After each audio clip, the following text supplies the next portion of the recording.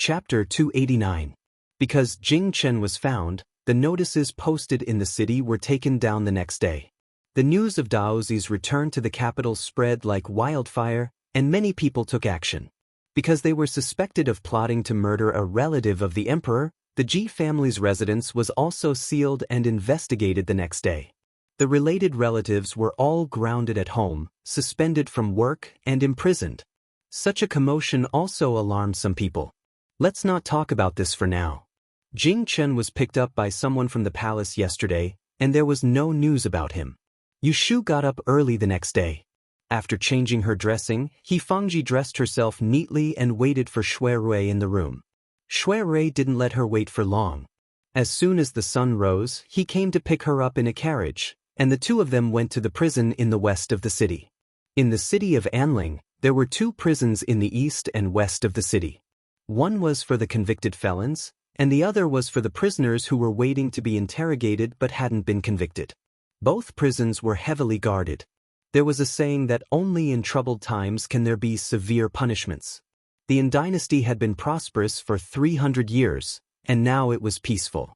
Compared to the previous dynasty, the criminal law was lenient, and there were few criminals sentenced to death. But in contrast, the law was strict. All major cases were jointly tried by the Ministry of Justice, the Supreme Court, and the Imperial Censorate, and there were few unjust or false cases. The carriage stopped in front of Ningkong Street in the west of the city. Yu Shu and Shui Rui got off the carriage. The street was deserted, and there was no one in sight. There were two high walls across the street, and there was a small door in the middle. It didn't look imposing, but there was a stone tiger's head on the door, with sharp teeth and a pair of copper eyes, which made people who were timid shudder. There were only two jailers guarding the door. They wore square hats, brown clothes, cloth boots, and a red unlined jacket. They held spears in their hands, and when they saw someone approaching, they crossed the spears in their hands to block the door and asked with a serious face. Shui Rui held the official token of the Supreme Court and said that he was here to visit. The jailer recognized his position, so he respectfully invited him in, asked who he was looking for, and led the way. After entering the door, there was a narrow alley, which could only allow 4 people to walk side by side. There were 2 jailers guarding at a certain distance. It wasn't the first time that Yu Shu was in prison. Last year, when she helped Xia Mingming raise money for the entrance examination, she participated in gambling and was arrested. But that was a small prison, not a big one. After passing the alley, they suddenly saw a wide space. There were cells on all sides, and a road led to more than a dozen aisles. There were hundreds of large and small cells. The walls and eaves were raised high to block, and the eaves blocked the wind and rain as well as the light. Everything was cold. The layout of this prison also had the signs. It was like a water, and the water was dry and swamp. The people day and night and day year. You prison day. Shui Darren, this way. The jailer led Shui Rui and Yu Shu to the front of a cell. He untied a string of keys from his trousers and stepped forward to open the door. Clatter, clatter. The lock was pulled out, and the jailer pushed open the iron door. He looked inside first, and then he turned his head to Shui Rui and said, Darren, they are inside. Shui Rui took a piece of silver from his sleeve and handed it to the jailer. Wait on the side, he said. The jailer bowed his head and accepted the silver. He then walked away with a discerning eye. Shui Rui stood outside the door, and Yu Shu went in alone. This cell was very different from the one she was locked in the last time. There were no bars on the outside, and it was just a stone house. There was a lot of hay on the floor, and a damp and moldy smell filled the air. There was a window at the top, and only a beam of light shone on the wall. However, the light was enough for Yu Shu to see the situation inside clearly. With one glance, she saw Xingxuan with disheveled hair, dressed in a yellowish prison uniform, hugging her knees and leaning against the wall. Without her veil, Yu Shu would not be able to recognize her. It seems that even a beauty needs to be groomed. No matter how beautiful a bird is, it will still look the same when it falls into the mud. Yu Shu smiled and walked forward. She stopped a few steps away from Ji Xingxuan and didn't make a sound. She crossed her arms and looked down at Ji Xingxuan from head to toe. When she saw Ji Xingxuan's disheveled appearance, she was secretly pleased. However, she was also a little curious as to what Ji Xingxuan was feeling right now. Have you seen enough? When the jailer opened the door, Ji Xingxuan saw Yu Shu and Shui Rui outside the door, and she knew in her heart that they'd come to ridicule her, so she intentionally ignored them. But she'd underestimated their patience, and she'd overestimated her own endurance. She had spent a night in this horrible place, plus the injury on her back yesterday. The pain she had suffered since she was a child was not as much as what she had suffered in the past 2 days. At this moment, seeing the culprit appear in front of her, how could she turn a blind eye? Hearing Ji Xingxuan's cold voice, Yu Shu calmly asked, "How does it feel in this cell? Did you sleep well last night?" Ji Xingxuan heard the ridicule in her words, so she closed her eyes and did not answer. "It seems that I did not sleep well." Yu Shu answered her own question, "I am guessing that you do not like it here. But there is no other way. You will have to stay here for a long time. Murdering a relative of the emperor is a serious crime. Before the case is fully investigated, you and Lord Ji will have to be wronged as prisoners. Alas, you're young and full of vigor. It's not a big deal to stay in this damned place for a few days, but I heard that Master Ji was frightened and fell ill. He was also beaten. I don't know how many days he'll be able to endure. Perhaps he'll fall asleep tonight and won't be able to wake up tomorrow." Ji Xingxuan raised her head abruptly, suppressing her anger. "Do not curse my grandfather. If anything happens to him, I will not forgive you in the future." "You won't forgive me?" "Ha." Yu Shu tilted her head back and laughed, as if she had heard a joke. Squatting down, she looked directly at Ji Xingxuan and coldly said, "Will I forgive you?" Ji Xingxuan turned her head away and snorted coldly, "You are merely colluding with Daozi to frame us. The innocent will know their innocence. Sooner or later, the truth will come to light. Do you think that everyone else is a fool to be fooled by you? The innocent will know their innocence? You have the nerve to defile these words?" Yu Shu's face was full of ridicule. "Have your Ji family not done enough shameful things? Have you, Ji Xingxuan, not done enough shameful things? Let's not talk about the past. Just recently, you found out that I was acquainted with Daozi and saw the announcement. In order to claim credit, you plotted against me, causing me to suffer the pain of having my finger cut off and almost being wrongly accused. If it weren't for my good brain, I would be the one in prison right now. You went for wool and came home shorn. You still have the face to blame me for framing you? Only you are allowed to harm others and others are not allowed to harm you. What kind of logic is this?" Ji Xingxuan's face reddened at her words. She clenched her teeth, not out of shame, but out of anger. She didn't feel that she had done anything wrong in plotting against Yu Shu. She only regretted that she hadn't thought things through thoroughly. In the end, she had been bitten back by Yu Shu and ended up in this state. Yu Shu looked at Ji Xingxuan's expression and knew that Ji Xingxuan had no remorse. It wasn't that she hadn't seen this type of person before. To put it bluntly, only officials were allowed to set fires, but commoners weren't allowed to light lamps. They were allowed to point their fingers at other people's noses, but they weren't allowed to spit on them. These types of people often spoke of benevolence, righteousness, and morality. Their actions were hypocritical, but in fact, all they thought about was themselves. They never thought about the life or death of others. When dealing with these types of people who couldn't be reasoned with, one should either not reason with them or not provoke them in the first place. Otherwise, once they set their eyes on you, they would be like maggots in tarsal bones, haunting you like a ghost. For example, because of her dog shit life, Yu Shu was forced by the Ji family to become someone's concubine. Because of the 6 symbols technique, she was threatened by the Ji family with jealousy. And because of the announcement, she got into an undeserved disaster and suffered the pain of having her finger cut off. All of these things happen one by one. Did the Ji family ever reason with her? The only way to deal with these types of people was to use evil to control evil. Make them fear you, make them feel apprehensive, make them not dare to provoke you. Otherwise, as long as they don't die, as long as they have a breath left, they will rise from the ashes, making people restless. Looking at Ji Xingxuan, who was closing her eyes and pretending to be mute, Yu Shu's eyes flashed coldly. Reaching out with her uninjured right hand, she pinched Ji Xingxuan's sharp chin and turned her face towards herself. Coldly, she said, I'm asking you a question. Why are you pretending to be mute? Don't you have this little bit of upbringing? How did that old thing from the Ji family teach you? Ji Xingxuan suddenly opened her red and swollen eyes. Her eyes were like needles as she grabbed Yushu's wrist and squeezed it tightly. Gritting her teeth, she said, "Don't go too far. Don't forget that your mother is a member of the Ji family. She's my third uncle's concubine." Hearing this, Yushu didn't let go. Instead, she pinched Ji Xingxuan's chin and narrowed her eyes. "Are you threatening me?" Ji Xingxuan endured the pain and said hoarsely, "I just want to tell you that you should always leave some leeway. If our Ji family doesn't have a good life, your mother won't have a good ending either." When she finished speaking, she saw a strange smile on Yushu's face. Suddenly, she moved closer to her. A gust of cold air blew on her ear, making her hair stand up. She heard a soft voice in her ear, "I'm the most heartless person. Even if she died in front of me, I wouldn't even bat an eyelid."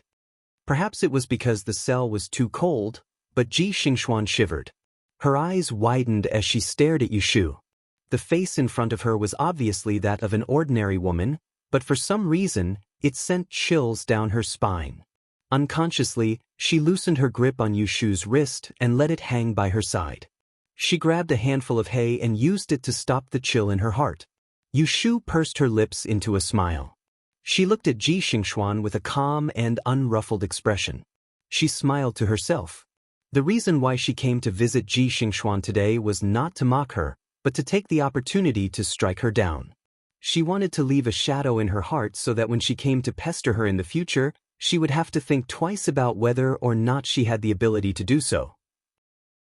It wasn't that Yushu didn't want to eliminate the root of the problem. It was just that she and the Ji family hadn't reached the point where they were mortal enemies. It was different from Bai Qing and Qiu Biao, who insisted on fighting to the death. She wasn't a cold-blooded pervert who would kill anyone who offended her. Moreover, she didn't have the ability to wipe out the entire family. "Ah, Shu, are you done?" Shui Rui was standing outside the door. He didn't know what was going on inside. It wasn't that his eyesight wasn't good, but that he was intentionally avoiding it. He didn't look or listen, but he felt that the prison wasn't clean. He didn't want Yushu to stay for long, so when he saw that it was about time, he called out to her. "I'm leaving. Rest well. There's a good show waiting for you. Take care." Yushu let go of Ji Xingxuan's chin. She brushed her hand across the hair on her forehead. She felt that Ji Xingxuan was like a hedgehog, so she laughed foolishly and got up to leave. "Big brother, let's go." Chapter 290. Yushu and Shui Rui came out of the prison cell and walked along the narrow path out of Tiger's Head. The carriage was waiting on the opposite side of the street. Lao Chue opened the curtain and the two of them got on the carriage. Shui Rui wasn't curious enough to find out what Yushu and Ji Xingxuan talked about. As he asked her if there was any other place they wanted to go next, he hung up the curtains because he found it dark and casually looked outside. He saw another carriage with a vermilion canopy driving by slowly not too far away. Shui Rui slightly stuck his head out and saw that the carriage had stopped outside the entrance of the prison they had just left. "Take me home directly, big brother." "What are you looking at?" "Oh, nothing. I'll take you home." Shui Rui turned around and sat down. If he was not mistaken, that carriage just now belonged to the seventh prince, Lu Hao. Shui Rui took Yushu back to Zhao Hui's house. He then turned the carriage around and went to Wang Jilu. He entered from the backyard and went up to the second floor. Lu Tan was waiting for him in the innermost room. "Your Highness, I came late. I made you wait for a long time." Shui Rui lifted his robe and sat down opposite Lu Tan. "There are no outsiders. Biao Xiong can just change my handwriting." Lu Tan poured a cup of freshly brewed purple bamboo shoots on the table and handed it to him. He asked, "Did you go to see Miss Lianfang? Is her body well?" Shui Rui nodded and sighed. "I'm only worried that her little finger might have some side effects." Lu Tan said, "Miss Lianfang has gone through a lot of trouble to protect my Shu." As he said that, he handed over a silver brocade box to him and said, "This is a secret medicine used by my sect to fix bones and heal wounds when I was practicing at Tianshi Taoism. I've written the method of use inside. Bring it to her." Shui Rui's eyes brightened. He thanked him and put away the brocade box. Then the two of them got down to business. Yesterday when Shu entered the palace, Imperial Father was very happy. He ordered us princes and princesses to hold a banquet in Qingguang Hall. We introduced Shu one by one. We drank until Shu stayed in the palace last night. This morning, Imperial Father mentioned this matter in front of everyone. It seems that he intends to take Shu to worship the imperial tomb next month. But he didn't mention that Shu was murdered on the way. Obviously, the case has not been investigated clearly. Do you have any news from your side? As soon as Lu Tan returned to the capital, he would stay at the prince's mansion for a long time and did not need to return to the mountain. Tomorrow he would have to attend the morning court session. Although Shui Rui was a 5th-grade official, he was only a deputy. He only had to attend the court session for 2 days every month. Therefore, he was not present at the morning court session today. Shui Rui sipped his tea and told the story of the Ji family's involvement in the De Yen theft.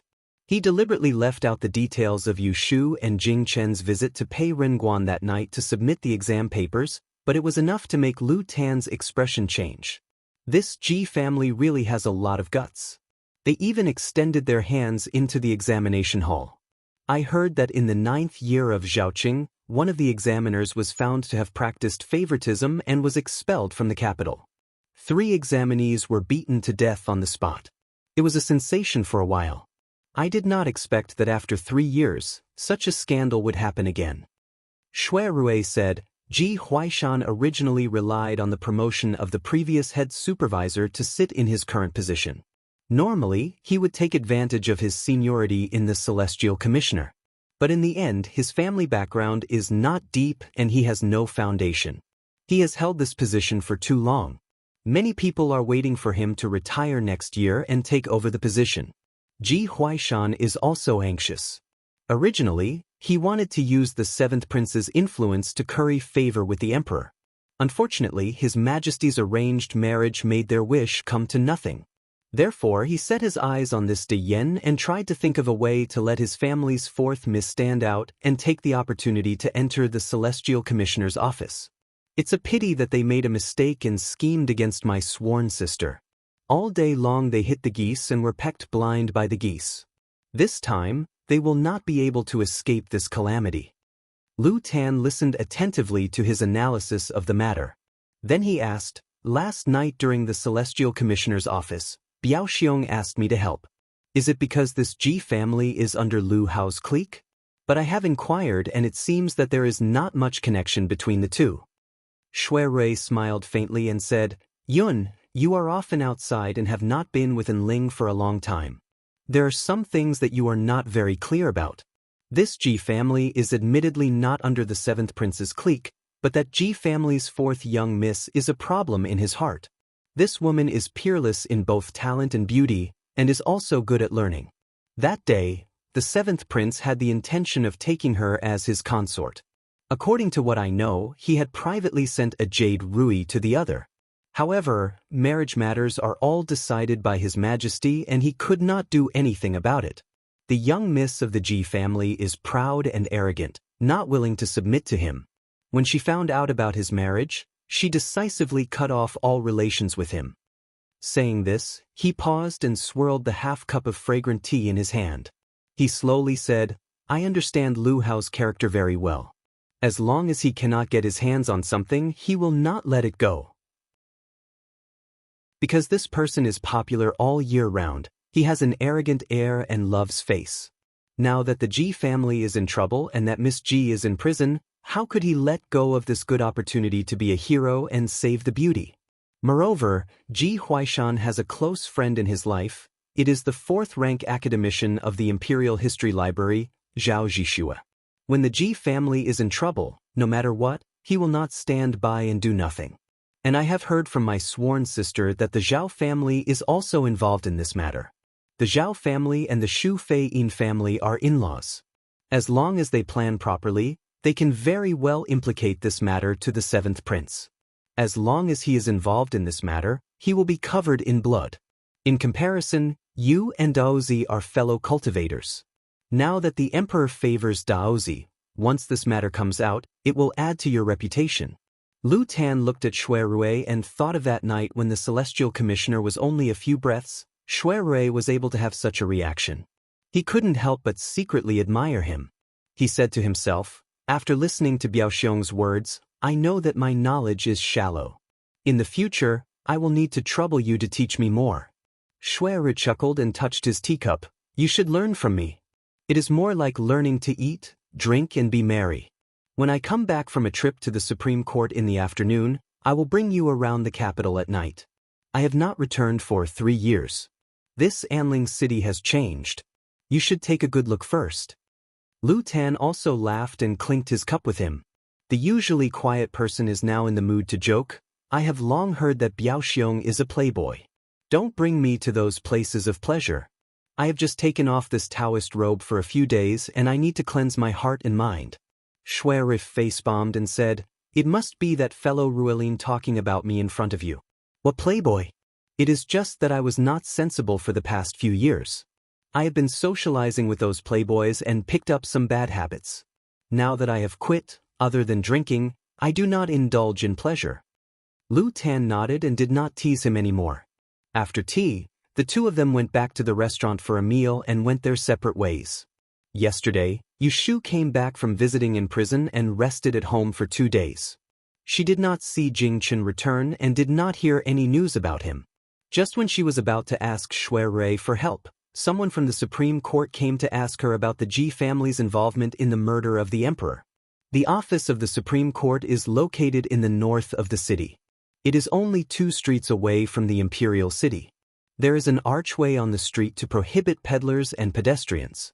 The street is very clean and there are not many pedestrians in broad daylight. The officer brought Yushu into the yamen. Because it is not an official court, there is no need to go to the front court. Instead, she is questioned in the waiter at the back. When Yushu arrived, the spacious waiter was already waiting for 3 officials wearing black veils and red robes. Shui Rui was among them. In front of the other 2 colleagues, he did not show too much intimacy with her. He just nodded to her, hinting that she did not need to be nervous and could answer at ease. Reporting to Darren, Diane's examiner, Yushu is here. You may leave. With the presence of Shui Rui, Yushu became bolder. When asked about the relationship between the Yellow Frost Stone and the Ji family by the 2 senior officials, she framed the Ji family calmly and insisted that the Yellow Frost Stone belonged to Jing Chen and was lost when he was plotted against and lost his memory. She implied that the Ji family had something to do with the traitor who murdered Jing Chen. There was a registrar sitting on the side. He wrote down Yushu's words one by one. It seemed that he planned to verify it with Jing Chen later. However, Yushu was not afraid. She had already made a deal with Jing Chen. If the Ji family wanted to get rid of the suspicion, it would be impossible to get rid of the 2 of them. Shui Rui deliberately gave Yushu a chance to confess about the theft of the Ji family, so he asked at the right time, You said that the treasure named Yellow Frost Stone was found on Miss Ji and got back from Daozi. Then why did the Ji family look very surprised when they saw the Yellow Frost Stone in your hand that night in the Celestial Commissioner's office? Obviously, they did not know that it was in your hand. What is the reason for this? Yushu pretended to be hesitant and said, Because when Daozi and I took back the Yellow Frost Stone, we used a little trick, so Ji Huaishan and Ji Xingxuan did not know that it was me, let alone that it was in my hands. What kind of trick? This. The other 2 officials saw that Yushu's words were evasive, and they realized that there was something hidden. An official surnamed Chu put on a serious face and asked, This is related to the case. Please tell the truth, Miss Yu. Yushu gritted her teeth. On the surface, she seemed to have made up her mind about something, but in fact, she already had a plan in mind. She sneaked into the Imperial Historian's library, accidentally overheard Ji Xingxuan's conversation with someone, and looked for the examination papers from before the Feng Shun New Year. She accidentally brought the file home and found the Yunhua EZ examination paper hidden in it. From then on, she guessed that the Ji family had stolen the questions, and then anonymously wrote a letter to the Ji family to threaten them, and then exchanged the examination paper for the Yellow Frost Stone in Changchun workshop. The 2 officials of the Supreme Court's expressions changed on the spot, and they exchanged glances. After a while, they thought of asking Yu Shu. You claim that the Ji family stole the questions. What evidence do you have? Yu Shu lowered her head and said, Daozi can testify that he personally handed the Yunhua EZ examination paper to Miss Ji during the chaos. After that, I went to the human training hall to inquire about the questions. This year's astrology of the Great Expansion is indeed the same as 20 years ago. Milord, you can send someone to interrogate them. I will speak the truth and will not dare to hide anything. Hearing this, the people present all had a serious expression. An official surnamed Chu turned his head and asked Shueru, Official Shue, what do you think of this matter? Shuerui straightened his face and said, I think it is true. If the Ji family did not know the questions this year, why did they go as promised and exchange a treasure like the yellow frost stone for an invalid examination paper? In this official's opinion, we should first send someone to the Celestial Commissioner to inquire. After the investigation, we must file a case. As an official of the Celestial Commissioner, Ji Huaishan's crime of stealing the questions will be increased. This crime of favoritism and fraud cannot be tolerated. In that case, I will have to trouble official Shui to make this trip. During the morning court session tomorrow, this official will report this matter to His Majesty and ask for a decision. Chapter 291. Celestial Commissioner Ren Qiming hurriedly walked into Tai Shi Lu and stood in front of the man who was playing chess by the window. He bowed and said in a low voice, Grand Secretary, someone from the Supreme Court just came to inquire about the case. The leak of the astrology and astrology question this year has been leaked. Oh! The Grand Secretary raised his head and frowned imperceptibly, asking, What happened? Where did it come from? Ren Qiming said, Do you still remember the night before last? That Miss Yu took out Daozi's belongings and pointed out that the Ji family was related to the thief who murdered Daozi.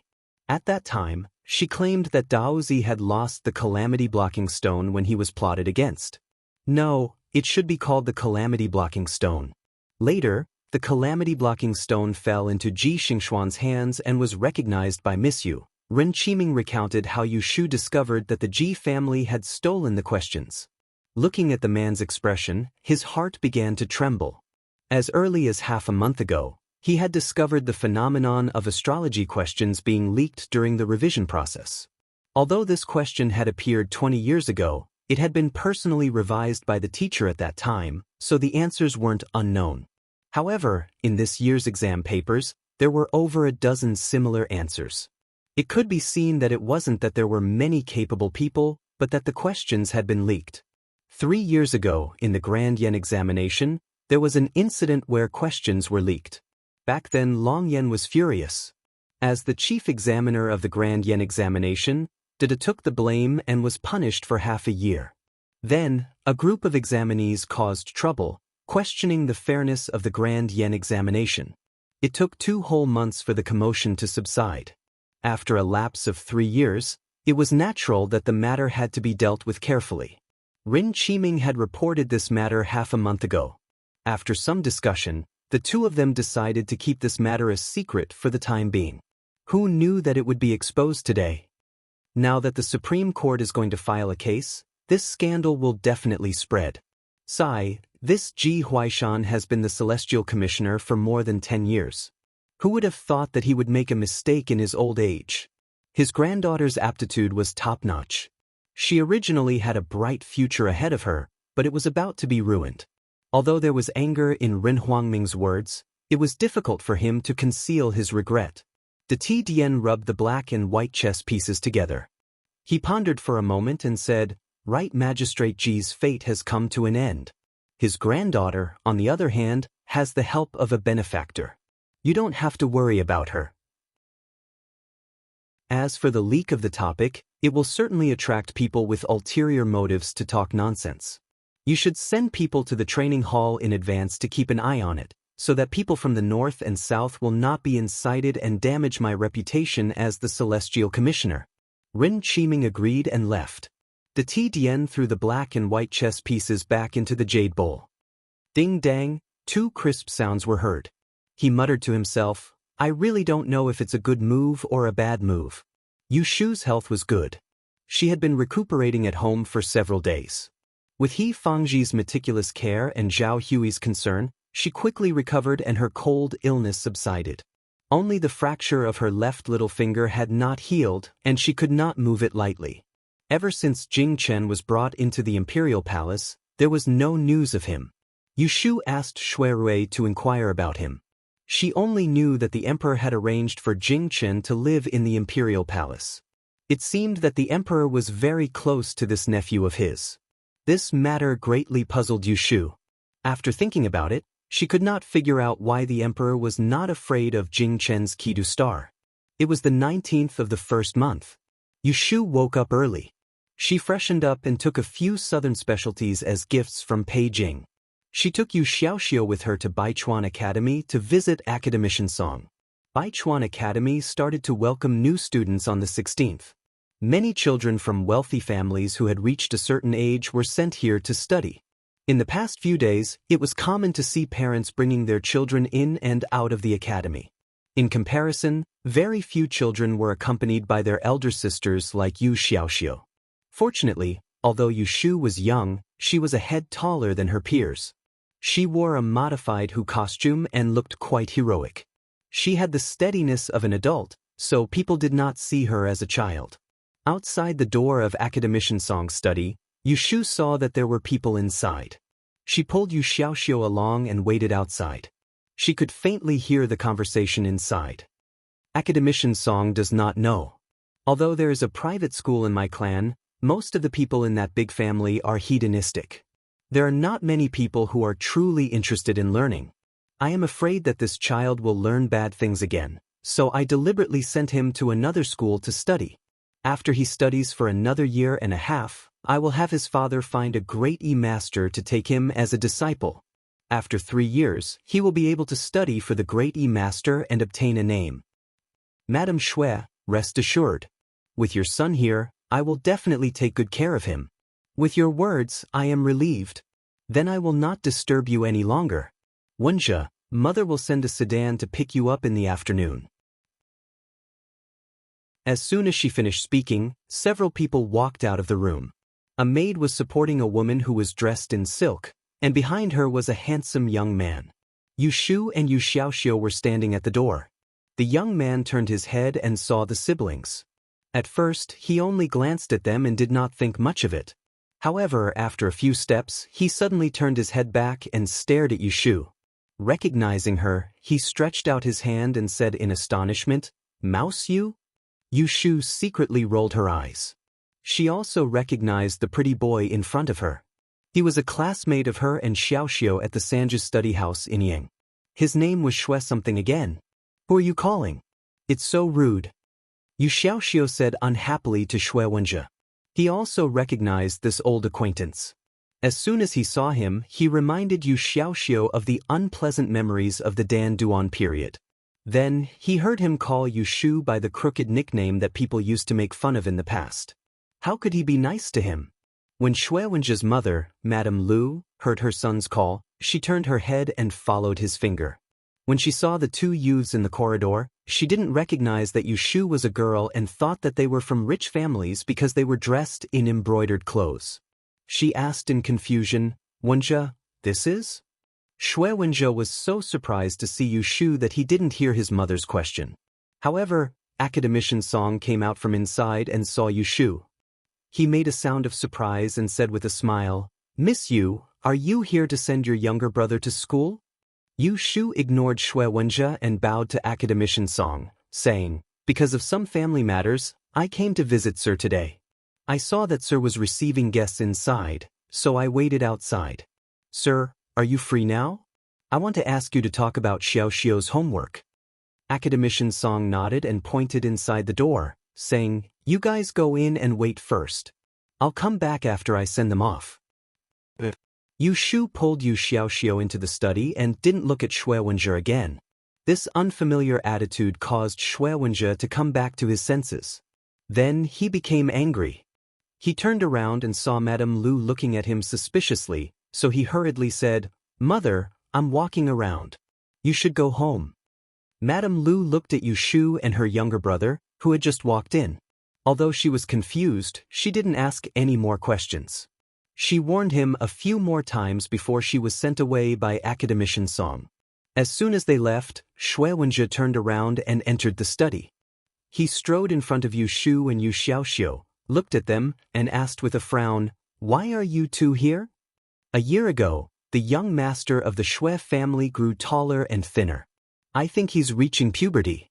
There's a red pimple on his forehead, but it can't hide his good looks. Yu Shu isn't young. She secretly compared him to the other, Master Shui, and inwardly shook her head. They were from the same family and had the same surname, but her big brother Shui was much more magnanimous. Yu Xiaoxiu didn't like Shui Wenjie's tone. When he was in the Sanja study house, he was the son of a concubine.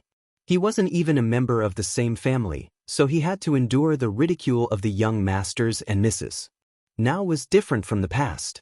He and Yu Shu had traveled all the way to Anling, seen life and death, and studied in a proper school. He lived a life without lack of food and clothing. The inferiority complex he used to have had long since disappeared.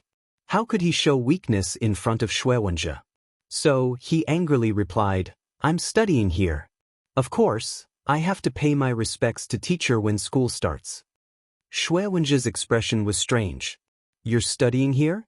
It was no wonder that he didn't believe it. In Shui Wenjie's impression, Yu Shu and her brother were similar to the servants of the Ji family. He was already very suspicious that they would appear in the capital. Baichuan Academy was said to be one of the top foreign schools. The monthly expenses were dozens of taels. Unless they were from a rich family, who could afford it? Yu Xiaoxiu vaguely guessed what he was thinking from his expression. He coldly snorted and turned his face away. He didn't want to talk to him anymore. Only then did Shui Wenjie notice that the brother and sister were dressed neatly, which was very different from the past. In his impression, the brother and sister were always wearing patched old clothes, and sometimes they were unkempt and dirty. How could they be as exquisite as they were now? At first glance, they seemed to be the children of a rich family. This discovery made him even more puzzled. Looking at the brother and sister's eyes, it was as strange as seeing a stone suddenly turn into gold. Shui Wenjie saw that Yu Xiaoxiu ignored him. He angrily turned his head and asked Yu Shu, "When did you come to the capital? I heard that you stole something and were chased out by the Ji family. Is it true?" Hearing this, Yu Shu slightly frowned and bluntly said, "Who are you listening to *T?" Shui Wenjie looked at the beautiful young girl in front of him who was spewing vulgarities. His eyes widened in shock and his mouth gaped open. He couldn't say anything for a long time. Then you are still living in the Ji mansion, right?" Shui Wenjie retracted his chin. In order to cover up his previous loss of composure, he pretended to ignore them. He raised his chin and asked, "Then you should have seen Xingxuan. Let me ask you, is she doing well?" Yu Shu raised her eyelids and looked at the young man in front of her. It took her a long time to remember that he admired Ji Xingxuan. She smiled strangely and answered, "Fourth Miss Ah, she is doing very well. Why didn't you visit her when you came to the capital?" Shui Wenjie gloomily said, "I just arrived in the capital 2 days ago. How could I have the time to go out?" Yu Shu nodded. She secretly laughed at this silly boy.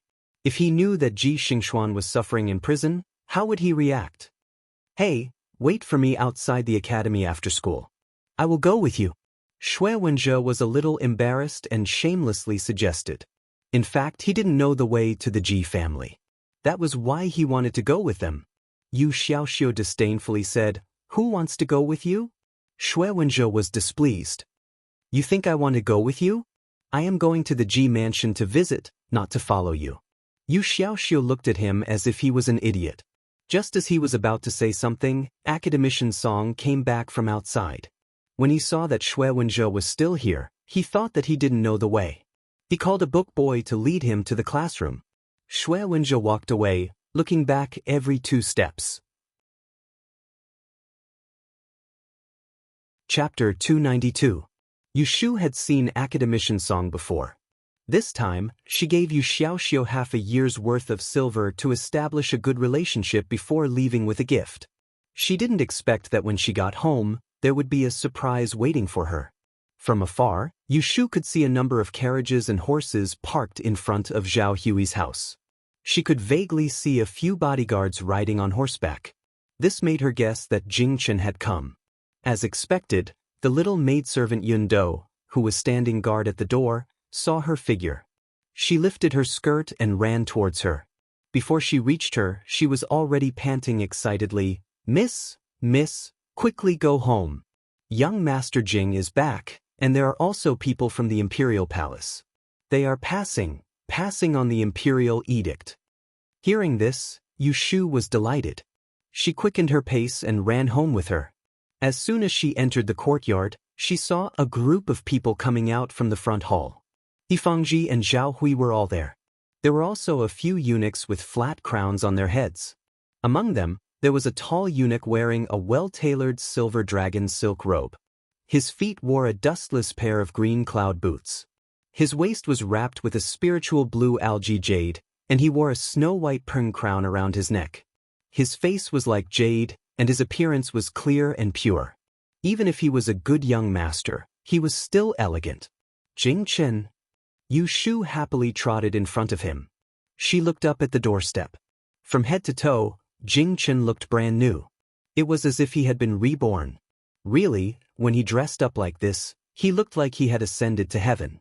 Xiaoyu, Jing Chen was also very happy to see Yushu. He walked down the steps and looked down at her left hand. He asked, "How's the injury on your hand? Does it still hurt?" Yushu generously extended her hand in front of him and shook her head. "It doesn't hurt anymore. I drink medicine every day." Then she stuck out her tongue and made a strange face at him. "It's just that the medicine is too bitter. It's annoying to drink." Speaking of medicine, Yushu felt a bitter taste in her mouth. Yifangji's medical skills were excellent. She was good at everything, but her prescriptions could make people die of bitterness. In the words of a doctor, if it wasn't bitter, how could she remember the lesson? Let's see if she still dared to fight fiercely next time. Hearing her complaints, Yifangji and Zhao Hui couldn't help but laugh. Jing Chen told her in all seriousness, "Medicine is only effective when it's bitter. I know a thing or two about medicine, so I asked Mr. He to take a look at your prescription. It's a very good prescription, so you have to keep drinking it. Also, I know of a special ointment for treating broken bones. I've already asked someone to brew it, and I'll send it to you tomorrow." Yushu nodded. At this time, the eunuch on the side lightly coughed. He smiled and moved in front of Jing Chen. He asked, "Does Miss Yu has returned? Can this servant read the imperial edict first?" Jing Chen looked at the yellow scroll in his hand and remembered the important matter. He nodded and said, "You read it." So the eunuch stepped forward and waved the horsetail whisk in his hand. He raised his head and said, "Dian Examiner Yushu, Dr. Yifangji, listen to the imperial edict." In addition to Jing Chen, everyone in the courtyard stood beside him. When Yushu saw that Yifangji was about to kneel with Zhao Hui, who had a big belly, she hurriedly supported her and knelt on the ground together. She didn't have the thought of kneeling. After all, even if she hadn't eaten pork, she had seen pigs run. Yushu had seen this kind of imperial edict ceremony many times in her previous life.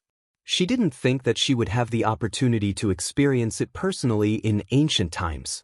For a moment, it was very fresh. She didn't really listen to what the eunuch read at the beginning. She only heard the reward at the end. "Because you saved Daozi on the way and escorted him back to the capital, I am grateful for your sincerity. I specially reward Yushu with 100 taels of gold, 100 mu of fertile land, 15 pieces of high-grade tribute satin, 10 pieces of colorful rainbow, 10 pieces of embroidered tassels, 10 pieces of green sparrow fur, 10 pieces of Nanyang cotton, 1 set of dragon horse and river painting, 5 treasures of Qilin and auspicious beasts, 1 piece of Fushan auspicious jade, 100-year-old red ginseng, and 2 cloud Ganoderma. In addition, Dr. He's traditional Chinese medicine diagnosis helped Daozi's illness. We hereby bestow upon you the title, Wonderful Hands and Loyal Heart, and a golden inscribed board. I hope that you will save the world and receive the benevolence of heaven. Miss Yu, Dr. He, come forward to receive the imperial edict." There was a long list of rewards, including gold, silver, and treasures. Yushu's eyes lit up when she heard it. Only then did she know that the carriages outside were filled with rewards. After waiting for the imperial edict to be read out with great difficulty, she quickly kowtowed to express her gratitude. Then, she helped Zhao Hui up and bowed with Hifangji to receive the imperial edict. The inscribed board bestowed by the emperor was no different from a golden signboard. Hifangji was so excited that his face turned slightly red. When he held the imperial edict in his hands were still trembling slightly and his heart was thumping nonstop. Zhao Hui was so happy for him that the corners of her eyes turned red. On the other hand, Yushu was thick-skinned. After touching the imperial edict, she grinned and went to thank the eunuch. She asked for his surname and searched her body, wanting to take out some money to bribe him. However, she had just paid Yu Xiaoxiu's tuition fee in the morning, so she only had a few pieces of silver in her sleeves. The eunuch surnamed Chen was a very shrewd person. He understood Yushu's intentions and smiled as he gently pushed her away. He said, "Miss Yu, there's no need to be so polite. It's already a blessing for this old servant to be able to stand by Daozi's side for a while. This old servant has only been out for a long time, so I'll go back to reply to the imperial edict." Yu Shu said embarrassedly, "Thank you for your trouble, eunuch. I'll see you out." Yesterday, Yu Shu had just seen Shuirui, so he had expected that someone from the palace would come over to bestow rewards. He had given her a few important points in advance. The first thing was to be polite to the eunuchs from the palace. Although these eunuchs didn't have high ranks, once they came out of the palace, they represented their masters, so she couldn't neglect them. Jing Chen saw that Yushu and Hifangji were seeing Eunuch Chen out, so he also followed. Eunuch Chen turned his head to see them and stopped in front of the door. He swept his horsetail whisk and said with a smile, "Miss, please wait a moment. In a moment, I'll have them bring the rewards in. You can put them in your place. Daozi, this old servant will take his leave. Remember to return to the palace in the evening. Don't make the emperor wait anxiously." Jing Chen grunted. Yushu watched as the eunuch mounted a short-legged horse and staggered away with his entourage. Only then did she turn her head to ask Jing Chen, "You still want to return to the palace tonight?" Jing Chen said, "His Majesty ordered people to clean up the Princess Fu. Only when everything is ready will I be allowed to move in. I'll be staying in the palace for the next few days." Yushu's expression turned strange. She saw that Hifangji and Zhao Hui were all focused on the imperial bestowment plaque that had just been brought in. She pulled him to the side and asked in a low voice, "What about your Qiduxing? Doesn't His Majesty know?" Jing Chen's face broke into a smile. Lowering his head, he put his hand into his lapel and took out a brocade pouch the size of his palm and handed it to her. "What is this?" Yushu curiously took it and looked at the brocade pouch in bewilderment. She saw that the top of the pouch was embroidered with multicolored thread with a coiling dragon piercing through the clouds. It was unbelievably exquisite. She pinched it and found that there was something soft inside. She was about to open it to see what was inside when she heard Jing Chen say in a low voice, 300 years ago when Dan was founded, and Wu Shengdi was worshipping on Mount Tai. When Empress Ningzhen was offering sacrifices to the heavens, she wrote an elegiac oration. It has always been placed in the imperial mausoleum in the eastern suburbs. It has been drawing the energy of the 5 dragons for 100 years and is auspicious to the 4 directions. Hearing this, Yushu sucked in a cold breath. Her hand trembled and she almost dropped this priceless treasure to the ground. She thought, oh my, and quickly held the brocade pouch. She did not dare to open it and handed it over to him like it was scalding her hand. She gave him a light stare and said, "Quickly put it away. If I break it, you won't be able to compensate me." She asked again, "What is the use of this? Is it the same as the adversity blocking stone?" Jing Chen took the dragon cloud brocade pouch and put it back into his robe. He shook his head and said, "It's not the same. With it, I can suppress the Kata star in my body from acting up. As long as this thing doesn't leave my body, it won't affect the people around me." Yushu opened her mouth wide and grabbed his sleeve. Are you serious?" Seeing that Jing Chen nodded, Yushu was so happy that she almost jumped up. She asked him again, "Then in the future, you won't have to avoid people anymore, and you can interact with people normally?" Jing-Chen nodded again. The smile on his face clearly showed that he was relaxed. When he received the funeral oration and heard about its function, he was also very surprised. The first thing he thought of was to tell her so that she could share this happiness with him. Yushu excitedly scratched her ears. Her mind couldn't help but become active. She wanted to say something but stopped. "Then now that you have this, you still can't. What I want to say is, now that you have this, you still can't rashly move your Dao heart?" Understanding what she meant, Jing Chen's smile faded. He shook his head gently and looked at her apologetically.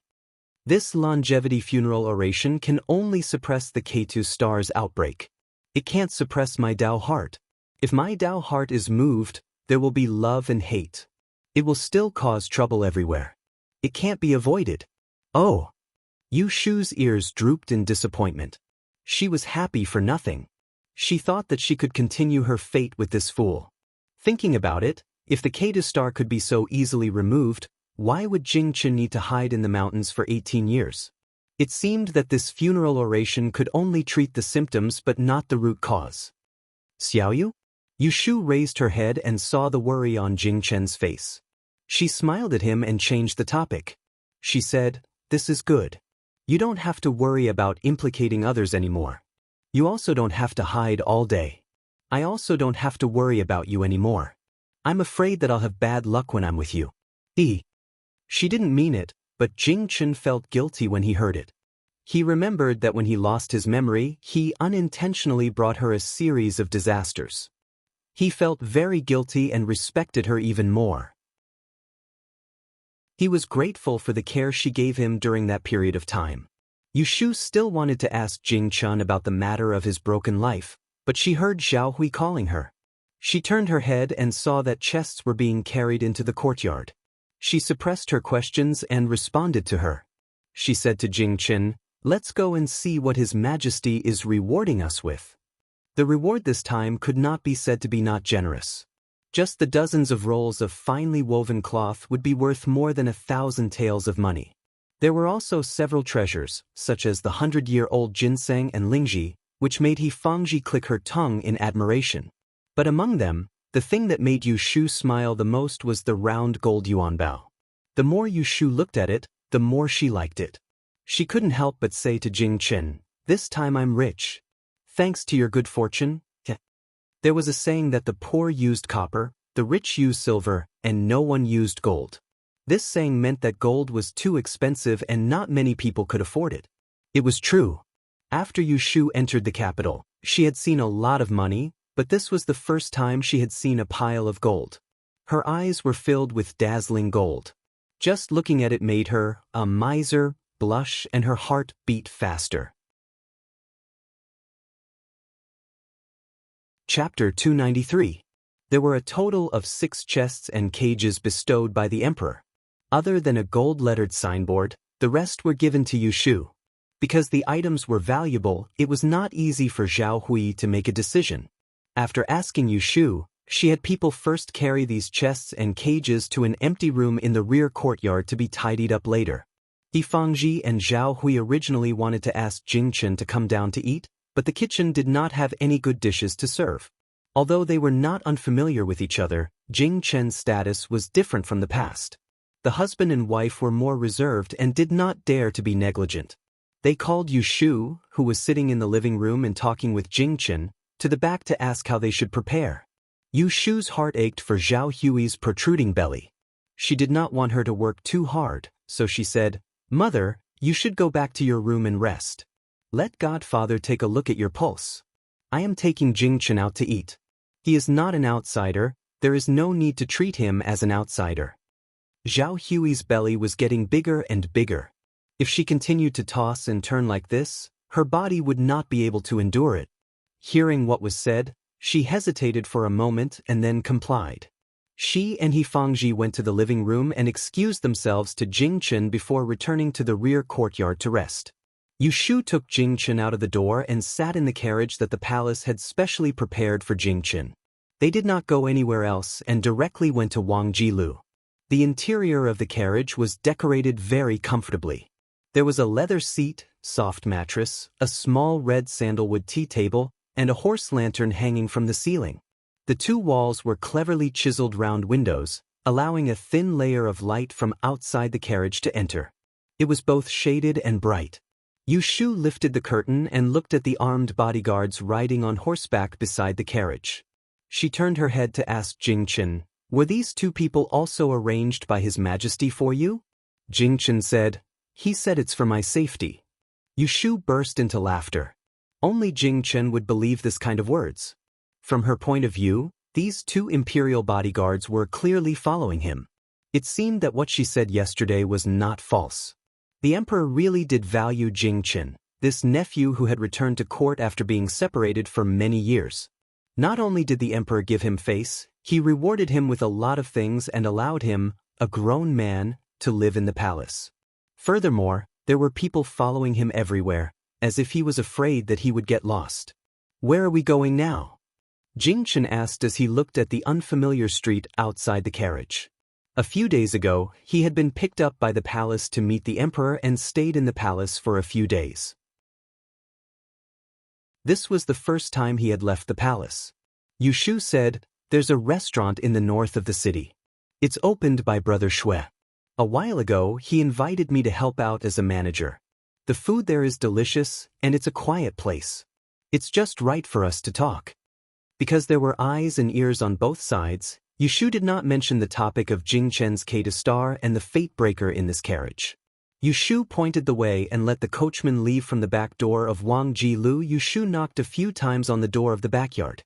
Xiao Dai, who was passing by with a plate, opened the door. "Miss." Not seeing Yushu's shadow for a few days, the little lass was very surprised. She quickly invited her in and ran ahead to inform Lin Fu. Yushu led Jingchen upstairs. The two imperial bodyguards followed closely. Yushu did not say anything when she saw them. When they arrived at the door of her room, she first opened the door to let Jingchen in. She stood at the door and waited for a moment. Then she saw Lin Fu lifting his robe and running upstairs.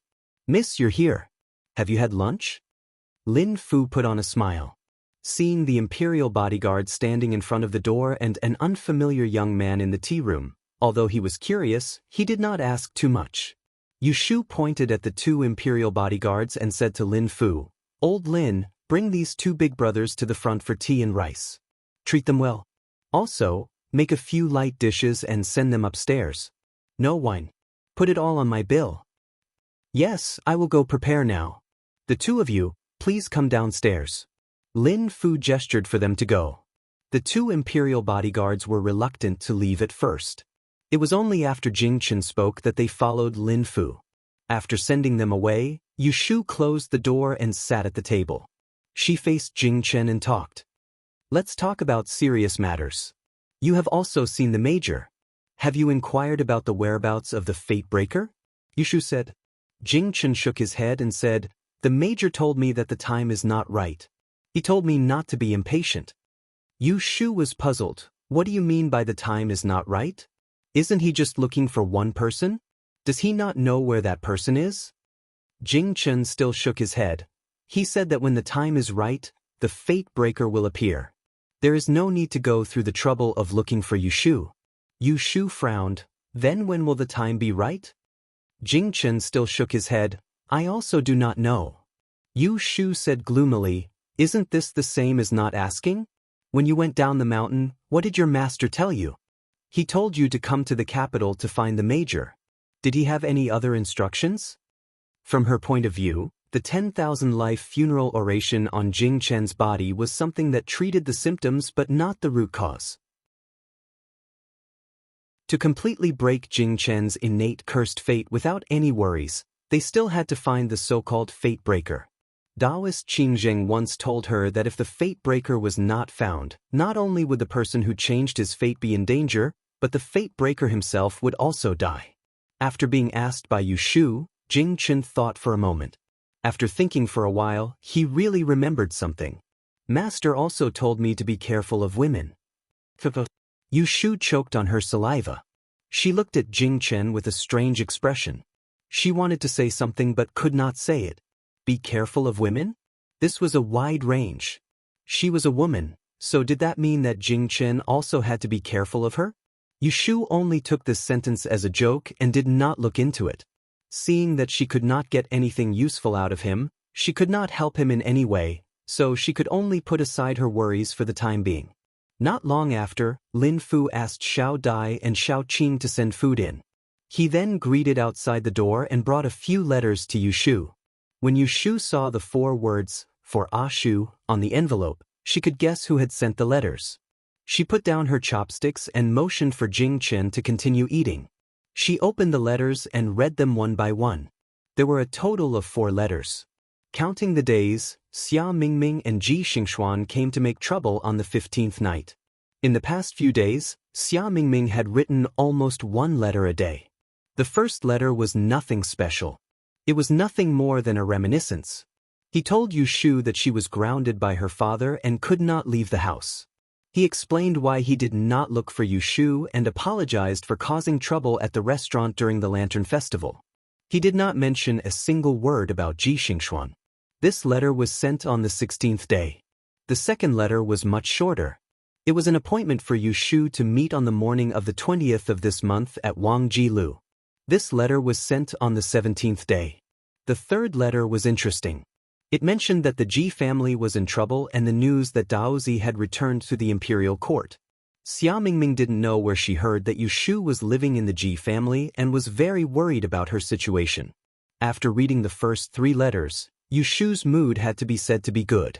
At least she could see that this girl Xia Mingming was not an ungrateful thing. Until now, she still remembered her kindness. When she heard that the Ji family was in trouble, she hurriedly wrote a letter to ask about her safety. Putting these 3 letters aside, Yushu opened the 4th letter. This time, she suddenly frowned. Ashu, the emperor wants to appoint me to the 9th prince as a concubine. I don't need to return to Jiangnan anymore. It was a plain sentence. It was impossible to see the mood of the writer at the time. But when Yushu stared at these 2 lines for a long time, she could smell a sour taste. What kind of person Xia Mingming was, Yushu, who had eaten, lived and gone through trials and tribulations with her, was very clear. She was a willful but naive little girl, smart but simple-minded, stubborn and affectionate. If this kind of girl married into the imperial family, what awaited her was definitely not happiness or beauty. Compared to the Xia Jiang family's rule that the children of the Xia family had to enter the mountains to seek the Tao, the road of marrying into the imperial family was filled with thorns. What's more, this arranged marriage was clearly not a whim of the emperor. Yushu recalled that after Xia Jiang's death, the Xia Jiang family stayed in the capital for several months and did not return. And the 9th prince had just recently returned to court. This was clearly an arranged marriage. Speaking of the 9th prince, Yushu suddenly remembered that on the day of the Lantern Festival at Wangjilu, there was a fair-faced girl sitting next to Lu Tan. With her experience, she could see that Lu Tan was clearly interested in that girl. At his age, he was in between a young man and a young man. His feelings were still pure. Once his heart belonged to someone, there was no room for others in his eyes. If Xia Mingming interfered at this time, even if it was against her will, Lu Tan would still feel disgust towards her. Xiao Yu, what's wrong? Who wrote the letter? Jing Chen asked when he saw that Yushu, who was smiling just now, frowned and had a worried expression. It was Mingming. Yushu folded the letter and stuffed it back. She put the few letters together into her sleeve. She looked up at Jing Chen and remembered that he and the 9th prince were from the same sect.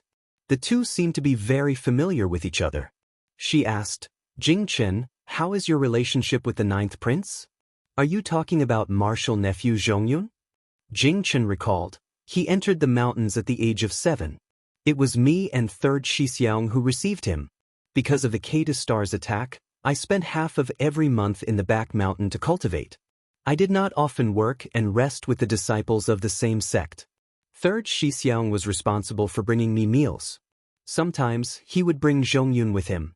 Thinking about it, I have known him for 9 years. I only found out a few years ago that he is also a member of the imperial family and is my cousin. After listening, Yushu smiled and said, in that case, you and big brother Shui are relatives. Jing Chen thought about it and agreed. His birth mother was the younger sister of the current emperor, and the emperor was his uncle. Shui Rei was the nephew of the imperial concubine, and the emperor was his uncle. Lu Tan was weak and had to call them cousins. Yushu heard that Jing Chen and Lu Tan had a good relationship.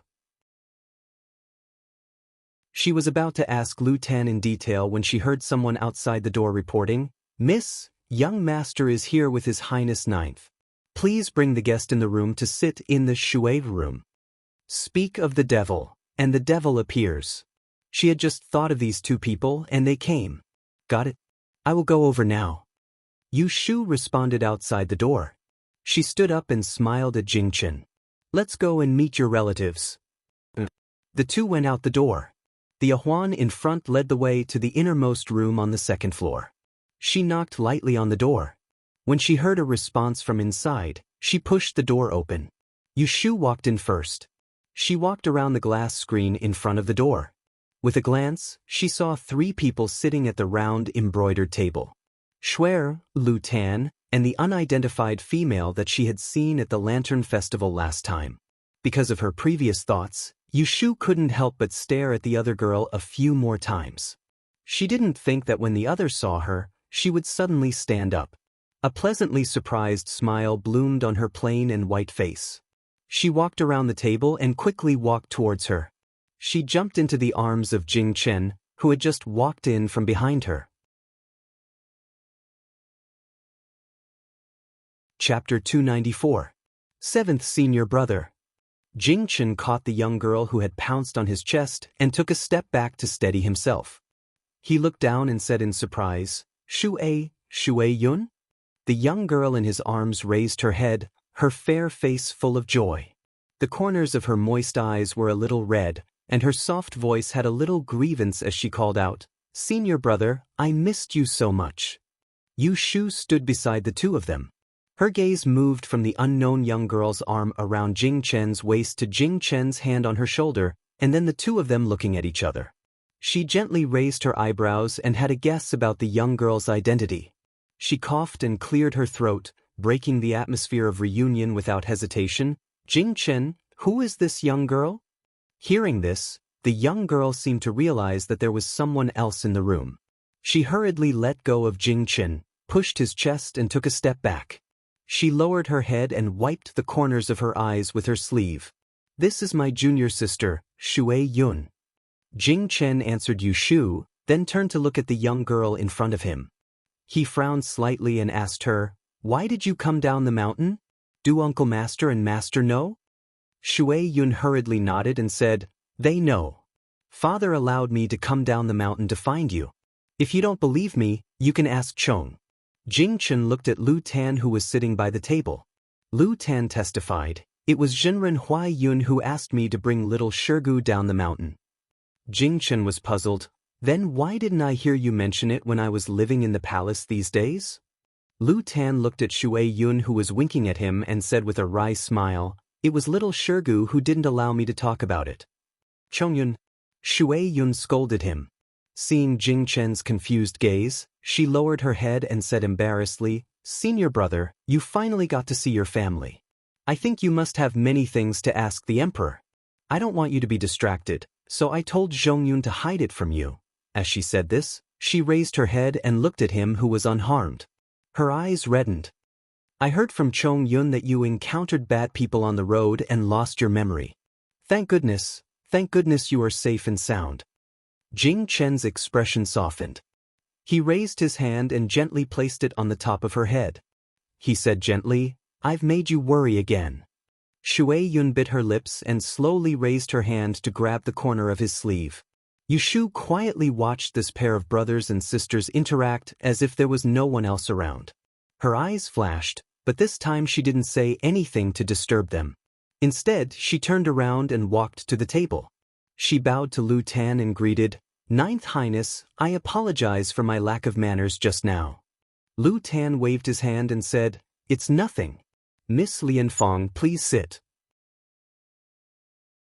Thank you, Your Highness. As soon as Yu Shu sat down, a cup of tea was handed to her hand. The tea was glistening and still had water vapor rising from it. This is the flower tea freshly picked this month. It's sweet and not bitter. She tilted her head to look at Shui. She picked up the cup of tea and sniffed it. As expected, it had a light fragrance. It wasn't the bitter tea she wasn't used to drinking. Thank you. She took a small sip. The taste wasn't bad. Shui looked at Jing Chen and Shui Yun, who were standing next to the screen and talking in low voices. He withdrew his gaze and said to Yu Shu, "It seems that His Majesty's imperial edict has arrived. How is it? Are you satisfied with the reward?" Yu Shu smiled and said, "I can't hide anything from you." Thinking of the box of gold ingots, her mood improved for some reason.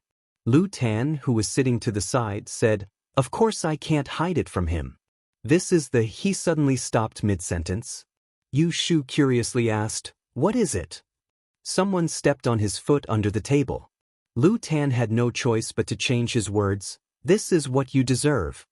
Without waiting for Yu Shu to think about his incoherent words, Shui Rui opened his mouth and asked her, "Have you eaten? I ordered some food and wine. Do you want to eat some more?" Yu Shu nodded. Just now, she was in her room reading Xia Mingming's letter and didn't eat much. She couldn't help but turn her head to look in Jing Chen's direction.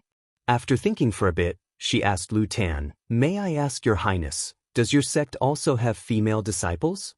She had always thought that Taoist priests were all male, but Jing Chen clearly said that Shui Yun was his junior sister. Obviously, they were from the same sect. This was strange. Hearing this, Shui Rui and Lu Tan both laughed. The latter explained to her, "Of course there are. Taoism and Buddhism are different. Both men and women can cultivate and pursue the Great Way. Taoists pay attention to letting nature take its course and nothing can be forced. Therefore, many Taoist sects allow their disciples to get married and have children. Unlike Buddhism, who insist on the purity of the six senses and cut off the mortal world. So that's how it is. I've learned a lot." Yu Shu cupped her hands towards Lu Tan. At this time, the pair of brother and sister also finished speaking. When Yu Shu looked up, she saw Shui Yun walking over and stopping in front of her.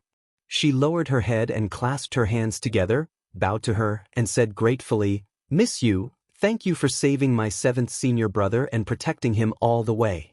Shui Yun can't thank you enough. In the future, I will definitely repay your great kindness." Yu Shu looked at her and then looked at Jing Chen, who was standing behind her. Seeing that his expression was normal after listening to her thanks, she smiled faintly and stood up. She raised her hand to support her junior sister and said, "There's no need to do this. Jing Chen also saved my life. If you want to talk about repayment, he has already done so." Shui Yun straightened up and looked at Yu Shu.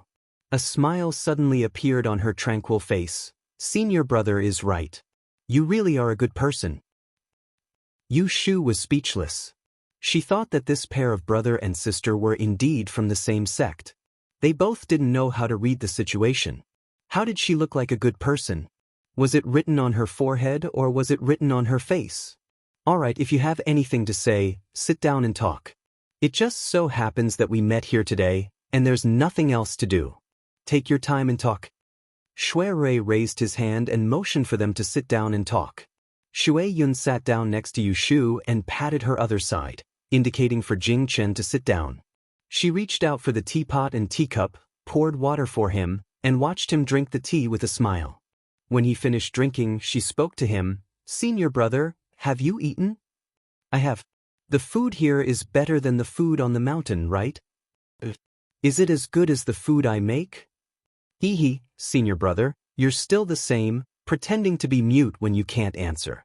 Yu Shu sat next to them, listening to their questions and answers. Suddenly, she felt a little unhappy. This feeling was like she had spent a lot of effort to solve a difficult problem. Only after a long time did she realize that this problem had been solved by someone a long time ago. She was not the first person to discover this problem, nor was she the first person to try to solve it. She shook her head, dispelling this ridiculous thought. She raised her cup to drink tea, but found that the cup was empty. Just as she was about to take the teapot, She heard someone beside her say in a low voice, "If you want to eat later, don't drink too much tea. Otherwise, you'll have a stomachache during dinner." Although Shui Rui was talking to Lu Tan, he did not forget to pay attention to Yushu's movements. Seeing that she drank 3 or 4 cups of water and still wanted to pour, he stopped her. Yushu withdrew her hand and leaned to the side. She might as well listen to Shui Rui and Lu Tan's conversation. With this distraction, she no longer cared about what the two of them were talking about. This year's Double Yang gathering will definitely be very lively. Not only will the southern head's Xiajiang clan be in the capital, I just heard the day before yesterday that the 6th young master of the Wenshan clan is also participating in the Diyan examination. I wonder if they will come and cause trouble. Cousin, don't worry. With the Exine clan's great exchange shop and my Xiao Shirgu, even if I don't win this time's Double Yang gathering, I won't make a fool of myself. Yushu heard them mention the Double Yang gathering a few times. Curious, she interrupted, "Big brother, what is the Double Yang gathering?" Shui Rui and Lu Tan looked at each other, then turned to her and explained, "Every year that there is a Diyan examination, starting from the Dragon Festival on the 2nd day of the 2nd month, there will be a grand gathering in the city of Enling. It will last for 49 days. It is organized by the Imperial Court, and all the major exchange shops in the capital will participate. Merchants from all clans will gather there to compete. Whoever can come out on top will be bestowed with the golden plaque of the world's best shop by the Emperor. It is a glorious event. It is called the Double Yang Gathering." Yushu looked at Lu Tan and asked in confusion, "Then why did His Highness say earlier? Are you going as well?" Lu Tan faintly smiled but didn't answer her. At this time, a servant knocked on the door and brought the dishes and wine. The topic stopped there. Yushu could see that he didn't want to talk to her more, so she tactfully didn't ask again. It was just that in this moment of silence, she heard the voice on the other side. "Senior Marshal brother, try this. I ate it the last time I was here. It's not greasy at all. And this, it should suit your taste. Senior Marshal brother, let me help you fill the soup." Jing Chen looked at the small mountain of plates and bowls in front of him. His chopsticks stopped in midair and he didn't know where to start. He had eaten lunch with Yushu before, so he was already full. In fact, he didn't have an appetite now. He didn't want to force himself to eat, but he also didn't want to brush off her good intentions. Yushu glanced at Jing Chen's embarrassed look and secretly laughed. "Serves you right." She rolled her eyes and reached out to pick up a big and fat chicken leg. She passed Shui Yun and steadily piled it on top of Jing Chen's bowl. When he looked at her, she smiled sweetly at him. "Here you are. Don't you like eating chicken legs the most?" "More." Hearing this, Shui Yun was very puzzled. "Senior Marshal brother, when did you like eating chicken legs?" If she remembered correctly, her 7th senior Marshal brother rarely ate meat all year round, let alone chicken drumsticks. Jing Chen looked at the chicken drumstick on the bowl and thought of something. There was a smile in his eyes. He moved his chopsticks and picked it up. He put it into his mouth. Yushu bowed her head and smiled. The dissatisfaction in her heart disappeared. She didn't know that her every move was seen by another man, and she couldn't ignore it. Shui Rui shook the wine cup in his hand, and a figure was reflected in his eyes. He only felt that this fragrant and smooth Jinquan wine was a little astringent today. After drinking a cup, there was a bitter taste in his mouth. However, he liked this taste, so he could only drink 1 cup after another.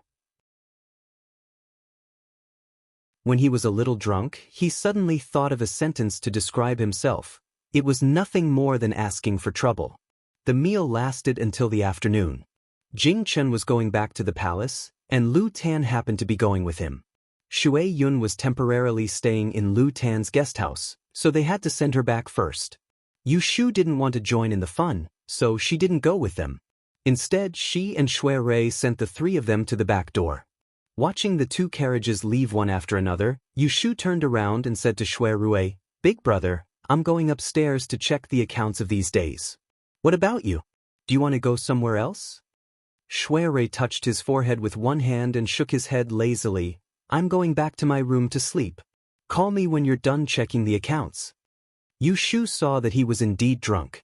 She thought that he must be tired after handling cases for days, so she quickly waved her hand and said, "Then you go and rest quickly.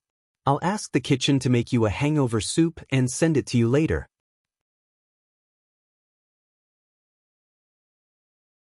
Chapter 295. Yushu returned to the room and asked Lin Fu to send over the account books for the past few days. Xiao Dai was at the side making tea and grinding ink. Yushu hastily calculated the income and expenditure of each item. Looking at the numbers on the paper, even though she was mentally prepared, she could not help but be surprised. It had only been 4 days since the opening of the restaurant on the 15th day of the first month. Every day, they would start cooking in the middle of the night. It was easy to sell 300 to 400 dishes. Including the cashier in the private room and various kinds of drinks, they could make 1,000 or 800 yuan a day. After deducting the costs and taxes, if this continued, the monthly profit of Wang Ji-lu would be more than 10,000 yuan, and this was still a conservative estimate. In fact, this was not strange. The reason why the wine and dishes of Wang Ji-lu could be 3 times higher than ordinary restaurants had its own reasons. Yushu looked at the purchase list and personally went to the kitchen. The ingredients used in the building, ranging from deer, roe deer, and bear meat, to small scallions and garlic, were all of the best quality. Not only were the dishes delicious, but they also had the effect of nourishing. There were also treasures of heaven and earth. It was said that eating it could bring good luck and prolong one's life. So people flocked to it like ducks. For example, treasures such as the albino monkey head, the Dai Yen blood swallow, and the South Sea yellow lip dragon could not be found outside, but they could all be eaten in Wang Ji-lu. Looking at the account books, Yushu could not help but sigh. Such a big business, it must be hard for Shui Rui to support it. She remembered that before she opened for business, she had asked Shui Rui what he would do if he made a loss with such a large investment. At that time, he told her that he would only make a profit when doing business. Even now, she could still remember his confident tone. Now, it seemed that he wasn't being arrogant. "Miss, the hangover soup is ready. Do you want to drink it?" Xiao Qing came in with a plate. "I didn't drink, so I don't need this. Let's go and bring it to your young master." He drank more than 2 pots of Jin Quan at noon. Yushu put away the account book, put it under her armpit, and led Xiao Qing downstairs to bring the hangover soup to Shui Rui. She also greeted him and handed over the account book before going home. When they arrived downstairs, the door of the elegant room that Shui Rui was resting in was closed. Yushu knocked on the door, but she did not hear any response from inside. She stretched out her hand and pushed the door open with a squeak. She glanced inside and saw that there was no one in the living room.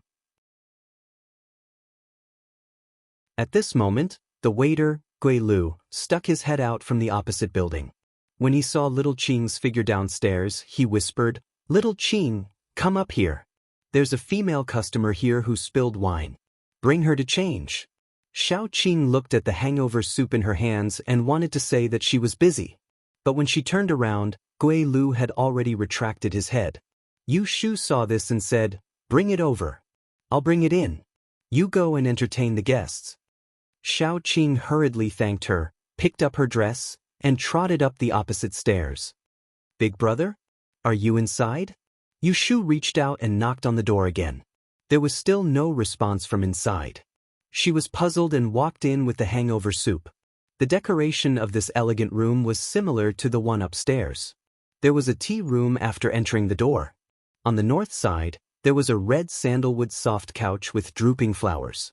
On the left and right side, there were stained glass screens with yellow pearwood bases, blocking 2 paulownia doors. On the east side was the bedroom, and on the west side was the study.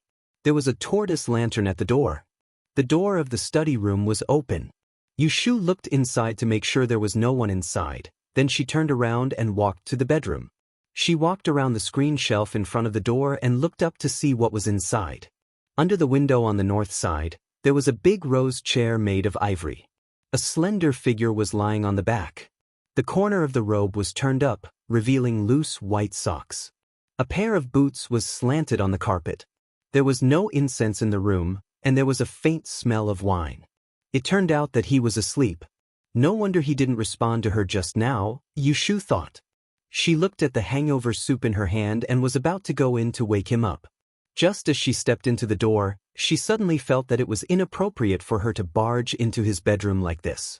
She thought it was better to go out and call a waiter to serve him. She couldn't let him sleep like this, or he would catch a cold. Water. As soon as Yushu stepped out, she heard the person on the couch murmured in a low voice, followed by 2 light coughs. She hesitated for a moment, but she was still worried. She pushed the door and walked to the side of the big chair. She put the hangover soup on the tea table and poured a cup of tea. She patted Shuerue's shoulder with one hand and said, "Big brother, drink some water." Shuerue's body moved, but he didn't turn around. The smell of wine around him proved that he had drunk too much. Seeing that she couldn't wake him up, Yushu bent down and shook his arm. "Big brother, big." She didn't expect that after she shouted twice, her wrist would be caught. The person on the chair suddenly moved. He grabbed her wrist with one hand, turned around, and wrapped his arm around her waist. He forcefully pulled her to his chest, and then quickly turned around. In the blink of an eye, he pressed her down on the chair. Plop! The cup fell from her hand, and the tea, along with it, fell onto the yellow carpet. In an instant, the world turned upside down, and the back of Yushu's head hit the soft cushion. She was so shocked that she took a deep breath. The mellow smell of wine made her eyes widen. In her dim vision, there was a sharp face. Under the ink-like eyebrows, a pair of black eyes were half hidden under the eyelashes. They were like 2 thick glass windows, and there were 2 figures hidden in them. It was her panicked face. She didn't know why, but Yushu felt that Shuerue was dangerous and strange at this time, so she didn't dare to act rashly. Moreover, her hands and feet were pressed down by him, so she couldn't move even if she wanted to. She could only stiffen her neck, shrink back, and ask in a low voice, "Big brother?" That pair of eyes gently closed, and a low and hoarse voice slowly came into her ears, "Who is your big brother?" Hearing this, Yushu wanted to cry but had no tears. She thought that it was over. He was drunk, and he didn't even recognize her. It's you, big brother Shue. You're drunk. Get up." Even though half of Shuerue's weight was placed behind her waist, Yushu still felt a little suffocated being hugged by such a big man. In just a moment, she felt suffocated to the point that her ears started to heat up. She tried to move her hands and feet, wanting to find a gap to break free from him. Unexpectedly, the moment she moved, the arm behind her waist suddenly tightened. She stared at him with widened eyes, and her lips that were inches away from his gently opened and closed. "No. Don't what?" Yushu was stunned for a moment, and then she realized that he was answering her words just now, which meant that he didn't want to get up. Yushu was angry. This person was usually reasonable, but how did he become stupid when he was drunk? Looking at the handsome face that was less than half a foot away from her, Yushu suddenly put on a serious face. "Get up." Shuerue's eyes stared at her changing expression, and he lazily said, "No." Yushu narrowed her eyes, and she lost her patience. No matter how good their relationship was, if he continued to press down on her like this, she would fall out with him. She couldn't move her hands and feet, but she still had her head, and knocking out 2 of his teeth was nothing. "You've thought it through, you really don't want to get up?" As soon as the voice fell, Yushu only felt her vision darkened, and a warm and soft thing fell on her forehead. It was like a ball of cotton dipped in water, and it gently touched the center of her eyebrows with a faint trace of cautiousness. This inexplicable gentleness seemed to have some kind of curse, and it made her unconsciously hold her breath. She tightly closed her eyes, and her mind was a mess. "Don't." Shuerue whispered in her eyebrows, and his thumb that was holding her wrist moved down half an inch, and he slightly raised his head, looking at her face that was shrouded in his shadow. The faint fragrance of flower tea lingered on the tip of his nose, dispersing the bitterness in his heart, and teasing him. Once again, he lowered his head and kissed her lips. The soft touch made him open his mouth uncontrollably, and he sucked on her slightly thick lower lip. His breathing quickened, and his arms around her waist tightened again. Yushu suddenly opened her eyes, as if she had just woken up from a dream. Her face instantly turned red, and she turned her head with all her might to escape his kiss. She kicked her legs, clenched her teeth, and struggled with all her might, not caring if she would hurt herself or not. After struggling for a while, the grip on her wrist loosened. Yushu seized the opportunity to pull her hand out and pushed Shuirui's shoulder. She didn't know where she got the strength from, but she actually flipped him over. As soon as she was free, she quickly crawled out from under his body and tumbled down the recliner before breaking into a run and ran out of the bedroom that was suffused with the fragrance of wine. Shuirui supported himself with one hand on the bed and slowly sat up. He bent one knee and one long leg fell to the ground. He raised his head and looked at the swaying door not far away. His eyes were in a daze for a moment, and he finally recovered from the intimacy just now. He lowered his head and covered half his face with one hand and let out a low, annoyed groan from his throat. The hand on his knee clenched into a fist and heavily hit his knee. Slowly, he raised it again and gently touched his burning lips. After a moment, he let out a soft laugh. Ha! She didn't think that he would have such a despicable time. He pretended to be drunk to get closer to her, but who would have thought that he would accidentally go overboard? With her temper, she must be so angry right now that she couldn't wait to give him a few punches. Forget it, if she wants to hit him, then let her hit him. After all, he was the one who took advantage of her. Unfortunately, he still had to continue to act dumb and couldn't admit it confidently. Shuirui used one hand as a pillow behind his head and lay back down.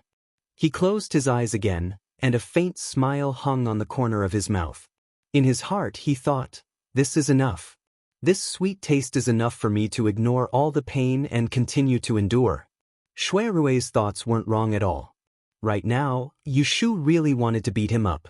Running out of the bedroom, Yushu suddenly stopped at the door and came back to her senses. That's not right. Why did she run? She was the one who suffered. Why was she feeling guilty? Yushu raised her hand to wipe her mouth indignantly and then spat on the ground. She bit her lower lip and seemed to have thought of something, and her face turned red. She stood there for a moment, then put her hands on her waist and turned to walk back. When she reached the bedroom door, she kicked it open and stared fiercely at the figure lying on the recliner. She strode forward and looked down. This fellow actually had his eyes closed, and he was sleeping comfortably. That quiet face didn't show the slightest emotion, as if everything that had just happened was all in her imagination. Yushu gritted her teeth. So what if he was drunk? So when he was drunk, he could casually bite people's mouths? The more she thought about it, the angrier she got. She looked around, and her eyes fell on the cold hangover soup on the coffee table. She laughed evilly and looked up and down at Shuirui.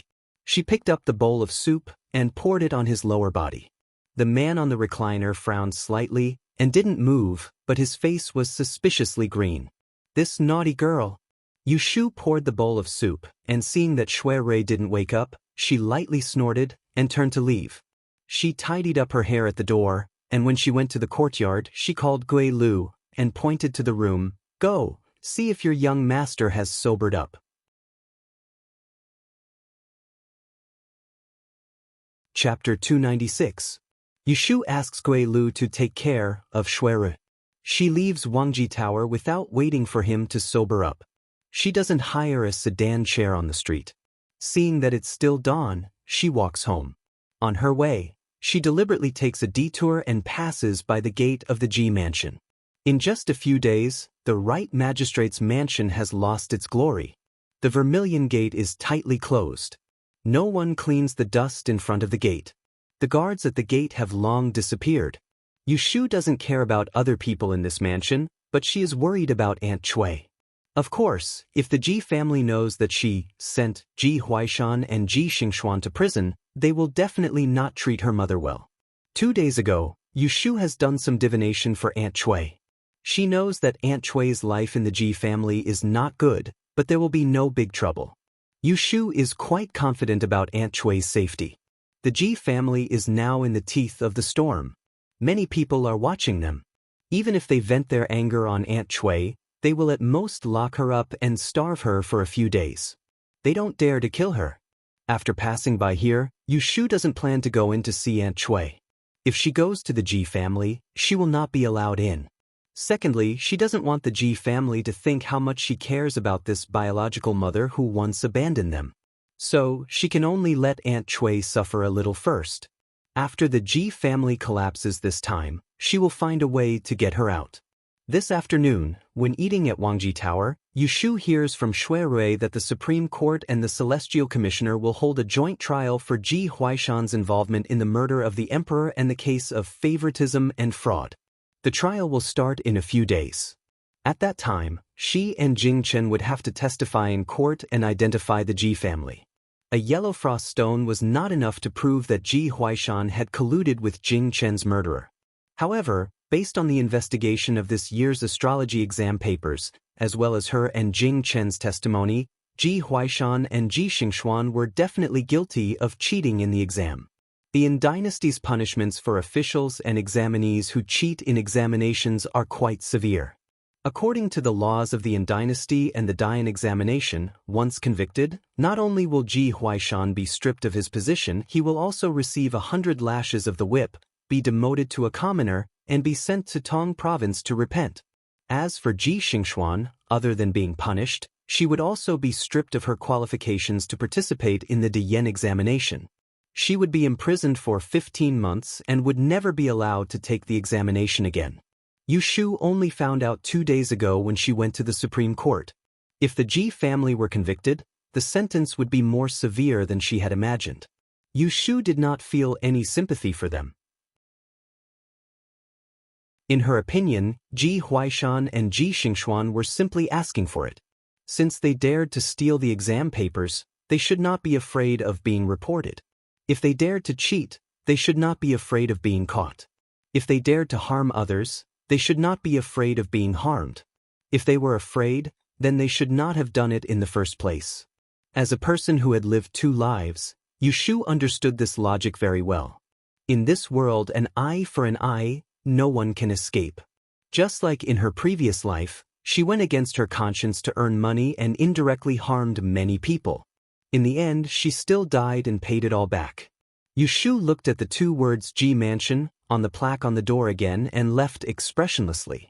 Not long after she left, a horse carriage stopped in front of the Ji Mansion. A 15 or 16-year-old youth jumped down from the carriage. He looked up to see the plaque on the door and saw that the door was tightly shut. Puzzled, he walked up the steps and knocked on the door. "Is anyone there?" When Yu Shu returned home, Yu Xiaoxiu had already finished school and was chatting with Zhao Hui. Yu Shu pushed the curtain and entered. Yu Xiaoxiu stood up when he saw her and excitedly said, "Older sister, I heard from Aunt Hui that older brother Jing came this morning." There was also a high-ranking official in the imperial palace who read the imperial edict and rewarded us with many good things. Yu Shu smiled and reached out to touch his head. After the new year, Yu Xiaoxiu seemed to have grown a little taller. Originally, he only reached her shoulder, but now he almost reached her chin. She didn't tell Zhao Hui, her husband, and Yu Xiaoxiu about the situation of the Ji family in detail. They only knew that she was arrested by the Celestial Commissioner because of Jing Chen that day in the clinic. They didn't know the current situation of the Ji family and Aunt Cui's situation. Yu Shu previously stayed with the Ji family. Her excuse was to take care of Aunt Cui's health. Now that she moved back, she only said that Aunt Cui had recovered from her illness. She didn't mention that the Ji family was in prison. Before the Supreme Court's case was over, she didn't want to tell them the truth so that they wouldn't worry. Yu Shu walked over and sat down next to Zhao Hui. Seeing that she looked good and was not tired from the busy morning, she was relieved and asked her, "Where is my godfather?" Zhao Hui covered her mouth and smiled. "I went to tell your uncle the good news. You didn't see the plaque bestowed by the emperor. He was so happy that he couldn't find the north. When I was diagnosed with my pregnancy, I didn't see him so happy." Yu Shu could understand He Fangji's feelings. As a native of the ancient times, the idea of the supremacy of the imperial power was deeply rooted. Usually, when the emperor was mentioned, people would raise their hands and bow with great respect. This time, it was a great joy to receive the emperor's personal praise. The golden plaque given by the emperor was enough to be passed on to future generations and bring glory to the family. In 2 days, I will pick a good day and have Godfather hang the golden plaque, set off a few strings of firecrackers on the street, invite people to come dance the lion, and have a good liveliness. Yushu said. Before he left, that was what he said. He wanted you to come back and pick a day. Zhao Hui nodded and pulled Yushu's hand to discuss. Xiao Yu, I was thinking, this time, the palace has given you a lot of rewards. Our family has no other relatives in the capital, and we have close relations with your uncle's family. Normally, we also rely on him to take care of us. Why don't we send him a portion of the cloth and satin made by the palace so that he can bask in the air of nobility, and also send a portion to your mother to make her happy? What do you think? Yushu said, Mother, you can take charge of these matters. Pick some good ones and send them to Jiujiu. You don't need to worry about my mother. When I get back, I will directly send her some money. She will like it even more. As for the rest, see if there are any that are suitable for this weather to make clothes. Take them out and use them. Don't save them, they won't give birth to gold. Zhao Hui pursed her lips and smiled. She patted her hand and said, They won't give birth to gold, but they can be used as a dowry for you. Yushu didn't know how to respond and could only laugh awkwardly. She turned her head to ask Yu Xiaoxiu, Have you finished today's homework? Yu Xiaoxiu scratched his head, Not yet. Yushu waved her hand, Go to your homework first, you can play later. Oh, Yu Xiaoxiu obediently stood up and walked to the door before turning his head back. He hesitantly said to Yushu, Jia, after school today, that Shui Wenjie insisted on coming home with me. He thought that we were staying with the Ji family. Yushu asked, Then why didn't I see him coming back with you? Yu Xiaoxiu curled his lips and said, I told him that we are not from the Ji family for a long time. I asked him to find the way to the right magistrate's court. Yushu frowned. If Shui Wenjie wants to find the Ji family, he will definitely hear that Ji Huaishan and Ji Xingxuan are in prison. Now that he is going to school with Yu Xiaoxiu may hear about it. In this way, Yu Xiaoxiu will definitely worry about his Aunt Cui, who is in the Ji family. He will make a fuss to visit the Ji family. What should she do? This troublesome gigolo, he didn't come earlier or later. When he came to stick to Ji Xingxuan like a smelly fly. He just wants to make trouble for her. He is so annoying. Yushu cursed at Shui Wenjie in her heart. After thinking for a while, she stood up and said to Yu Xiaoxiu, Let's go back to Sister Fang and look at your new textbook. Yushu and Zhao Hui said goodbye, then pulled Yu Xiaoxiu away. After entering his room, she closed the door and turned to Yu Xiaoxiu. Xiaoxiu, I want to tell you something. Instead of letting him hear about it from Shui Wenjie and go to the Ji family without saying a word, it is better for her to give him a heads up first. Yushu roughly told Yu Xiaoxiu about the Ji family. As she expected, Yu Xiaoxiu was really worried about Aunt Cui's situation. He was afraid that they would vent their anger on his mother. Yushu repeatedly assured him that Aunt Cui would be fine and promised that she would pick up Aunt Cui as soon as the Supreme Judiciary case was over. Only then did he give up the idea of going to the Ji family to see her now. Yushu was still worried and told Yu Xiaoxiu to stay away from Shui Wenjie when he met him in the academy in the future. Yesterday, she used the law of misfortune to predict that Yu Xiaoxiu would have a quarrel with someone in 2 days. This small disaster must be caused by Shui Wenjie. That guy was crazy about Ji Xingxuan. If he knew that she put his sweetheart in jail, he would definitely get angry. If he couldn't find her, he might find trouble with Yu Xiaoxiu. Because he was worried about Aunt Cui, Yu Xiaoxiu was not in the mood to do his homework. He sat in front of the desk and played with the brush. To make him happy, Yushu took out her abacus and taught him to play bombarding foreigners with cannon. It was a small puzzle game for 2 people. The beads on the abacus were divided into 2 parts by a beam. One person guarded one side and placed each string of beads at the top and bottom. The first one to knock off all the beads of the opponent would be the winner. What's a cannon? Yu Xiaoxiu asked. Yushu touched her chin. It's a kind of weapon. It's similar to firecrackers. Once it's ignited, it will make a boom sound and can blow up a house. That's awesome. Yu Xiaoxiu was so surprised that he couldn't close his mouth. Then he said suspiciously, Why haven't I heard of it? Are you kidding me? Yushu said vaguely, who knows? I haven't seen it either. Then what's a shepherd? Is it a shepherd? It's a foreigner. Yushu didn't know what to say. She just remembered that there was no term for foreigners at this time, so she explained in a roundabout way, I heard that in the far west of Don, there is a group of people with yellow hair and blue eyes. They are tall and big. Because we need to cross the ocean to get to their place, we call them foreigners. Yellow hair? Blue eyes? Isn't that a monster? Yu Xiaoxiu looked a little scared. Yushu waved her hand and said, what monster? They are barbarians living in Enling City. Didn't you see them in the restaurant last time? Their eyes are yellow, green, and blue. What's so strange about it? But they don't have yellow hair? Yu Xiaoxiu stubbornly said. Yu Xiaoxiu asked one question after another. Yushu impatiently patted the abacus. Are you going to play or not? If you don't want to play, hurry up and do your homework.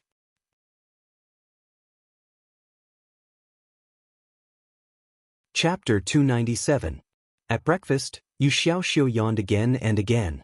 Yesterday, Yushu taught him to play the game of bombarding foreigners with cannons. He was addicted to it as soon as he played it. Urged by Yushu to finish his homework, he continued to pester her to play with him. It wasn't until the third watch that Dr. He woke up and found that the lights in their room were on that he knocked on their window to urge them to go to sleep. Hear this. You're not allowed to sleep during the teacher's lecture.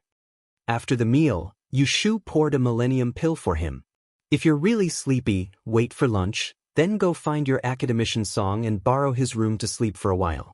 Do you hear me? Yes, Aunt Hui, Uncle He, sister, I'm going to school. Yu Xiaoxiu nodded honestly. He took the bag of books and a small bag of snacks from Yundo and walked out the door with a yawn. He Fangji then went to the clinic. Yushu sat with Zhao Hui for a while and then returned to her room. She didn't plan to go out today, nor did she plan to go to Wangji Tower. She thought that if she met Shui Rui today, she wouldn't be able to stop herself from giving him a dirty look. In her previous life, Yushu lived to the age of 20 or 29. She didn't think she was an innocent girl who would kill herself after being kissed. However, as a girl, she still had to have some self-awareness. It was Shui Rui's drunken behavior yesterday, so she didn't bother to pursue it. If he dared to mess around with her like this when he was awake, she definitely wouldn't let him go. No matter if he was Brother Shui or Brother Chao, no one could take advantage of her. What's more, she wasn't sure if Shui Rui would remember kissing her after he woke up. It would be fine if he didn't remember, but if he remembered, how awkward it would be when they met. She'd better hide for 2 days. Yushu rubbed her lips with the back of her hand, and a look of regret flashed in her eyes. Who knew that he would be so unreasonable when he was drunk? The next time she met him drunk, how far away she must be from him. After calming down, Yushu carried Kim Bao, who had been chirping around the table leg for a long time, to the windowsill. Goldie rubbed its claws a few times and found a comfortable position to bask in the sun. It no longer made any noise. Yushu spread out the paper. She placed the abacus and the little booklet she had used to record her algebra formulas. She held a charcoal pen in her hand and listed the 8 positions of Chimen Dun Jia on the paper: rest, life, shang, du, jing, death, shock, and open. As well as the first algebra chant that Taoist Qingzheng had imparted to her, the 8 gates life and death art. It could be said that without the 8 gates life and death art, he would not be able to survive. She would not have been able to deduce the law of clear rain and the law of calamity. The 8 gates of life and death each controlled good or bad luck, good or bad fortune, and the 4 seasons and 8 directions. Using the 8 gates of life and death art well, she could use the 4 pillars and 8 characters of the person seeking divination to add the corresponding hours and other divinations to generally deduce the relevant positions and time. Her law of clear rain and the law of calamity were built on this foundation, materializing a prediction in a certain direction. The law of clear rain was simpler than the law of calamity. It was because the weather was only cloudy, sunny, rainy, and snowy, but the range of calamities was huge. It could be disease, prison, blood, money, lawsuits, quarrels, bereavement, getting lost, fire, flood, or even encountering natural disasters. All these calamities required a large amount of evidence. Only then could she figure out a relatively accurate range of values and use it to determine which calamity the exact value she calculated using the law of calamity was within the range of values of the calamity. Her law of calamity was much more complete than it was half a year ago, but it was still not comprehensive enough. There were two main loopholes. First, the judgment of calamities was too general and easy to confuse. For example, she had boarded the merchant ship of the Taiheng Chamber of Commerce to enter the capital and encountered a massacre on the way. At that time, she had used the law of calamity to divine Yu Xiaoxiu's 8 characters and concluded that it was a flood disaster. However, this matter was clearly stained with blood and had a fatal disaster. It wasn't just a flood disaster. Second, although she could accurately determine when the calamity would occur, she couldn't accurately determine the cause of the calamity. The information about the calamity was incomplete, so it wasn't easy to avoid it. Although she had the initiative, she was still in a passive position. The law of calamity couldn't be used to its greatest effect. For example, when they were still living in Huixing Street with Jing Chen, there was one time when Jing Chen's K2 star acted up. Yu Shu had predicted that Yu Xiaoxiu would have a bloody disaster the next day, but she didn't know the cause. She could only remind Yu Xiaoxiu not to touch knives or go into the kitchen. As a result, Yu Xiaoxiu was almost shot in the head by an arrow during riding and archery class. Luckily, the arrow brushed past his face. This was the disadvantage of incomplete information. These 2 points allowed Yu Shu to see the shortcomings of the law of calamity. At the same time, it gave her new inspiration. Some time ago, she was considering whether to start researching a new law, but she didn't have a specific direction and didn't know where to start. After thinking about it, she felt that instead of finding another way, it would be better to fill the half-filled bottle of water in her hand and not let it sway. This meant that she was prepared to find a way to make up for the inadequacies of the law of the time of calamity, so that she could not only know about calamity, but also avoid calamity very effectively, instead of leaving it to fate. This matter was easy to say, but it was quite tricky to do. Yu Shu only had a little clue at the moment. When she was preparing for the Dian examination, she frequently came into contact with the method of Na-in. The so-called Na-in used 60 years as a cycle, from the 5 elements of heaven and earth to the 5 tones of human voice. It was a method of numeric deduction and the syllables used to calculate. It was often used by Iku for divination. The advantage was that the Na-in contained a lot of material information. Yu Shu's initial idea was to start with the 8 doors that contained a lot of good and bad information. Using the Na-in method that contained a lot of material information, she could accurately calculate the information related to the calamity. Take Yu Xiaoxiu's case as an example. If she could get information about the arrow from the Na-in, she could help Yu Xiaoxiu avoid riding and archery lessons in advance. Another example would be when she was in danger on the boat. If she could get information about people, or Bai, or Qiu from the Na-in, she could be on guard against Bai Qing or Qiu Biao in advance, and not be deceived by Bai Qing. Of course, this was just an idea. Yu Shu didn't have full confidence, but she was full of energy and was prepared to spend a lot of time and money on it. First, she had to go to the Great Change Hall to buy a few books. She wasn't very proficient in the Na-in method, and because she didn't have a teacher to guide her, learning it was a bit more difficult. She planned to ask Jing Chen later. If he was good at this, she could ask him for advice, saving her the trouble of visiting the Great Change Master. Next, she wanted to change all the tools she used, inside and out. Before, she didn't have enough money, so she used a compass, divination stick, bagua book, hourglass, star chart, and other things. They were all second-hand choices, so these tools weren't of much use. She could only rely on divination to calculate. In fact, for the traders, a good tool could not only make up for their lack of experience, it could also make the results of their divination more accurate. There was even a set of 50-year-old gold-threaded Nanmu divination sticks. Because of the spiritual nature of heaven and earth, they could be used for divination with a 50% accuracy rate, which could help the traders make decisions. Now, Yu Shu had a small amount of assets. Other than the 2,000 silver from the Ji family, The emperor rewarded her yesterday with 100 mu of fertile land. She could sit back and enjoy the fruits of others' labor. She also had 100 taels of gold as a trump card, which was enough for her to change from a bird gun to a cannon. After that, she had to improve her food and clothing. Anyone who wanted to become a great change master had to treat themselves well. There was a wonderful saying, the body was the capital of everything. Yushu knew that with her current body, her fate, bone structure, aptitude, essence, and even her luck, they were all very bad. The only good thing about her was her brain. She was born with it, but that didn't mean she couldn't change it. This fate didn't belong to her, so she didn't need to care about it. However, if her bone structure was bad, her comprehension would be bad. This could be improved by reading more books and using her brain. Yesterday, the emperor rewarded her with the Dragon Horse River diagram. It was said that reading it every day was beneficial. Aptitude was related to talent and intelligence. Needless to say, her intelligence was good, but talent was a bit more uncertain. For example, Jing Chen, when she chose to buy a haunted house, he could tell that the feng shui was wrong with just a glance. That was called talent. Of course, she didn't have this kind of ability, but the calculation ability she accumulated in her previous life could be considered a kind of talent in this life.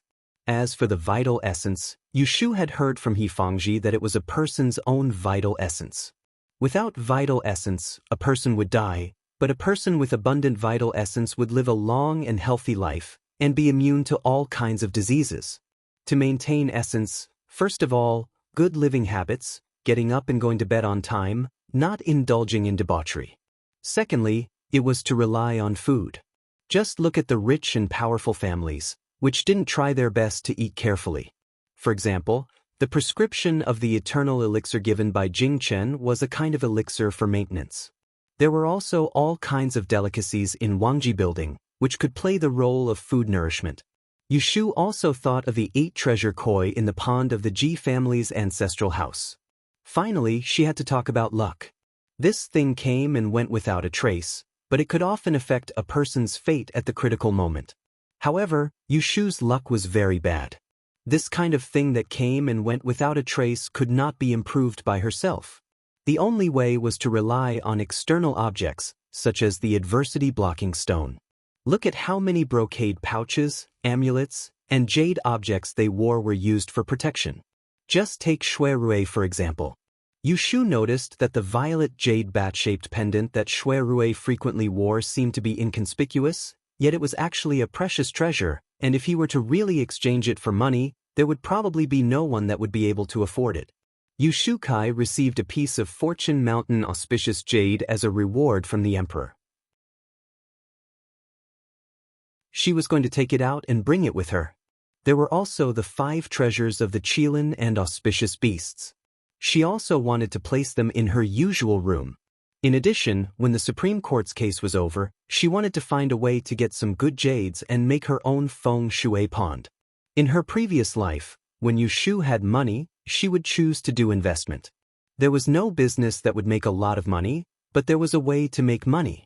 Because it was a society that recognized money and not people, human relationships were thinner than paper. She had to take care of her younger brother Yulei and live a good life, so making money became her first priority. Being born in the Dan dynasty, a world where Yishui ran rampant, Yushu discovered very early on that if she wanted to live a good life, this supreme knowledge was more important than money.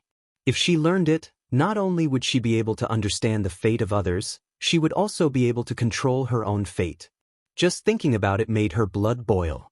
For Yushu, who was very competitive, this kind of temptation had already far surpassed money.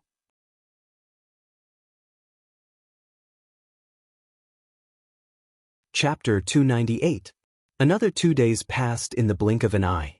Yushu stayed at home, reading calligraphy, calculating, and studying the Book of Changes.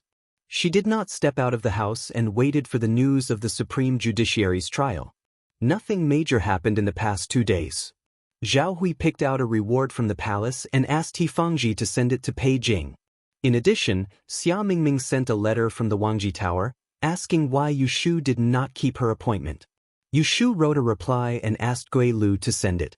There was no explanation in the letter, only an appointment to meet Xia Mingming at the end of the month. In addition, Yu Xiaoxiu met Shui Wenjie in the academy. As Yu Shu expected, Shui Wenjie knew that Ji Xingxuan was imprisoned. No one knew where he heard that it had something to do with Yu Shu. He caught Yu Xiaoxiu and sneered at Yu Shu. As a result, Yu Xiaoxiu reported it to Academician Song and Shui Wenjie was reprimanded. Yu Shu listened to Yu Xiaoxiu's story and sneered. She said, "If you see him in the future, just treat him as a fly and ignore him. If he makes trouble for you again, just tell him that if he doesn't want others to know that he was used as an offering to heaven naked, he should keep his mouth shut." When they were in Yang City, Shui Wenjie was caught by a group of people and used as an offering. Yu Shu and Yu Xiaoxiu were implicated by him and were in danger. They witnessed Shui Wenjie being stripped naked. It was also at that time that Yu Shu met Jing Chen for the first time, so it was still fresh in her memory. Yu Xiaoxiu remembered Yu Shu's words and went to school the next day. However, he did not see Shui Wenjie again. He thought that Shui Wenjie was afraid of being reprimanded by the academician.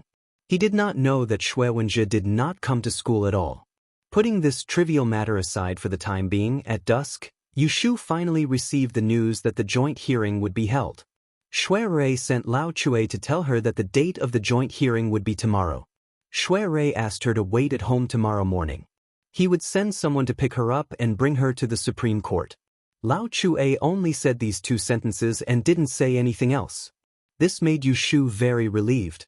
She only thought that Shui Rui did not remember what happened that day when he was drunk. Later, she told Zhao Hui that she was going out tomorrow and asked the kitchen to boil water. With the help of Yun Do, Yu Shu, who could not touch water with one hand, took a bath and went to bed early. Just when Yu Shu was sleeping peacefully, in the prison of the west of Enling City, in the silent night, the door of a cell was opened. The jailer inserted a torch on the wall, illuminating this gloomy stone room. A hunchback figure on the wooden bed appeared. Faintly, a weak cough was heard. The person on the bed heard the sound of the door opening. He slowly turned half of his body, revealing a gray face and a sickly body. However, it was Ji Huaishan who was still energetic 10 days ago. Cough cough, who is it? Ji Huaishan looked at the figure at the door. He was not sure whether it was the people from the government who wanted to interrogate him late at night or someone else came to visit him. "Grandfather!" A person at the door called out in a low voice. He ran to the wooden bed and knelt in front of him. The black cloak on his head slid down, revealing a face without any makeup. Xin Air? Ji Huaishan was shocked. He forced himself to sit up. Why, it's His Highness Ning Wang. Ji Xingxuan reached out to support the old man with red eyes. She said in a small voice to him, "Tomorrow, the court will start the interrogation. Wang Yi found a way for me to sneak out of the cell and come see you." Hearing this, Ji Huaishan hurriedly looked outside the door, searching for the figure of 7th Prince Lu Hao. But it was dark outside and he couldn't see anything clearly. He asked her in a low voice, "7th, Wang Yi also came?" Ji Xingxuan nodded. "Wang Yi is waiting outside. It's not convenient for him to come in here. Don't look for him. Let's quickly discuss how to answer tomorrow in court." Ji Huaishan moved his gaze away. He didn't see Lu Hao and disappointment flashed through his eyes. He coughed twice and raised his head to look at his granddaughter who was kneeling by the low bed. Using the light from the fire on the wall, he saw the worry, anxiety, and a bit of fear on her face. He felt very guilty. He reached out a hand that was trembling from the pain to touch the top of her head. He slowly said, "If I had known that this would happen, I wouldn't have taken the risk to steal the question. I wouldn't have been deceived by that bastard with wild ambitions. I allowed you to use the disaster-blocking stone to make a deal with her, causing a great disaster. Good child, cough cough, this time, it was grandfather who harmed you." Ji Xingxuan tightly held the old man's other hand. Tears welled up in her eyes. She shook her head and held back her sobs. She forced a smile at him. "Don't say such depressing words. Wang Yi said that as long as they don't have any material evidence, no matter who testifies, the Supreme Court can't easily convict us. Didn't you already burn that exam paper?" Grandson's answer paper was also self-explanatory. As for them accusing us of colluding with the traitors who murdered the royal family, it's even more impossible to convict us. Father came to see me the day before yesterday and said that he had already asked someone to go to the Supreme Court to arrange things. It's okay, grandfather, it will be okay. Ji Huaishan's palm paused on her hair. He looked at her and closed his blurry eyes. He didn't have the heart to tell her the news that his good friend Zhao Zhixue had told him yesterday when he came to visit the prison. The Celestial Commissioner had found 7 or 8 identical exam papers from this year's De Yen examination astrology. His crime of favoritism and fraud was confirmed. At the very least, he would be stripped of his official position and sent away. As for his precious granddaughter, she would lose her bright future because of cheating. She would never be able to enter the De Yen examination for the rest of her life. As a female customer, her life would be ruined. Xingxuan, listen to grandfather. Ji Huaishan pulled himself together and patted Ji Xingxuan's shoulder. He lowered his voice and said, "It's not that there's no turning back.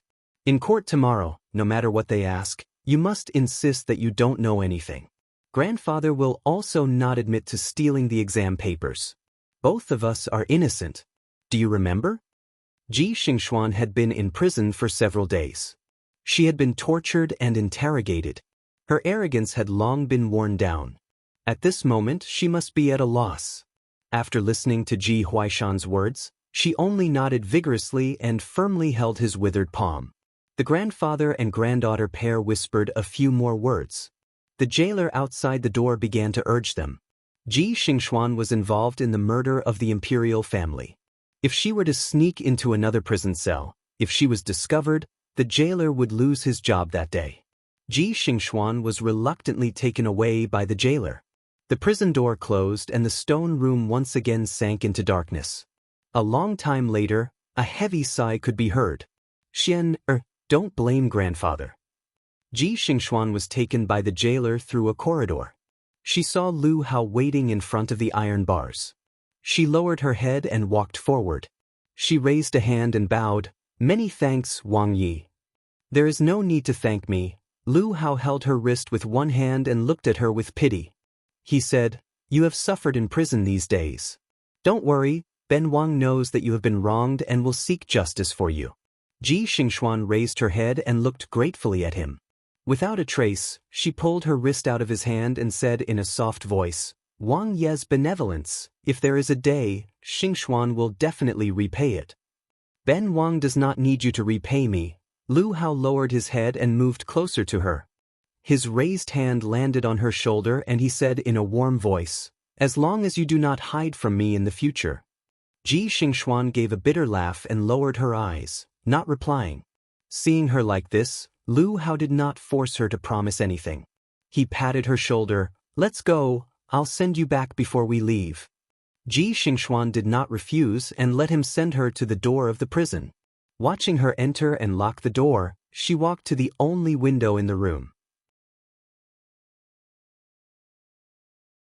She raised her head to look at the stars in the sky. Her hand moved in front of her chest and she began to silently chant. After an unknown amount of time, she suddenly put down her hand and stiffly turned her head. She sat on the wooden bed and hugged the damp blanket. She slowly curled into a ball at the corner of the bed. A ray of moonlight shone on her figure, and it could be seen that she was trembling. The 14th year of Zhao Qing, the 23rd of the first month. The sky was cloudy. This day was suitable for gathering, tailoring, entering a school, and meeting friends. Avoid visiting graves, digging, and brewing. Yushu had specially changed into a brand new skirt today. She wore a pair of boots that had been wiped clean. Since the weather was cold, she put on a sheepskin waistcoat and a pair of soft leather wrist guards. A piece of Fushan auspicious jade hung on her neck. Her hair was tied up in a braid, revealing a clean face. She was full of energy. She didn't look like she was going to be a witness in court, but more like she was going to ride a horse to play. Lao Chue drove the carriage to Zhao Hui's house on time. Yushu went to the upper room and said goodbye to Zhao Hui. Then she got on the carriage and left. No one in the family knew that she was going to see the Ji family being tried today. Knowing that it would rain in the afternoon, Yushu didn't forget to take an umbrella when she went out. On the way, she sat at the door of the carriage and chatted with Lao Chue for a while. She learned that Shui Rui had been busy for 2 days because of his work. Last night, he went back to his house and slept. Early this morning, he went to the Supreme Court to deal with the case. As an assistant official of the case, he participated in the joint trial. Before this, Yushu had been invited to the Supreme Court for tea twice. So she knew the gate. After getting off the carriage and reporting her name, she was led in by the officer in front of the gate. They didn't go to the court directly. Instead, they took her to the side hall where the witnesses were resting to wait. The trial of the Supreme Court was different from that of the county government. They were very strict. First, they didn't allow people to watch. Second, they had to follow the procedure. They only called the witnesses when they needed to come out. As a witness, when Yushu arrived, Jing Chen hadn't come yet. Except for the 2 guards at the door, she was sitting alone in the room. There was no tea here. She put her hands in front of her abdomen and closed her eyes to rest. Daozi, please sit inside and wait for a while. I'll go to the hall first. I'll send someone to invite you later. Someone, make a pot of good tea and bring it here. When Yushu heard the voices outside the door, she opened her eyes. Turning her head, she saw Jing Chen being escorted to the door by 2 officials from the Supreme Court. Behind him were 2 palace guards, standing in front of the door with sabers slung over their shoulders. Jing Chen, you're here? Yushu smiled and called out to him. She didn't stand up. She just sat there and greeted him. They hadn't seen each other for a few days. She knew that it was inconvenient for him to come out of the palace and she couldn't go find him. It was rare to see him, so of course she was very happy. Xiaoyu. Jing Chen sat down next to Yushu. He looked at her complexion and asked with concern, is your finger better? I still take the medicine every day, but I can't move. Yushu held out her left hand in front of him. Jing Chen looked and took out a square wooden box from his sleeve. He handed it to her. This is the bone healing ointment I told you about last time. When you go back, have Dr. He apply it for you. Use it early in the morning. Don't stop once every 3 days. Yushu received it and opened it. She first smelled a bitter and sweet smell, and then she looked at the shape of the ointment that was so red it was almost black. It was obviously similar to the box of ointment that the 9th prince asked Shui Rui to give to her not long ago, but this box of ointment had obviously been made not long ago, causing its smell to be slightly stronger. She laughed in her heart, yet didn't say anything. I thought you had forgotten about this. Yushu played with the finely made wooden box and said casually, I was going to deliver it to you the day before yesterday, Jing Chen explained to her. But Shimi suddenly fell ill. I left the palace to see her, so I was 2 days late.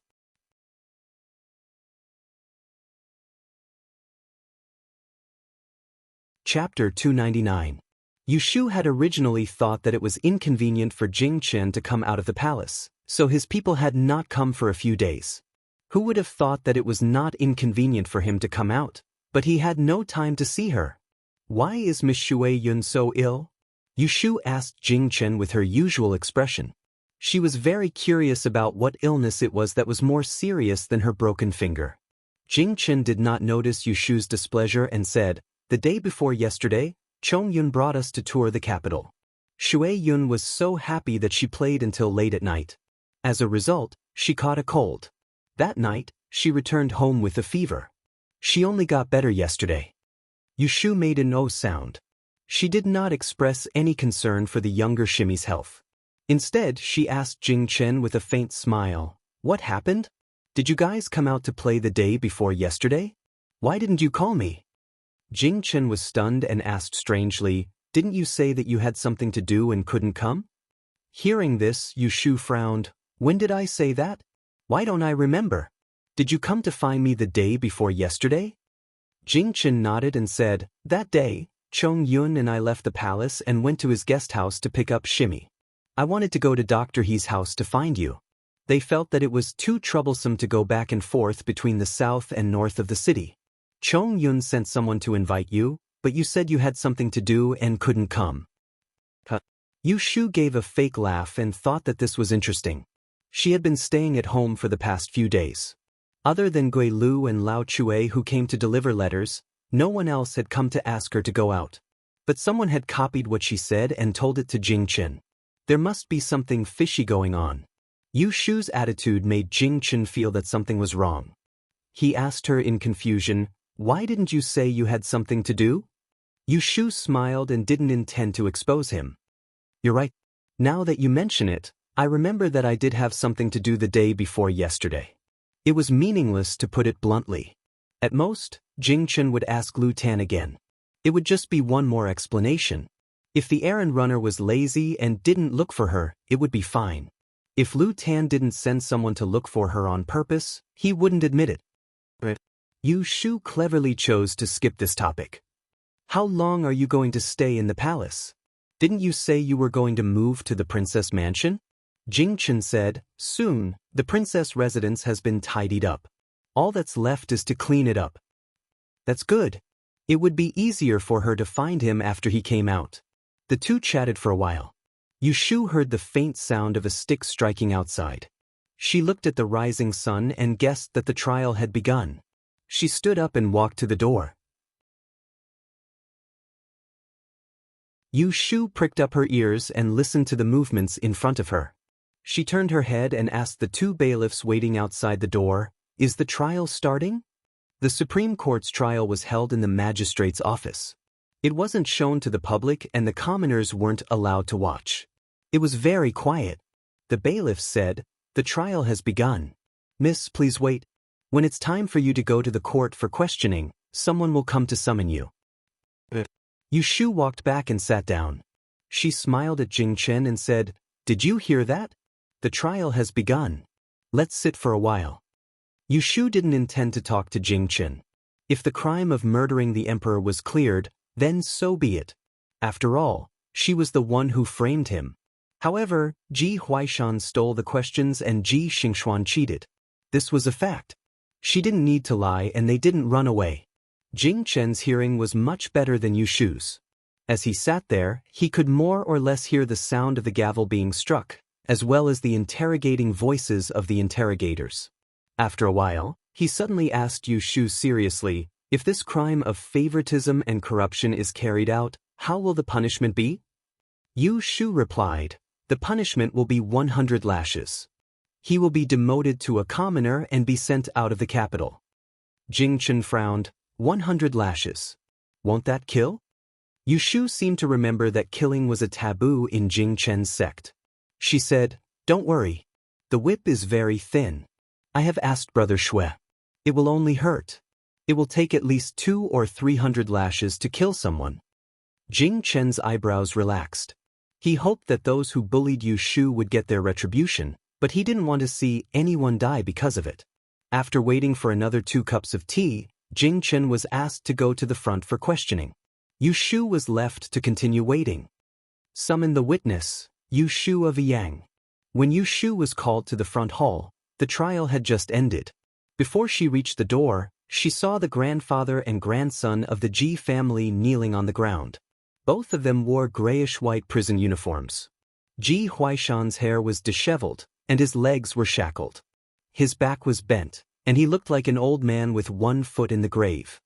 He was ill and breathless, and his former majesty was nowhere to be seen.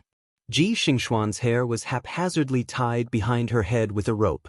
The thin prison uniform she wore made her look so skinny that a gust of wind could blow her over. She didn't look like the 4th Miss Ji of Yang City, who was famous throughout Yang City. When they heard that Yu Shu was going to the court, their bodies stiffened at the same time. But they didn't look back. Jing Chen didn't stand for questioning. The Supreme Court had prepared a chair for him. After the questioning, he sat on the side to listen to the trial. The other person sitting next to him was the representative of the Celestial Commissioner, Junior Supervisor Ren Qiming. Except for Lu Tan, almost everyone who was at the Celestial Commissioner's office that night was present. Oh, there was still one more thing missing. Lord Bing Yang's Yu Shu is here. Sitting in the main hall was the chief judge of the case. He was a second-ranked official in the imperial court, Chancellor Guohuai. Cases of favoritism and fraud were common. Moreover, when the Dian examination and the imperial examinations were held together, there were many students who were caught cheating. If Ji Huaishan's case was just an ordinary case of fraud, Guo Huai wouldn't have to personally interrogate him. He could have just handed it over to his subordinates. But because it was related to the treason of murdering a relative of the emperor specially ordered a strict investigation. That was why he was the chief judge. Bang! For you. Guo Huai was 53 years old. He was slightly plump. Although he had a white face and looked kind, he was famous for being ruthless. 5 years ago, there was a big case in Enling. The fourth princess's son-in-law trampled a pregnant woman to death on horseback when he was drunk. 1 corpse and 2 lives were lost before he left. The magistrate didn't dare to make a noise and hastily closed the case, letting the son-in-law get away with it. Unexpectedly, the pregnant woman's husband went to the Supreme Court to beat the drum to complain about his grievances. He survived after being beaten 50 times with iron rods. Guo Huai accepted the case that day. After finding out the truth, the next day, he sent people to the fourth princess's residence to kidnap the son-in-law and interrogate him. In the end, the son-in-law was sentenced to be hanged. His death shocked the entire Enling city. Later, some people jokingly called him the White King of Hell. Student Yu Shu kowtows to your excellency. Yu Shu claimed to be a student, so she didn't kneel. Instead, she crossed her thumbs and bowed. She raised her head slightly and glanced at Shui Rui, who was sitting at the side. Today he was wearing a formal red muslin robe, a black leather belt around his waist, a black tsong hat on his head, and a white jade square hole on the brim of his hat. His eyes were looking at his nose, and his nose was looking at his heart. His dignified appearance made her a little displeased. Shui Rui was also looking at Yu Shu. Indeed, he didn't miss the displeasure in her eyes. He folded his thumbs on his knees and made 2 circles. He hid his smile in his eyes. He knew that she was a vengeful person and wouldn't forget so quickly. Yu Shu, this official wants to ask you. Do you recognize the 2 people kneeling on the ground? Guo Huai asked. Yu Shu turned her head to look at the grandfather and grandson who were kneeling on the ground with their heads lowered. She said, I recognize them. This is the Celestial Commissioner, right, Judge Ji Huaishan, Lord Ji. The other is the Ji family's 4th daughter, Ji Xingxuan. What followed was a series of questions and answers. Guo Huai hadn't tried Ji Huaishan's crime of stealing. He first asked about how Jing Chen was framed on his way back to the capital and lost the yellow frost stone. Later on, it was discovered in Ji Xingxuan's hands. Yu Shu answered every question. She was still a scoundrel. However, she didn't explicitly say that the Ji family was involved with the traitors. This was because Shui Rui had reminded her in advance that this Guo Huai who was trying the case today was an expert in interrogations. It wouldn't be good if she said too much. During the course of Guo Huai's questioning, neither Ji Huaishan nor Ji Xingxuan interjected. After she had answered, Guo Huai questioned them again. Only then did the 2 claim that they were innocent. Ji Huaishan said a few words before coughing repeatedly. Ji Xingxuan continued to answer, Lord Bing, this little girl doesn't dare to say half a word of falsehood. The piece of jade that belonged to the Taoist was indeed something that I accidentally picked up. If it wasn't for the junior supervisor's guidance, grandfather and I wouldn't have known that it was a treasure. If Lord Bing doesn't believe me, you can ask my maidservant, Yun He. I picked up this piece of jade in Yang City and showed it to her when I got back. According to the time, the Taoist hadn't been harmed at that time. He must have lost it by accident. He definitely didn't get it from the hands of a thief. This is all a misunderstanding. Ji Xingxuan was smart. She knew that the Taoist, Jing Chen, was helping Yu Shu make a false statement. Therefore, she didn't say that Yu Shu was falsely accusing her. She only said that it was a misunderstanding. Summon the handmaiden Yun He. Guo Huaiyan ordered someone to summon Ji Xingxuan's handmaiden to the court. Because the witness who testified and the witness who vouched for Ji Xingxuan were not in the same place, Yu Shu and Jing Chen were waiting in the side hall and didn't see anyone else. Before Yun He was brought to the court, Guo Huaiyan first asked Ren Qiming to confirm Ji Xingxuan's words. Then, He asked Jing Chen again for confirmation. When exactly did he lose the yellow frost stone? I only remember that the yellow frost stone was still with me before I left Yang. I don't know anything else. Jing Chen lowered his eyes slightly and lied. He hid the fact that he had given the yellow frost stone to Yu Shu and that she had lost it. Guo Huaiyan knew that Jing Chen had suffered along the way and lost a part of his memory. Therefore, he didn't question him further. "Milord, I've brought the Ji Mansion's handmaiden, Yun He." Yu Shu was no stranger to Ji Xingxuan's chief handmaiden, Yun He. She turned her head to glance at her and saw that her eyes were bloodshot. She was glaring at her fiercely, as if she couldn't wait to pounce on her and bite her. "Yun He, do you recognize this item?" Guo Huaiyan gestured for a runner to bring a tray down for her to see. On top of the tray was the yellow frost stone that Shui Rui had requested from Yu Shu a few days ago. "In reply to your excellency, this servant recognizes it. Our young miss picked up this stone when she returned to her hometown last year. Because this stone looks unique and beautiful, the young miss kept it." Guo Huaiyan had carefully interrogated Yun He and had a good idea of the case. He knew that the crime of colluding with the traitors to murder the imperial family was too far-fetched to be confirmed. Thus, he changed the topic and asked with a stern expression, "Then how did it end up in the hands of Daozi and Miss Yu? This official wants you to tell me the truth. Did your young miss use this yellow frost stone to exchange for the Yunhua astrology examination papers in the 12th year of Baodai?"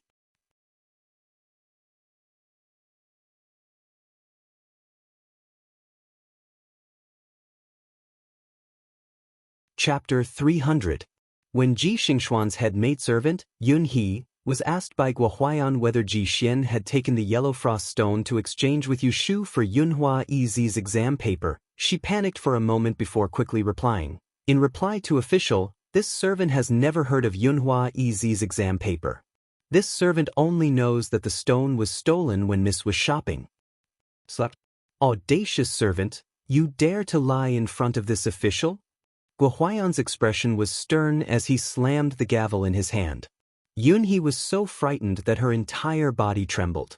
She lowered her head and braced herself to say, "Official has wronged me. This servant does not dare to lie." Guo Huaiyan ignored her and turned his gaze to Yu Shu. "Miss Yu, tell me, how did you get the yellow frost stone back from Ji Xingxuan's hands?" Yu Shu had been waiting for him to speak, so she took a step forward and said seriously, "Official Bing, this student doesn't dare to hide the truth. Last November, the Dian examination was near, so I asked a friend who studied at the Imperial Historian's Library to help me sneak into the library. There, I happened to meet 4th Miss Ji and another female student from the library. Because the Imperial Historian's Library has a clear rule that outsiders are forbidden from entering the library, I was afraid that they would see me and implicate my friend, so I hid in a corner and wanted to wait for them to leave before coming out. Who knew that the two of them would rummage through the books?" Yu Shu first told him how she got the Yunhua Ez's exam paper and accidentally saw the yellow frost stone that Ji Xingxuan was wearing. Then, she told how she got the yellow frost stone back. Although that yellow frost stone belonged to Daozi, he had lost his memory at that time, so we didn't know how it ended up in someone else's hands. For safety reasons, we couldn't ask Miss Ji for it in person, but I knew that this item was very important to Daozi and needed to be retrieved as soon as possible. So, I thought of using that exam paper to exchange with Miss Ji. Guo Huaiyan frowned and asked, "How did you know that they would ask for this exam paper and exchange it with you? This matter of stealing questions is a private matter. How did you know that Yunhua Ez's examination paper was this year's Dian examination paper?" Yu Shu smiled bitterly and said, replying to Darren's question, "At first, I didn't know that it was this year's examination question. It was only when I saw them looking for it anxiously that I thought it was something important. Later on, I heard from a friend that this Ez's examination paper was a unique collection. Coupled with the fact that Darren had personally set the questions and personally graded them, I thought that it might be this year's examination question. Thus, I tried to write a letter anonymously and sent it to Miss Ji, claiming that I had the Ez's examination paper that she was looking for. I asked her to come to Kuanyuan Street's Eternal Spring Square at noon the next day for an exchange. In the end, she did come that day, but I didn't show up. Instead, I wrote a note asking her to place the yellow frost stone in an old beggar's begging bowl and take it away during the chaos. At the same time, I asked Daozi to hand that paper to Miss Ji. Guo Huaiyan turned his head to ask Jing Chen, Daozi, did you personally hand over your father's examination paper to Miss Ji? At this point, he reminded everyone of Jing Chen's identity. Coincidentally, he had unknowingly handed over his father's examination paper to someone else. Yes, I still remember that it was raining that day. I wore a bamboo hat to cover my face and handed the umbrella with the examination paper to her. Jing Chen recalled truthfully. At this time, Ji Xingxuan, who had been kneeling on the ground without making a sound, suddenly raised her head. She looked at Jing Chen with an ugly expression. She also remembered the scene of him handing over the umbrella in the rain that day. At that time, she thought that he had good intentions. Who knew that today he would actually put them to death? She turned her head to look at the people in the hall. Unexpectedly, there was no one who could speak up for them. As for the 9th prince, who had promised to help her yesterday, she did not know why he had not appeared yet. She felt that she had no way out today and was in such dire straits. She then looked at the person standing in front of her, who used to live under someone else's roof and had no one to rely on. Now, she was immaculately dressed and had ascended to a higher level. Other than hatred, she felt nothing else. After Guo Huaiyan finished asking Jing Chen, he went to ask Shui Rui and another junior official who were sitting at the side listening to the interrogation, has it been verified that the question for this year's astrology section is the same question that Yunhua Ez answered in the Dian examination 20 years ago? Shui Rui was prepared since a long time ago. As soon as he was asked, he passed the file in his hand to the advisor and said, Sir, please take a look. I've already verified it, and it's indeed the same question from 20 years ago. Guo Huaiyan looked at the record and went to ask Ren Qiming, who was sitting on his left, Junior Supervisor Ren, is the question for this year's astrology section really based on Yunhua Ez's answer paper? Ren Qiming said expressionlessly, before the examination, other than the major points, the answer for this section should only be known by the Lord who was in charge of storing Ez's examination paper and that paper. Guo Huaiyan asked, which Lord was in charge of storing the examination paper? It was the right commander of the Celestial Commissioner in the past, the late old Mr. Qin Fangqi. Guo Huaiyan furrowed his brows. He thought that even if Ji Huaishan really stole the question, it was impossible for him to do it alone. Since the case was handed over to him to investigate, it was better to find out all the people involved and not just sentence Ji Huaishan but let the others escape. With this thought in mind, he wasn't in a hurry to show the material evidence he obtained from the Celestial Commissioner. In order to catch all the officials involved in the fraud, Guo Huaiyan's expression became more severe. He turned his head and looked at the grandfather and grandson who were kneeling on the ground. Instead of directly asking Ji Huaishan, he coldly questioned Ji Xingxuan. Ji Xingxuan, you heard what Daozi and Miss Yu said. You still won't tell the truth. Did you already know the question for this year's examination? That's why you were willing to exchange a treasure like the yellow frost stone for that examination paper. This official wants to ask you, which family's young miss went with you to the library to find the examination paper that day? Did she also know the question for this year's examination? Your Excellency, you're innocent.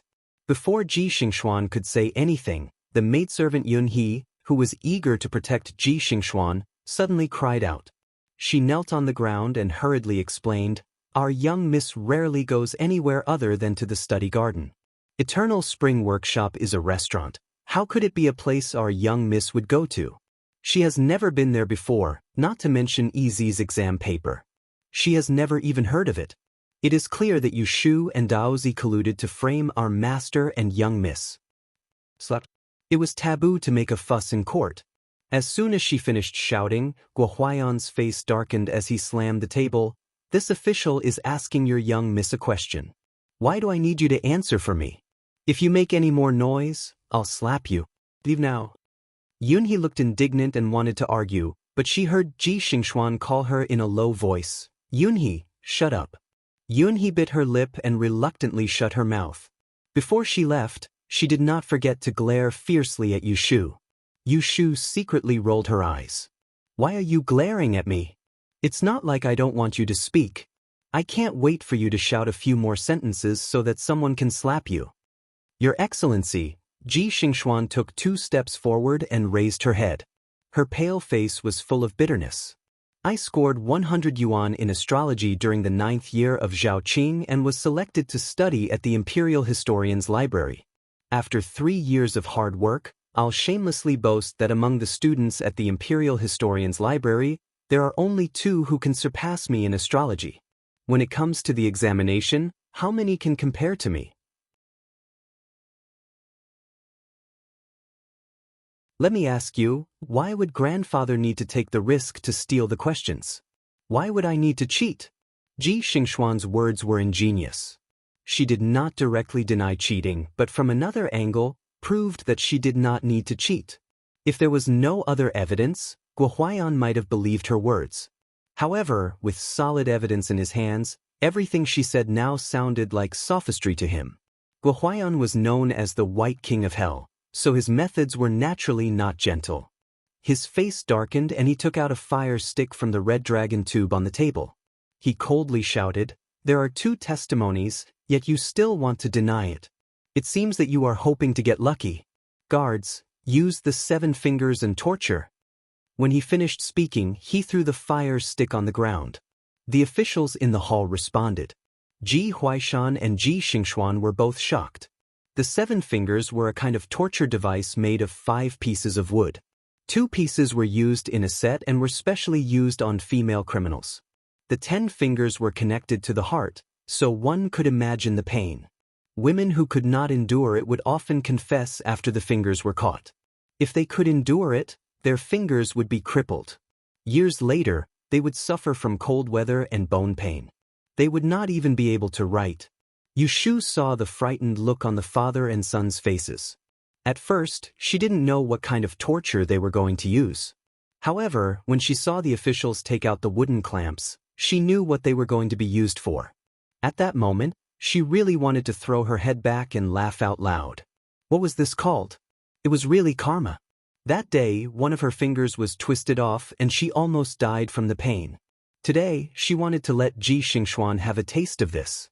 The officials took out the torture device and went to pull Ji Xingxuan. Without any explanation, he grabbed her arm and wanted to put the clamps on. Ji Xingxuan was already in a panic. When she saw the blood stains on the 7 fingers, she could almost smell the stench of blood. She felt her ears go numb and her face was full of fear. Her whole body trembled and she even forgot to struggle. Darren, please wait. Please don't torture me." Ji Huaishan's face was pale with fright. He struggled to crawl up from the ground and faced Guo Huaiyan. He stretched out his hands and pressed them in the air, then put his palms together and bowed, begging for mercy. However, Guo Huaiyan was unmoved. He glanced at him and coldly ordered, "Torture me." The officials were used to doing this. In the blink of an eye, they put the torture device on her 10 fingers. Without even saying a word, they forcefully pulled on her left and right. Ji Xingxuan screamed in pain. She suddenly shrank her shoulders, her face drained of blood. Tears gushed out of her eyes and her beautiful eyes lost their luster. Yu Shu suddenly felt a little uncomfortable when she saw how she looked like she was about to die. She turned her head away and stopped looking at her. Her right hand stroked the little finger on her left hand that was wrapped up and still couldn't feel anything. Right at this moment, Ji Huaishan suddenly flared up. He crawled 2 steps forward and pushed the officials. He stood in front of Ji Xingxuan, blocking the torture.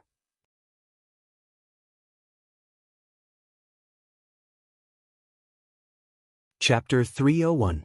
This lowly official confesses. Seeing that Ji Xingxuan was being tortured, Ji Huaishan confessed on the spot. Guo Huaiyan was not surprised and raised his hand as if he had expected it.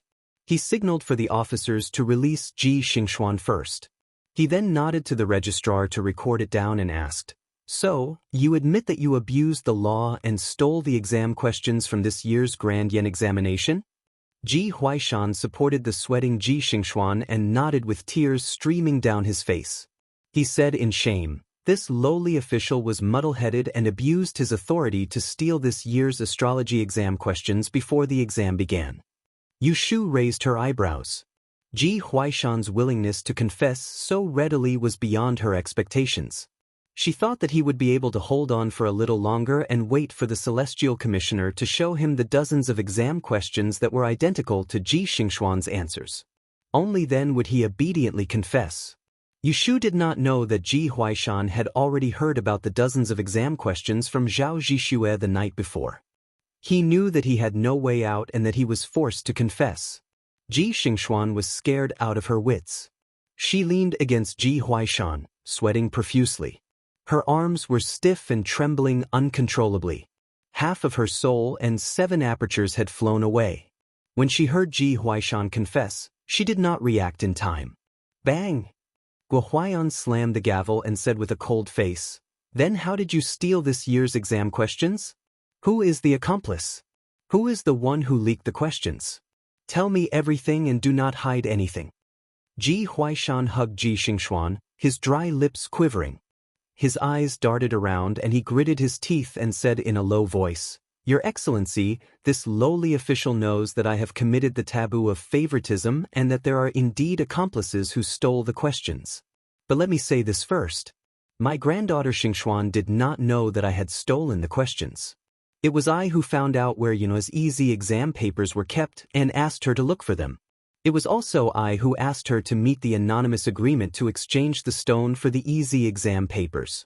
After I succeeded, I tried my best to remind her how to answer the questions and did not let her take a look at the exam papers. This matter has nothing to do with her. It is my fault that I was blinded by greed. This child was only misled by this old thing and did not knowingly commit the crime. I beg for your Excellency's judgment."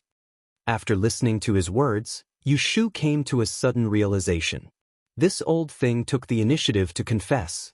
He intended to take all the blame on himself in order to protect Ji Xingxuan. Sensing Ji Huaishan's intention, Yushu sneered. She thought to herself, "Do you think it is that easy? Do you think everyone is a fool?"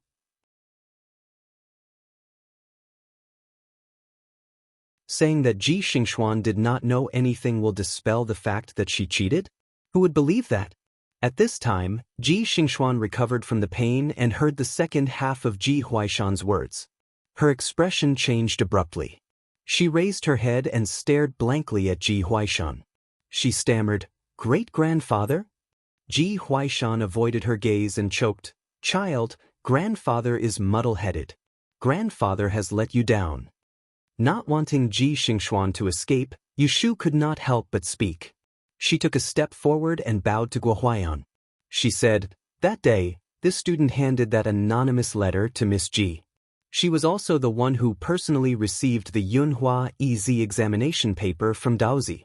Miss Ji is extraordinarily intelligent. Even the student guessed that this was an examination question. How could she not know? This is obviously Lord Ji's excuse to absolve her of the crime of cheating." Ji Huaishan raised his head and looked coldly at the unforgiving Yushu. No one knew what he was thinking. Was he regretting that he did not make the first move to gain the upper hand back then? Listening to their argument, Guo Huaiyan had a rough idea of what was going on. He said, "Whether she is guilty or not, this official will judge for himself. Lord Ji, you should first confess to the process of stealing the examination questions." In fact, the Supreme Court had been investigating the Celestial Commissioner for many days but could not find any other clues. At present, they could only start with Ji Huaishan. Only then would they be able to bring the officials involved in the theft of the examination questions to justice. Therefore, Guo Huaiyan thought of using torture on Ji Xingxuan to force Ji Huaishan to submit and confess to the others. Ji Huaishan patted Ji Xingxuan's back and looked at her lovingly. After stabilizing her, he let go of her and crawled 2 steps forward. With his hair that had turned white overnight, he bowed to Ren Qiming who was sitting on his left. He actually kowtowed. This action was somewhat puzzling. Immediately after, he propped his body up and stood up.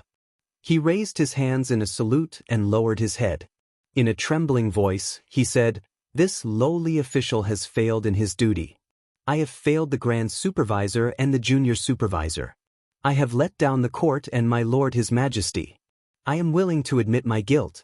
However, I beg you to consider this old man's conscientious feelings over these years and a little contribution. Please do not blame my granddaughter, Xingxuan.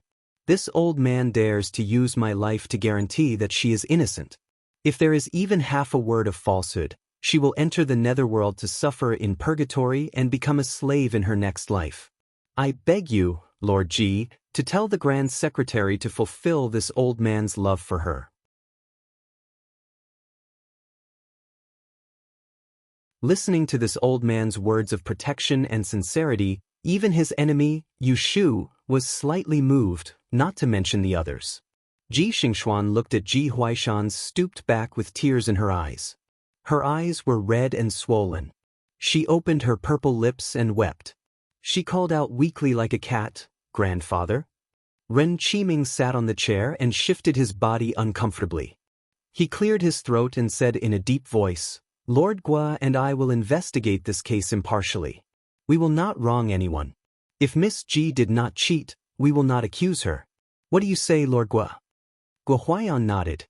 His expression was not as stern as before. He looked at Ji Huaishan and said, "Continue to confess. This official will make a fair decision." As soon as he finished speaking, Ji Huaishan suddenly twitched. His body swayed back and forth. He raised his shackled hands to cover his throat and knelt on the ground with a thud. Everyone could only see his disheveled hair and no one could see his face clearly. Seeing this, the experienced Gua Huaiyan's expression changed. He stood up abruptly and pointed at Ji Huaishan. He shouted at both sides, "He wants to bite his tongue. Quickly stop him." With a few swishing sounds, everyone in the room, including Shui Rui and Jing Chen, stood up with a shocked expression. Yu Shu was taken aback. In the blink of an eye, she saw two constables rush forward. One supported Ji Huaishan, while the other lifted his head to pry open his mouth. Ji Huaishan tilted to the side, his hair disheveled, revealing his face. He was facing her, allowing her to clearly see a face as purple as a cow's ghost. His eyes were like copper bells, staring straight at her. His gaze was filled with unwillingness, causing her hair to stand on end.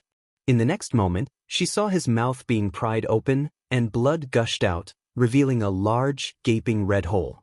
It was a horrifying sight. Lord, he swallowed his tongue to commit suicide. Seeing this scene, Ji Xingxuan's body stiffened. It was as if he was possessed and he didn't move an inch. Yu Shu's vision blurred and a shadow flashed past. When she regained her senses from the bloody mouth, she saw Jing Chen squatting in front of Ji Huaishan. With one hand he quickly sealed a few acupuncture points on Ji Huaishan's chest and with the other, he pressed on the artery on the side of his neck. Ji Huaishan's throat seemed to be blocked. He kept coughing out blood but didn't make a sound. Shui Rui also came out from behind the table and walked forward to take a look. Gua Huaiyan leaned forward with the help of the table and asked anxiously, "How is it?" Jing Chen put down the hand that was pressing on Ji Huaishan's neck. He closed his eyes and shook his head. There was no hope. "Grandfather!" At this moment, a heart-wrenching cry sounded in the court. Ji Xingxuan threw herself to Ji Huaishan's side like a madman. She pushed the officer away and hugged the old man with both hands. She lowered her head to look at the tragic state of his face. She felt a chill run down her spine, as if she was in an icehouse. Ji Huaishan's mouth was full of blood. He let out a low, hoarse cry. He twisted his neck and looked at her. The malevolence in his eyes turned into love. He used the last bit of his strength to raise his hand, as if he wanted to touch her face. But his fingers brushed against her cheek, leaving a trail of blood. With a thud, his breath stopped. Seeing this, Jing Chen's expression changed. He clenched his fists that were hanging by his side. "Grandfather, grandfather!" Ji Xingxuan screamed. Her red and swollen palm shook Ji Huaishan. She held his blood-covered face and tried to wake the old man up. But in the blink of an eye, they were separated by life and death. He was dead and there was nothing she could do. "Your Excellency, the criminal is dead," the officer reported. Ji Xingxuan hugged Ji Huaishan's body and cried. No one tried to stop her. Everyone in the court had a heavy expression on their faces. No one thought that Ji Huaishan would suddenly seek death and end his life in such a hurry. Yu Shu stared at Ji Huaishan's dead body. She slowly bit her lips. At this point, she finally understood Ji Huaishan's intentions. He risked his life to protect Ji Xingxuan's innocence and protect her future. She would be lying if she said she wasn't touched by this kinship. She originally had no intention of killing them. Who would have thought that Ji Huaishan would lose his life because of this? This result was beyond her expectations. She couldn't feel happy at all. Instead, she felt an indescribable heaviness that made it hard for her to breathe. Wu, Ji Xingxuan's cries became hoarse. She suddenly stopped crying and struggled to support Ji Huaishan's body to the ground. She covered Ji Huaishan's widened eyes with her blood-stained palms. She lifted her swollen face and looked around. Finally, her gaze fell on Yu Shu. Her eyes suddenly became fierce. She staggered to her feet and took a step forward. She raised her hand to slap Yu Shu's face. Shui Rui and Jing Chen were both nearby, and both of them noticed Ji Xingxuan's intentions at the same time, so they stretched out their hands to stop her. Shui Rui took the initiative to grab Ji Xingxuan's shoulder, whereas Jing Chen instead flashed over to stand in front of Yu Shu, causing Ji Xingxuan's slap to descend onto his chest, and it left behind a blurry bloodstain on his pure white clothes. "Let me go!" Ji Xingxuan struggled against her shoulder and hit Jing Chen's chest with all her might. She cried incoherently, it's you who killed my grandfather. It's you're the murderer. Move away, move away. I want to ask her where she got her vicious heart from. Move away." Jing Chen did not try to avoid her blows. He stood there and allowed her to hit him. His clear eyes were filled with guilt as he stared at the crying woman in front of him.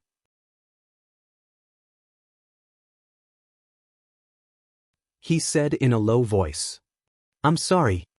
Yu Shu was standing behind Jing Chen and could clearly hear his apology. Her face darkened. She was not the type to hide behind someone's back, so she walked around him and stood out. She looked at the crazed Ji Xingxuan and reached out to grab her right hand that was hitting Jing Chen. She gripped her wrist and forced her to look at herself. She said coldly, "Your grandfather only has himself to blame for his death. Instead of blaming others, why don't you blame yourself first? Your grandfather died to protect you. What does that have to do with us?" Hearing Yu Shu's merciless words of truth, Ji Xingxuan was stunned. Her face turned green and white. Yu Shu's words were like a heavy blow to her head, causing her great sorrow and agitation. Suddenly, her eyelids fluttered and she fell forward. Shui Rui's grip on Ji Xingxuan's shoulder loosened and Jing Chen reached out to catch Ji Xingxuan. He frowned and turned to look at Yu Shu. His face was so stern that she had never seen it before. Although he did not say anything, Yu Shu could see the reproach in his eyes. Yu Shu's chest felt like it had been punched by someone. She felt stuffy, but she didn't avoid his gaze at all. She looked at him calmly because she didn't do anything wrong. She didn't need to feel guilty. Shui Rui looked back and forth between the two of them. He seemed to be able to feel the undercurrent between them. He frowned slightly and turned to ask, "Darren, Ji Huaishan has committed suicide to escape punishment. How should we deal with him now?" At this moment, Guo Huaiyan was sighing and annoyed. He sighed because a good person had died. He was annoyed because Ji Huaishan's death meant that there was no way to continue investigating the case. He was hesitating on how to proceed when he suddenly heard the announcement outside the door, "Ning Wangye has arrived." Everyone turned to look outside and saw a group of people walking in from the distant courtyard.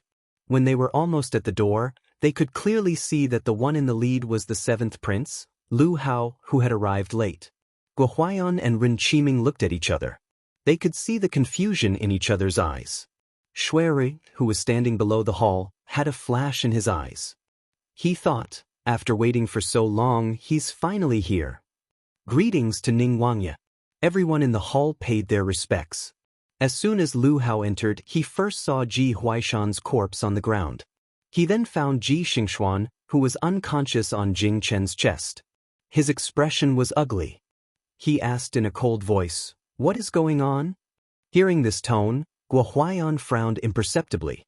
He said, I wonder what business Ning Wangye has come to the Supreme Court at this time? He was speaking politely. The Supreme Court was in the middle of an investigation and prohibited people from entering or leaving. Lu Hao could be considered to have barged in. Lu Hao calmly reached to the side and took a letter from a eunuch. In a loud voice, he said, "This is the purpose of the edict. Ben Wang is acting on Fu Huang's orders to investigate the matter of Daozi being harmed on his way back to the capital." Seeing the edict in his hand and hearing his words, everyone's expression changed. First, they stood to pay their respects to the emperor.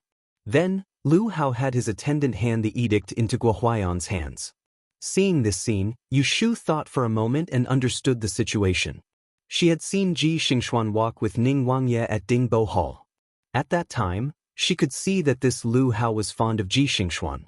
Now that he had come, he must have come to save the situation. This Lu Hao was smart and capable.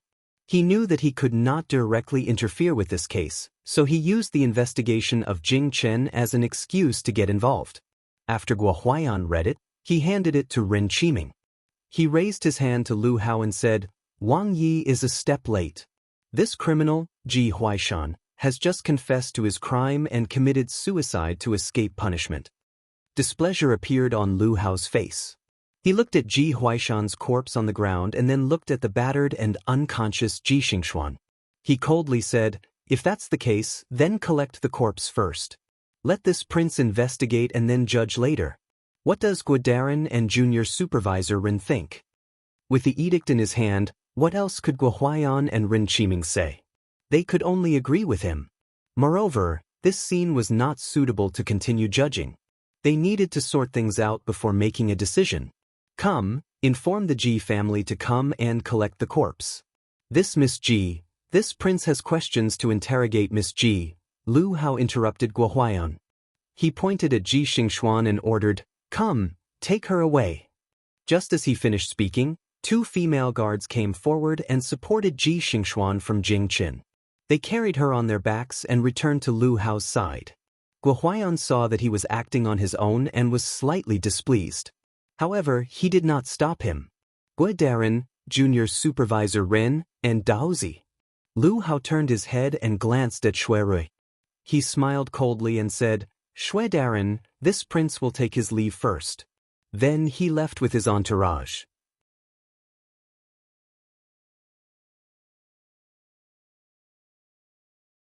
Chapter 302.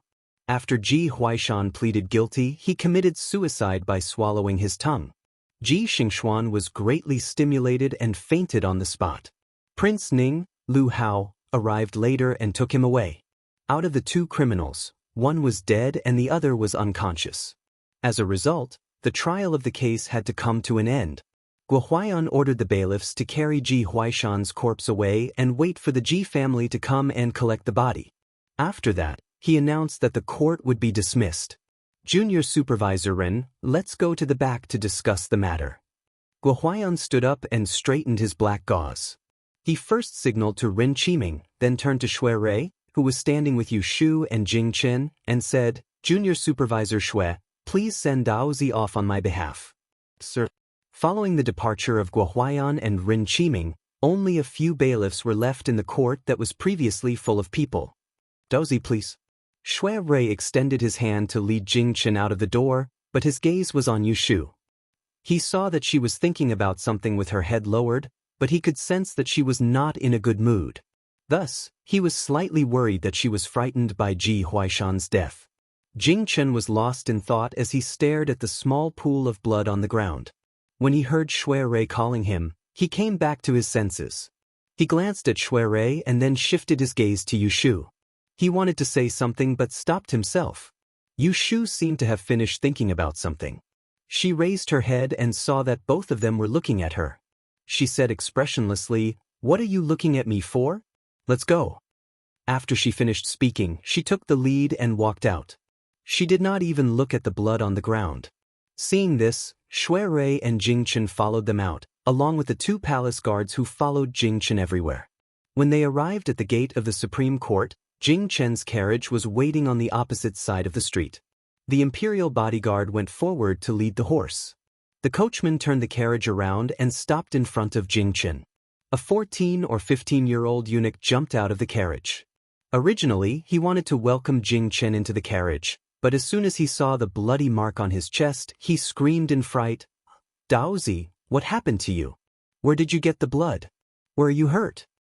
Jing Chen looked down at his chest and said, "I'm fine. This is someone else's blood."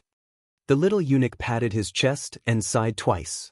He glared at the imperial bodyguard behind Jing Chen, as if he was complaining that they did not do their duty to protect him. He turned around and lifted the curtain of the colorful carriage.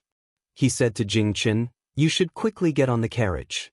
You have to quickly go back and change your dirty clothes to avoid being stained with bad luck." Jing Chen turned his head to look at Yu Shu. He opened his mouth and wanted to say something, but he heard Yu Shu said first, "Don't be in a hurry to leave. I have something to say to you." Finished speaking, she did not wait for his reply. She turned her head to Shui Rui and said, "Big brother, let me borrow your place." As soon as Shui Rui heard this, he knew that she wanted to go to Wang Jilu. He thought for a moment and said to her, "You go first. I'll go inside and sort out the files. I'll be there shortly." Then he looked at the luxuriously decorated and eye-catching carriage in the palace. He asked her, "Lao Chui is at the stable in the back.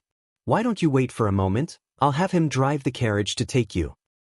"No need," Yu Shu said. "I'll sit in your carriage. It won't be convenient for you to leave later." Finished speaking, she turned around and got on the carriage in the palace. The little eunuch did not recognize Yu Shu. Seeing her openly get on his master's carriage, he was just about to reprimand her when he saw the curtain of the carriage was lifted from the inside, revealing Yu Shu's face. She said to Jing Chen, "Still not leaving?" Jing Chen hesitated for a moment and then got on the carriage. The little eunuch was perceptive. Seeing this situation, he swallowed his words. He was about to climb into the carriage, but just as he poked his head in, he heard the person inside say, "You, sit outside. Let the driver go to Horse Street first." Yu Shu waved her hand at this unknown little eunuch. Without any explanation, she pulled down the curtain of the carriage and hung it on the hook of the door frame. She sat back by the window and looked outside at Shui Rui. She said, "I'll go back first." Shui Rui stood in front of the door. His eyes followed the carriage as it was escorted away by 2 imperial bodyguards. Only then did he turn around and return to the yamen. He had to quickly take care of the matter at hand so that he could have some free time. In the carriage, after a while, Yu Shu and Jing Chen sat facing each other, separated by a peach blossom and sandalwood table. No one spoke first. At this moment, Yu Shu's heart was very uncomfortable. Because of Ji Huaishan's death, because of Ji Xingxuan's luck in escaping, and because of Jing Chen's apology to Ji Xingxuan in the court not long ago. Also, there was the reproachful look in his eyes when he looked at her. If she had to find a word to describe her current mood, it would be sullen. Extremely sullen. She had never thought of putting Ji Huaishan to death. However, Ji Huaishan had sought death. She had never thought of letting Ji Xingxuan go. However, Ji Xingxuan had successfully escaped. She had never thought that the person in front of her, who was willing to go through fire and water for her, would actually sympathize with the 2 people who had once harmed her. Jing Chen was not a difficult person to guess. He was rarely happy or angry, but it was easy to see when he was happy or angry. Although he was easygoing, he could also be stubborn. Yu Shu could tell that he was very concerned about Ji Huaishan's death. She could also understand why he would feel guilty. However, understanding did not mean that she would agree with him. "Xiao Yu, why did you apologize to Miss Ji?" The 2 of them spoke almost at the same time, but only Yu Shu finished her sentence. Jing Chen did not know how to answer Yu Shu's question. He looked at her obviously unhappy face and clenched his fists on his knees.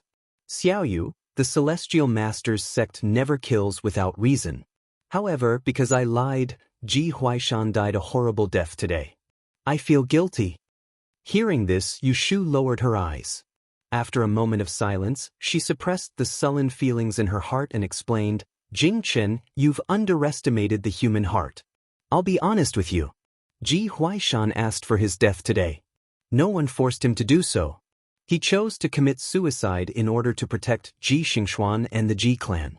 There must be someone else who abused his power in the grand examination, but he died just like that. There was no way to get any more information out of him. Death was the most important thing, no matter how serious the crime was. What could be pursued? Even you sympathized with them, let alone others. Those who were lucky enough to escape will remember his kindness and will most likely help him take care of his descendants. Ji Xingxuan does not have to bear the consequences of cheating. Based on her talent, she will definitely pass the Grand Yen examination. Once she becomes a Dei master, a girl of her age will definitely be famous in the capital. When that time comes, not only will she make a comeback, but the Ji family will also not decline. At this point, she laughed mockingly and crossed her arms. Ji Huaishan did not die because he was forced to do so. Instead, he died because of his schemes. You don't have to feel guilty for him, and I don't have to bear the consequences of his death. Hearing Yu Shu's words, Jing Chen's expression changed slightly. Raising his head, he met her cold and emotionless gaze. His heart skipped a beat and he closed his eyes. Recalling Ji Huaishan's tragic death, he sighed. You're right. He did not have to die. He did seek death of his own volition. However, if he had not been forced to do so, he would not have sacrificed his life to protect his descendants. Xiao Yu, they are indeed in the wrong, but they do not deserve to die. If I had known that I would cause someone to lose his life, I would not have lied in the first place. Seeing Jing Chen's helpless expression, Yu Shu smiled coldly. Hearing the seriousness and regret in his last sentence, she felt a pang of sorrow. That Ji Huaishan did not deserve to die, and that Ji Xingxuan did not deserve to die either. Did she deserve to be plotted against and have her fingers broken?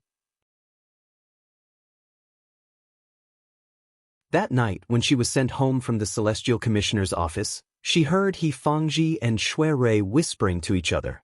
They said that even if her fingers were reattached, she would not be able to use them properly in the future. She did not want them to worry, so she pretended that she did not know anything. Every day, she would take the bitter medicine and endure the pain at night. She told everyone that she was fine, but the finger was connected to the heart. When Ji Xingxuan was pinched, she cried and screamed in pain before she even saw blood. Her little finger, on the other hand, was broken. She had to endure the excruciating pain and climb out of the hole that the grandfather and grandson dug for her. Then she pushed them into the hole. However, they did not stand properly, and one of them fell to his death. Could they blame her for being cruel? Jing Chen only saw Ji Huaishan's tragic death and Ji Xingxuan's pitiful and helpless state. However, he did not know that forcing them to this point was her way of protecting herself. When she was beaten, she had to return the favor. She would never be soft-hearted to those who dared to provoke her, and there was no need for her to be soft-hearted. If Jing Chen thought that what she did was wrong, then she would have nothing to say. He had his principles, and she had her own stubbornness. She was a cruel person. She was like this for the past 30 years, and she would still be like this for another 30 years. Yu Shu took a deep breath and slowly exhaled the depression in her heart. She shouted, "Stop the car!" The carriage suddenly stopped at the corner of the street. Jing Chen's body swayed and he opened his eyes. He saw Yu Shu waving the curtain aside and bending down to get off the carriage. "Xiao Yu." Yu Shu jumped off the carriage and held the curtain with one hand. She looked at him openly and said, "Jing Chen, I didn't do anything wrong." Right and wrong were the most difficult things to explain in this world. Whether it was right or wrong, one had to ask one's own conscience. There was no need for others' approval. Jing Chen looked at the serious expression in Yu Shu's eyes. He did not know why, but he felt a trace of alienation. He suddenly felt helpless. He opened his mouth to say something, but the curtain that was embroidered with green branches fell in front of his eyes. In a short moment, it covered the outside of the carriage. He was stunned. Only when the eunuch outside the carriage asked if he was returning to the palace did he quickly open the curtain and look outside. In front of him, there was a large road with people coming and going. Yu Shu's figure had already disappeared into the crowd. Yushu walked through the unfamiliar street. She did not turn her head to see if the carriage behind her was leaving or staying. She also did not think about whether Jing Chen would catch up to her. She only walked along the street, aimlessly. Just like her current mood, she was both clear and confused. She only knew that she did not want to be alone right now. Just like this, she did not know how long she walked. She faintly heard someone calling her name from behind her. She walked forward a dozen steps before she reacted. She turned her head and looked at the middle of the street with sparse pedestrians. A person on a horse hurriedly caught up to her and stopped beside her. The person on the horse lowered his head to look at her and let out a sigh of relief. The thin layer of sweat on his forehead shined under the midday sun. Together with that mischievous smile, he said, "I called you several times and you didn't hear me? Do you have a problem with your ears? You made me chase you half a street."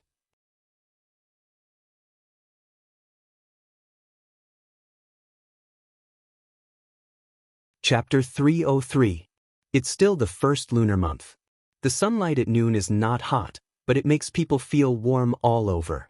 Shui Rui held the reins of the horse and accompanied Yushu to walk along a street lined with shops and merchants towards the Forgotten Opportunity Building.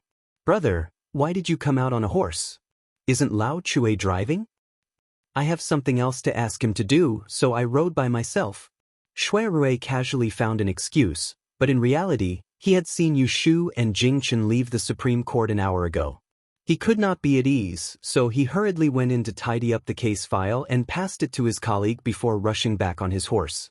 Unexpectedly, he didn't meet the carriage from the palace on the way back. Instead, he saw Yushu's lonely figure in the crowd in front of him on a street on the way back. Seeing that something was wrong, he didn't rush to catch up with her. Instead, he followed her for 2 streets until he found that she was walking aimlessly. Then he caught up with her to call her. Yushu said she wanted to drink. Shui Rui readily agreed. He didn't ask her where Jingchen was or why she suddenly wanted to drink. He was a smart person. Although Yushu didn't show any unhappiness on her face, he could still guess that she had separated from Jingchen on the way back. In fact, Shui Rui probably knew the reason. It was nothing more than the tragic death of Ji Huaishan, which made them have differences. Shui Rui wasn't surprised by this, as he discerned since long ago that the Taoist with a pure disposition and the cunning Yushu were utterly not the same kind of people. One was an unworldly immortal that had received deep enlightenment in the Tao sect, and the other was a fierce woman that struggled in the streets and was competitive. These two people had vastly different views towards right and wrong.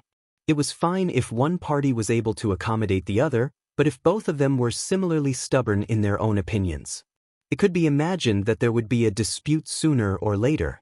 Shui Rui had known Yushu for a long time. Based on his understanding of her, he was sure that she wouldn't change her mind about dealing with the Ji family because of anyone, not even that person. Even the person she once told him that she liked couldn't make her waver in this right and wrong, as long as she felt it was right. She would continue to persevere. She would not give up until she reached the Yellow River. She would not shed tears until she saw the coffin. And this point.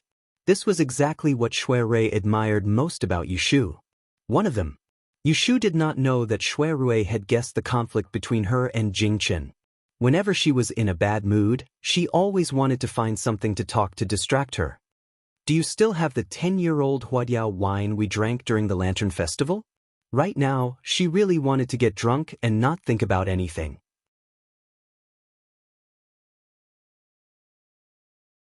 She wanted to have a good sleep and wait for her to wake up. Then she would think about other problems. Shui Rui said, "Yes, but the wine was too intoxicating. When we go back, I will ask old Lin to go to the wine cellar to find a jar of osmanthus wine for us to drink." He mentioned the wine. Yushu turned her head to look at him. Suddenly, she remembered that he took advantage of her when he was drunk a few days ago. She whispered, "The Huadiao wine is intoxicating, but it's not as strong as the Golden Spring." Hearing her words, Shui Rui couldn't help but feel lucky. That day, he pretended to be drunk to get close to her and drank the Golden Spring. Fortunately, the Golden Spring was famous for its strong aftereffects. Otherwise, he would have been exposed. Between these two people, one pretended to be confused, and the other pretended to be confused.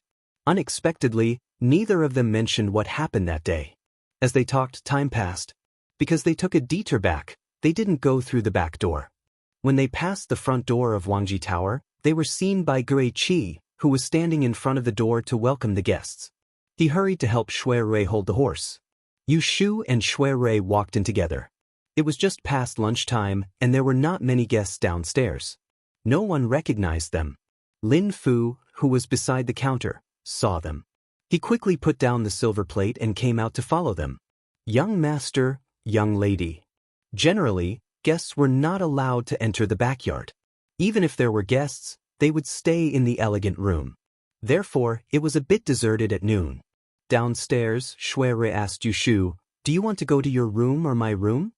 After asking, he felt that this sentence was not appropriate. It seemed to be caressing, so he quickly added, "Let's go upstairs. I slept here a few nights ago to read official documents. The room is a bit messy." Yu Shu didn't have any objections. The arrangement of the elegant room was originally for people to gather and drink. It wasn't a girl's boudoir, so there was nothing that couldn't be entered. Therefore, she went upstairs with Shui Rui. Yu Shu always carried the key to the door here with her. Some of her valuable items were stored in Wangji Tower, including the mathematical formulas and calculation books that she sorted out a while ago. Therefore, she didn't forget to lock the door when she went in and out. This little habit was only discovered by Shui Rui today. He saw her take out a key with a rope tied around her neck and lower her head to open the door. Her behavior was slightly childish. He couldn't help but laugh and said, "I haven't seen anyone wear a key around their neck. Isn't it heavy?" "This is what you don't understand." Yu Shu took off the key, straightened her back, and led him into the room. Only then did she close the door. She turned her head and shook the rope around her neck. She smiled and said to him, "I stored a lot of valuable items in this room, so this key is very valuable. And I have always liked to hang valuable items around my neck." Shui Rui asked, "Why?" Yu Shu stuffed the key back into her clothes and said casually, "Tell me, is there anything more important than the head on a person's body?" Shui Rui thought about it and smiled in understanding. He said, "You're right. The head couldn't be lost, so the things that could be hung on the head naturally couldn't be lost." The two of them sat at the table and chatted for a while. Then, Xiao Dai and Xiao Qing brought over the warmed wine pot and a few dishes to go with the wine. They placed the dishes on the table beautifully in delicate bowls and plates. The two little servant girls stood at the side and served the dishes. Yu Shu took the initiative to lift the wine pot and filled both her and Shui Rui's cups. The green porcelain wine cups were small, and the rim of the cup was only the size of a circle formed by the thumb and index finger. The edge of the cup was suffused with a layer of golden color, and it was as sticky as honey, making one's appetite aroused. "Come, eldest brother, let me toast you first." Yu Shu held the cup and was about to touch her cup with Shui Rui, but he nimbly avoided her. "Let me make this clear first." Shui Rui raised his wine cup and stretched out a finger in front of her as he made a promise with her. "No matter what you're unhappy about, after you finish drinking this wine today, it's over. When tomorrow comes, you're absolutely not allowed to drown your sorrows in wine because of the same matter. If you agree to this, then I'll accompany you to drink to my heart's content today. If you don't agree to this, then put down your cup right now. Don't wait until I bump into you in the future."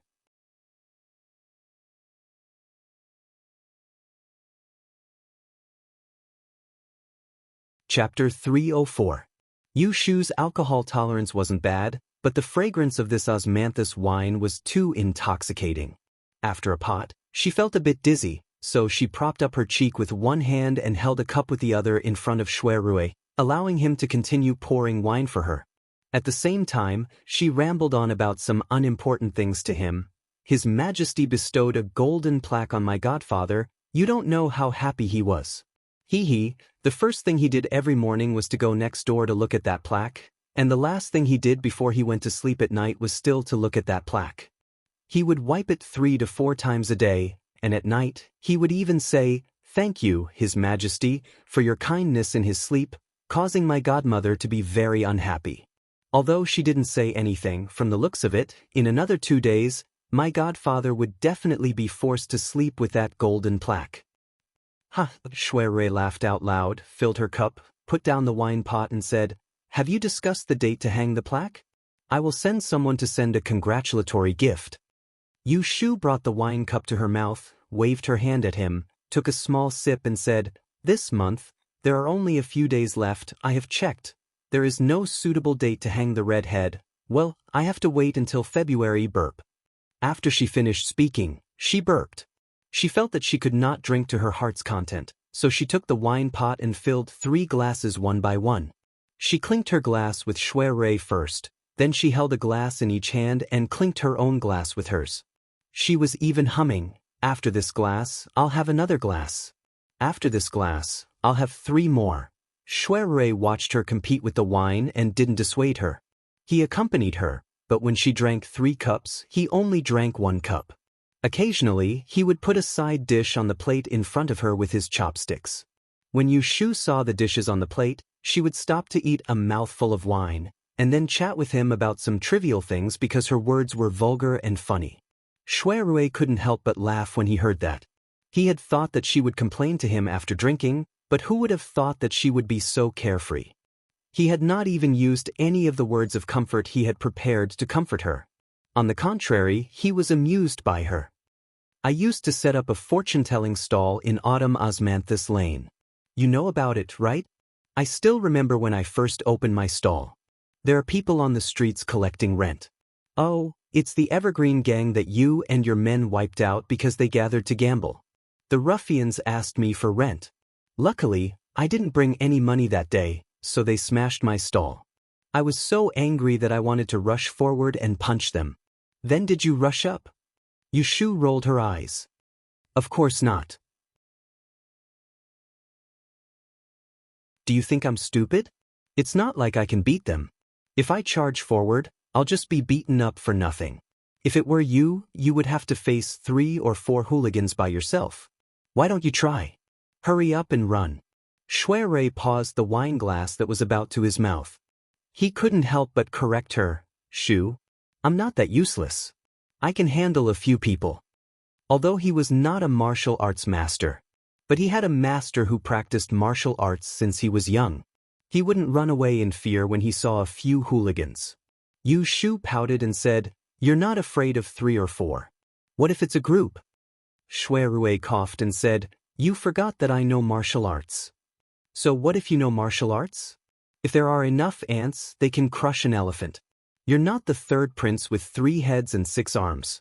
If there are more people, you'll still have to run." Yu Shu drank the wine and insisted on going against him. Shui Rui secretly told himself that this girl was drunk and he shouldn't bother with her. At the same time, he couldn't help but ask, "Who is the 3rd prince?" Yu Shu waved her hand and said, "It's Neza." Shui Rui didn't hear it clearly. "What?" "Neza is Neza." "What and what?" Yu Shu was tongue-tied. She put the wine glass under her chin. She was drunk at the moment, but she wasn't confused. She vaguely remembered that the death and dynasty didn't exist in history. It must be because the Journey to the West hadn't been published yet, so Neza wasn't famous yet. So she said to him with great interest, "This Neza is a heavenly general in the heavenly palace. Because his father is a heavenly king, and he is the 3rd child in his family, people call him the 3rd prince. He has a unique skill that can evolve 3 heads and 6 arms. It's very powerful. Unfortunately, he can't beat a monkey." Shui Rui nodded. Originally, he was just asking, but after listening to her talk, he became interested. "What monkey is it? So powerful?" Yu Shu laughed and put down the wine glass. She clasped her hands under her chin, squinted her eyes, and slowly said to him, "In the past, there was a place called Mount Huagua. There was a stone monkey there. He cultivated to the point of being able to speak human language and understand human nature. In order to seek immortality, this monkey traveled through mountains and rivers to learn magic from a Taoist ancestor and achieved the ability of ghosts and gods. The gods in heaven were very afraid of him, so they tried to recruit this ruffian monkey. Who knew that it would cause a natural disaster? The group of gods tricked him to work in the heavenly palace, but they only arranged a job to raise horses to deal with him. They secretly laughed at him, saying that this monkey had the ability to reach the heavens, but he was looked down upon and fooled by a group of gods.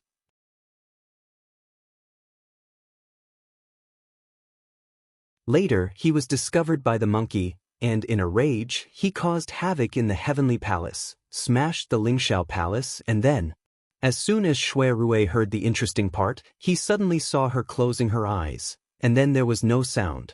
The room was quiet. He thought that she was thinking about the next part of the story, but after waiting for a while, he didn't hear her say anything. He tried to call her softly, Shu. Yu Shu's eyelids moved, and she responded lazily, but she didn't open her eyes.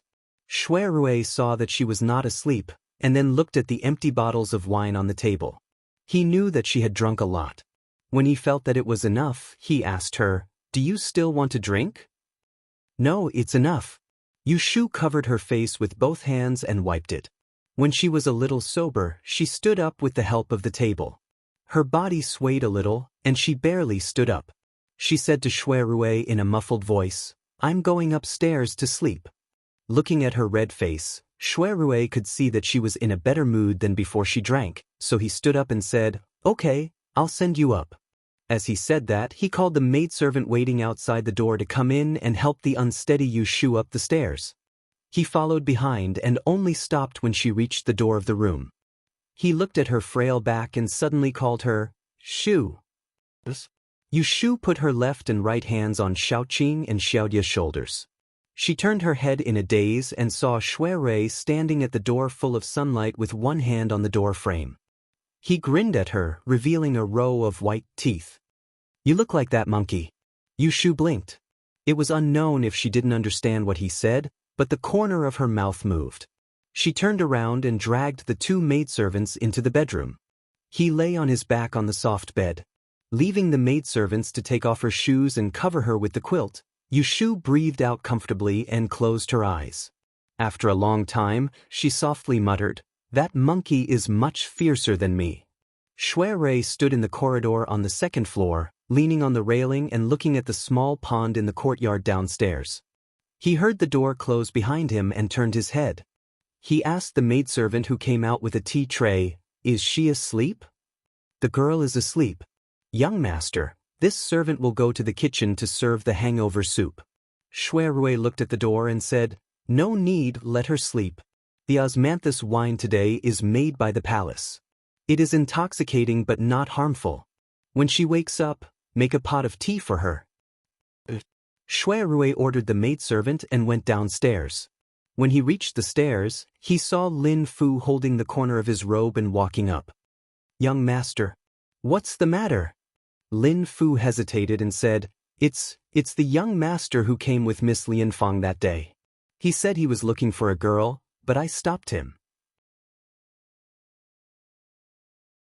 Shui Rui knew who he was talking about. He frowned and asked, "Where is he?"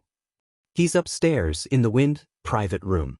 Shui Rui nodded and went forward alone. Yu Shu drank for almost an hour. It was already afternoon.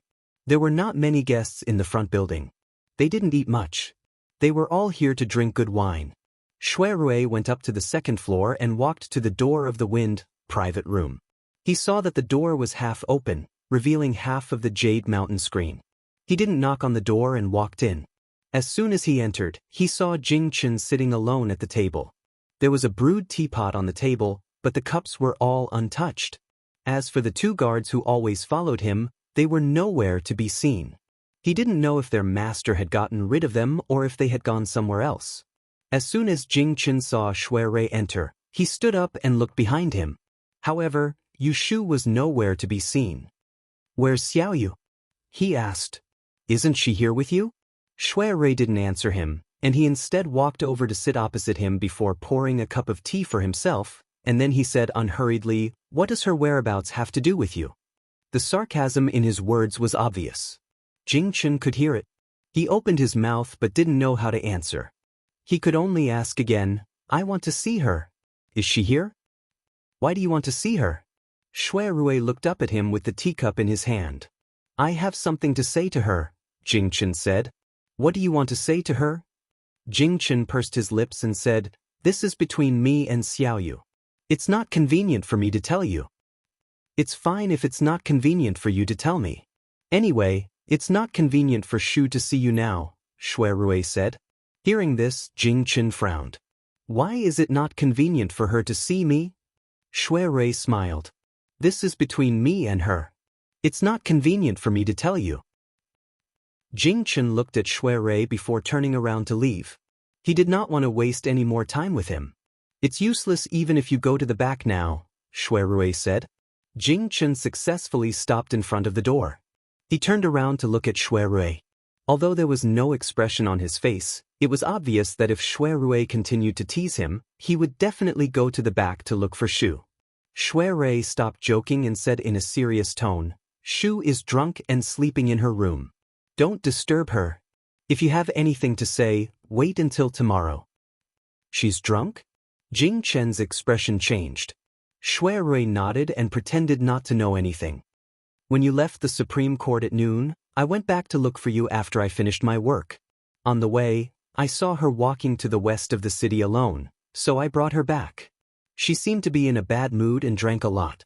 I was about to ask you what happened to her. Didn't you leave together? Why did she come back alone?"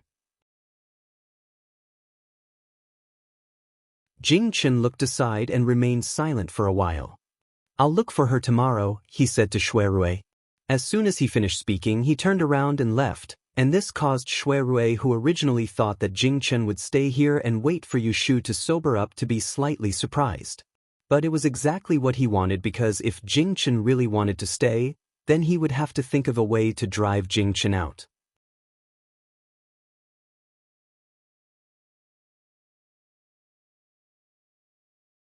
Chapter 305. Yushu was so drunk that she didn't wake up until the evening. Other than feeling weak all over, she didn't feel any other discomfort. The bedroom was dark. Yushu slowly sat up from the bed. Seeing that there was light in the room outside, she didn't call for anyone to come in. She just leaned against the bed and sat quietly for a while. The suffocation in her heart during the day was vented along with the alcohol. She felt much better now. At least she could calmly think about the next thing. Ji Huaishan was dead. Ning Wang wanted to protect Ji Xingxuan, so the theft case couldn't be retried anymore. At this time, the Ji family must have seen Ji Huaishan's body. In their grief and anger, they would probably vent their anger on Aunt Cui. This was the only thing Yushu was worried about. She had to quickly think of a way to get Aunt Cui out of the Ji family. Otherwise, if it was too late, she didn't know what that family would do. Alas, Ji Huaishan's death was a brilliant one. He left her with nothing but trouble. "Who's outside, Xiao Qing?" Yushu called the people outside. Xiao Qing and Xiao Dai were there. They hurried into the room. One went to turn on the light, and the other went to pour tea. Yushu heard that Shui Rui was resting downstairs and hadn't left yet. After washing up, she went downstairs to find him. This time she learned to be good. Even if she saw Shui Rui's room was lit, she didn't go in rashly. She knocked on the door and asked. When there was a response, she pushed the door open and went in. Shui Rui had just woken up. He was covered with a thin blanket and was sitting on the soft couch drinking tea. Seeing her come in, he looked at her up and down and smiled. "You're sober. Do you still feel uncomfortable?" Yushu shook her head and sat on the round pine stool opposite his soft couch. She said to him, "This osmanthus wine is milder and sweeter than the Huadiao wine I drank last time. I like it. Is there more in the wine cellar? I'll take a jar back and drink it on my godmother's birthday next month. Just tell old Lin later." Shui Rui put down the teacup and asked her, "Are you hungry? Eat here, or should I send you back?" Yushu turned her head to look at the stone glass next to the flower shelf. It was about the time when she said, "Let's eat here." Before she left in the morning, she told Zhao Hui that she might be back late and told them not to wait for her to have dinner. She didn't eat much at noon. Now that she had just woken up, she was a little hungry. Shui Rui lifted the thin blanket on his legs and put his legs down. He stepped on the footstool in his white socks and called the person who was waiting outside to go to the kitchen to serve the dishes. The dishes were already made. 4 dishes and 1 soup were served. Yu Shu's stomach was growling. She picked up the bowl and chopsticks and ate 2 mouthfuls of white rice. The rice in Wangji building was carefully irrigated from the fields in the north of Zhao City. It was steamed into hot rice. Each grain was well-proportioned and plump with a faint fragrance. Compared with ordinary white rice, it had a more crisp texture. Even if it was not accompanied by other dishes, it could still fill up half a bowl. Shui Rui saw that she had a good appetite, so he didn't mention anything else during the meal in case she choked. "I'm full." Yu Shu put down the bowl of soup and took the hot towel from Xiaoqing to wipe her mouth.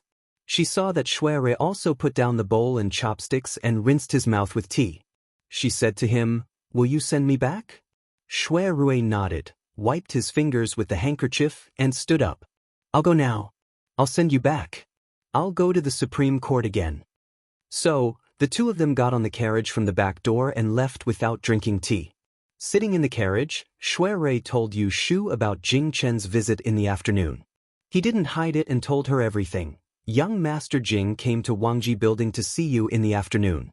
I told him that you were drunk and resting in your room, so he went back first.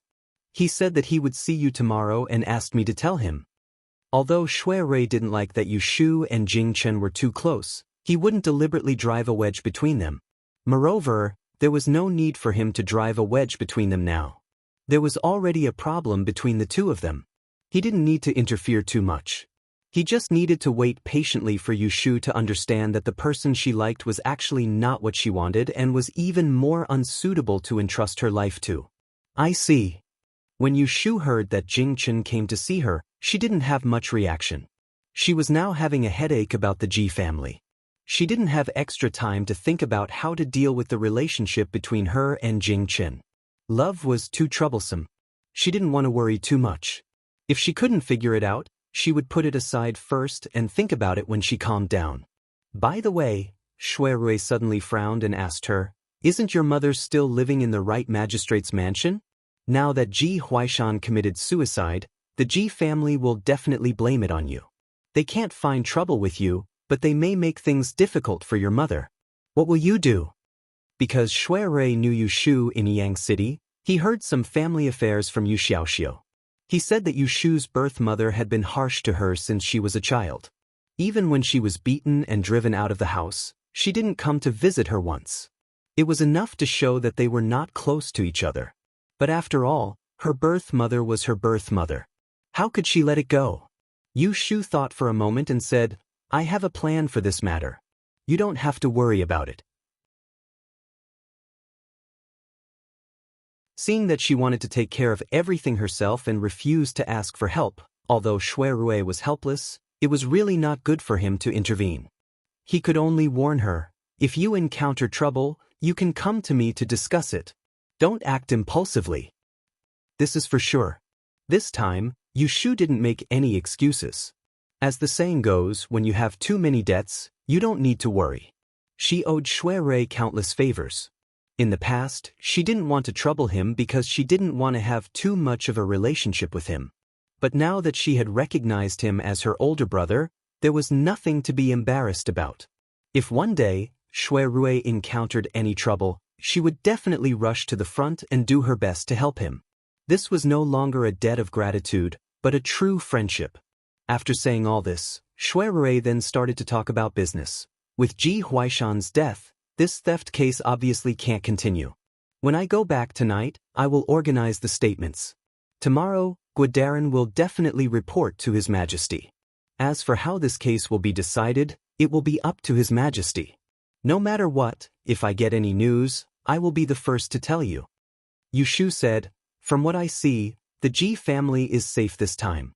After Ji Huaishan's death, their family won't have to bear any great crimes. As for Ji Xingxuan, Ning Wang seems to have intentions of protecting her. He also took over the investigation of Jing Chen's assassination. I don't know what he is after. You and Ning Wang were good friends in the past. Can you see anything?" Shui Rui looked at the puzzlement on her face. His fingers clasped together on his knees. After thinking for a moment, he slowly opened, "I can't say anything else to you. You only need to know that Ning Wang's involvement in this case isn't just because of one Ji Xingxuan. Yu Shu was an understanding person. Hearing the hidden meaning in his words, she guessed that it most likely had something to do with the struggle for power and position. She didn't question him further. Like this, they arrived at the door of Zhao Hui's house. Shui Rui still had matters to attend to and didn't plan on going in. Yu Shu got off the carriage. She stuck her head out of the carriage door to talk to Shui Rui. Deji, I'm going back. She paused and smiled sincerely. Thank you for drinking with me today. Shui Rui said, It's nothing. Didn't you drink with me last time? Shui Rui still remembered, on the day of the trial of Xia Jiangying's murder, he had dragged Yu Shu to drink with him to drown his sorrows. Yu Shu didn't really remember that part. She asked suspiciously, Really, when? Shui Rui shook his head. He didn't plan on explaining and waved his hand to let her go. Yu Shu turned to go up the steps. She heard him call her from behind. Turning her head, she saw him leaning against the window, a teasing expression on his handsome face. Next time, tell me the story of that monkey. It's rare to see a monkey with the same temper as you. I'm very curious. Yu Shu's mouth twitched. She waved a hand at him. That story is a long one. Tell it when there's time.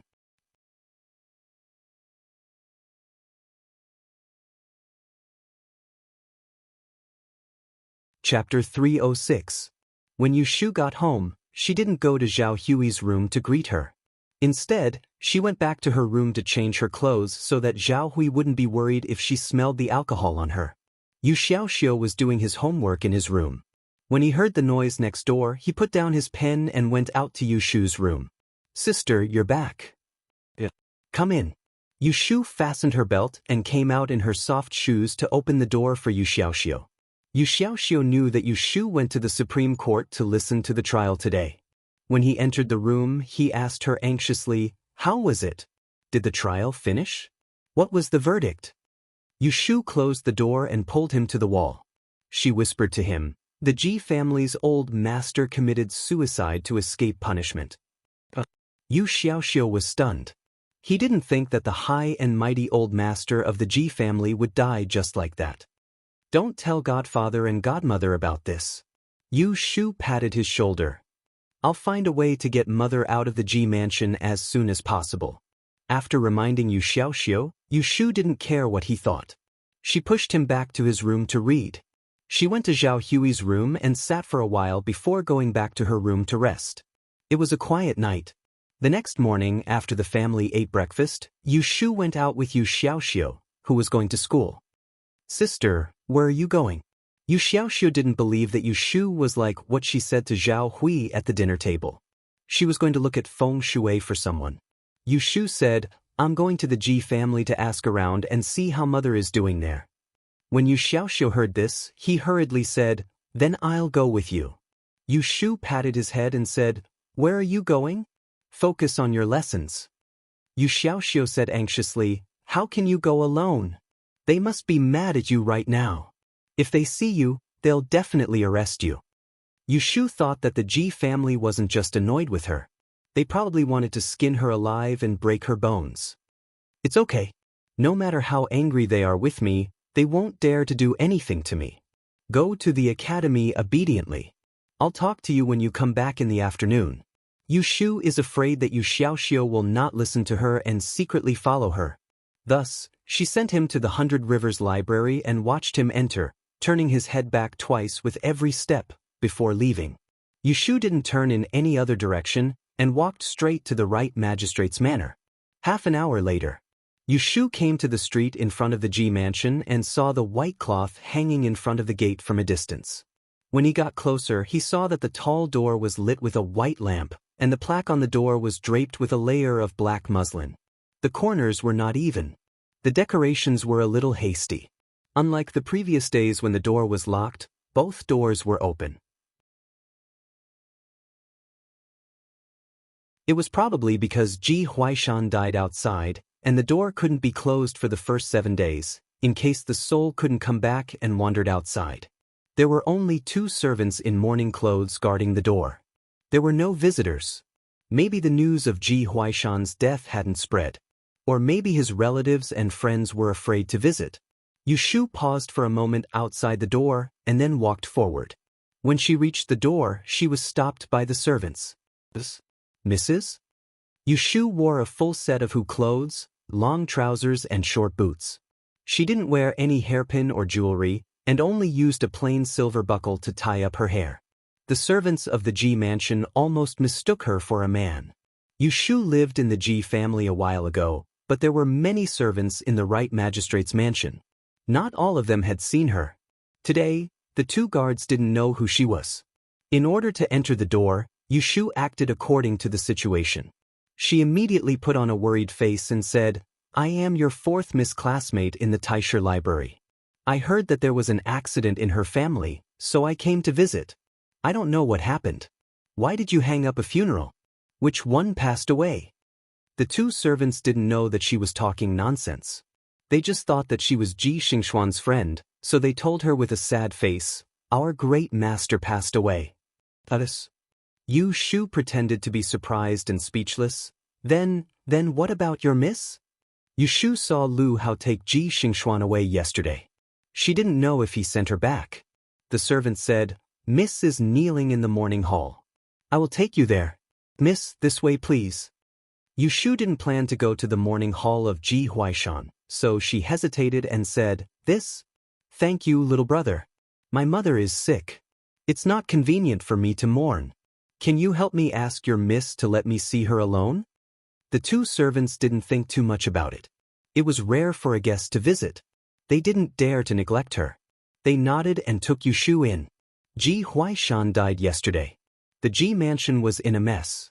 The affairs of the family were not strict. There was no order for the time being. Therefore, the guards didn't know the rules. They didn't know how to accept the invitation when they saw a guest. They didn't ask for the guest's name before letting her in. Yushu smoothly entered the Ji mansion. On the way, she saw the servants in the mansion were in a hurry.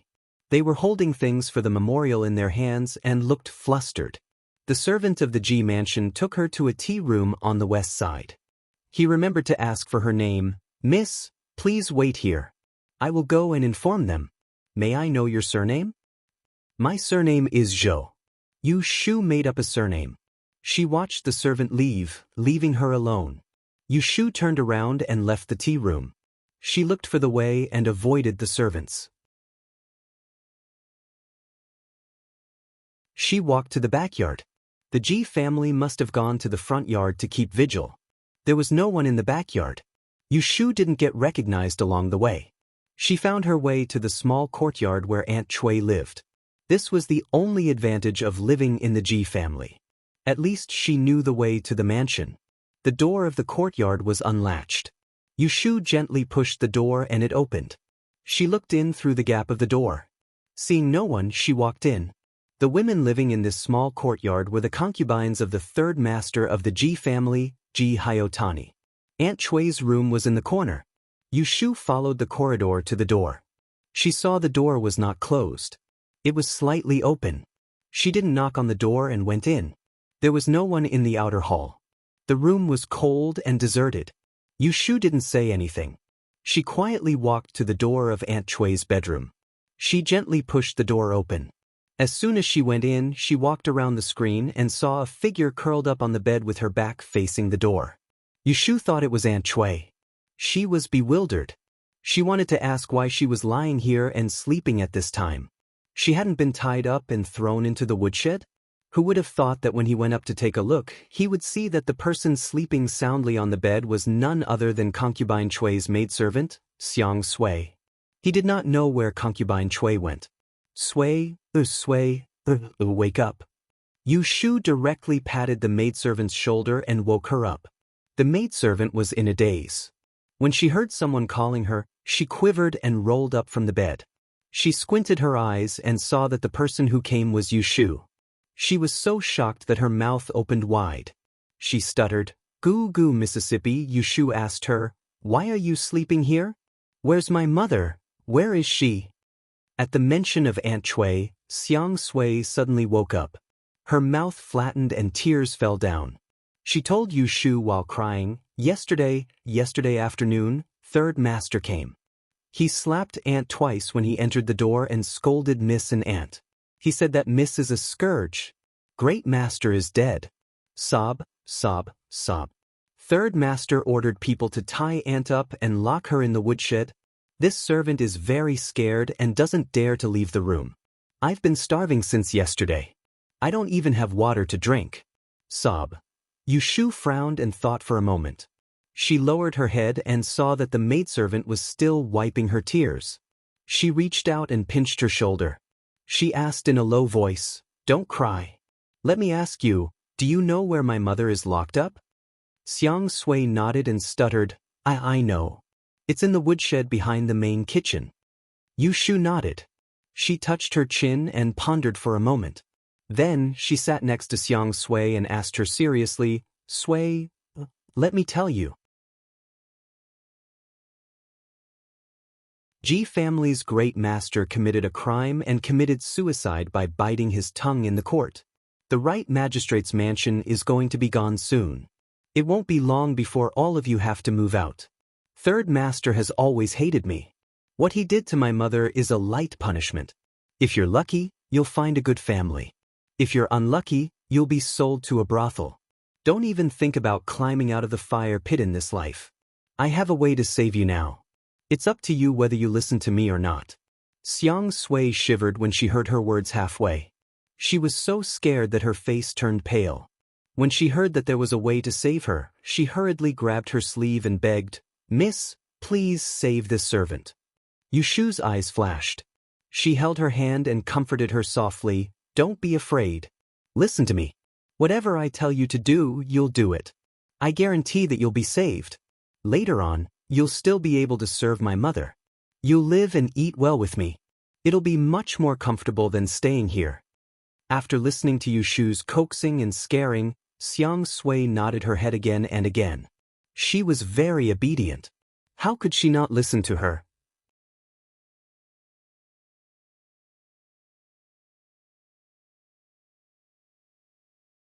Chapter 307. Yushu came to the Ji mansion today to find out about Aunt Chui's situation and find a way to get her out. However, seeing that the Ji family was in chaos because of Ji Huaishan's death, and no one was in charge of the mansion, she felt that she couldn't miss this opportunity. She didn't need to wait for tomorrow or the day after. She could take advantage of this time to steal Aunt Chui out. There was no time to lose. When Ji Xingxuan went to the Ji mansion and listened to the servant's description, with her intelligence, she might guess that it was her who came. If she didn't get Aunt Chui out today, it would be more difficult in the future. With Xiang Sui leading the way, Yushu quickly found the place where Aunt Chui was locked up. This was a remote courtyard in the west courtyard. There were 2 or 3 rooms neatly lined up. The front was the kitchen, and the back was where livestock and firewood were kept. It was morning and it was past breakfast time. There was no one in the kitchen. Yushu and Xiang Sui stuck close to the tree and went around to the back of the house without being discovered. A laborer was stacking firewood in the backyard. There were 2 doors behind him, one open and the other closed. There was a copper lock on the closed door. It was obvious that concubine Chui was locked inside. She must not have expected that someone would dare to steal her, so there was not even a guard. Yushu looked around and bent down in the grass.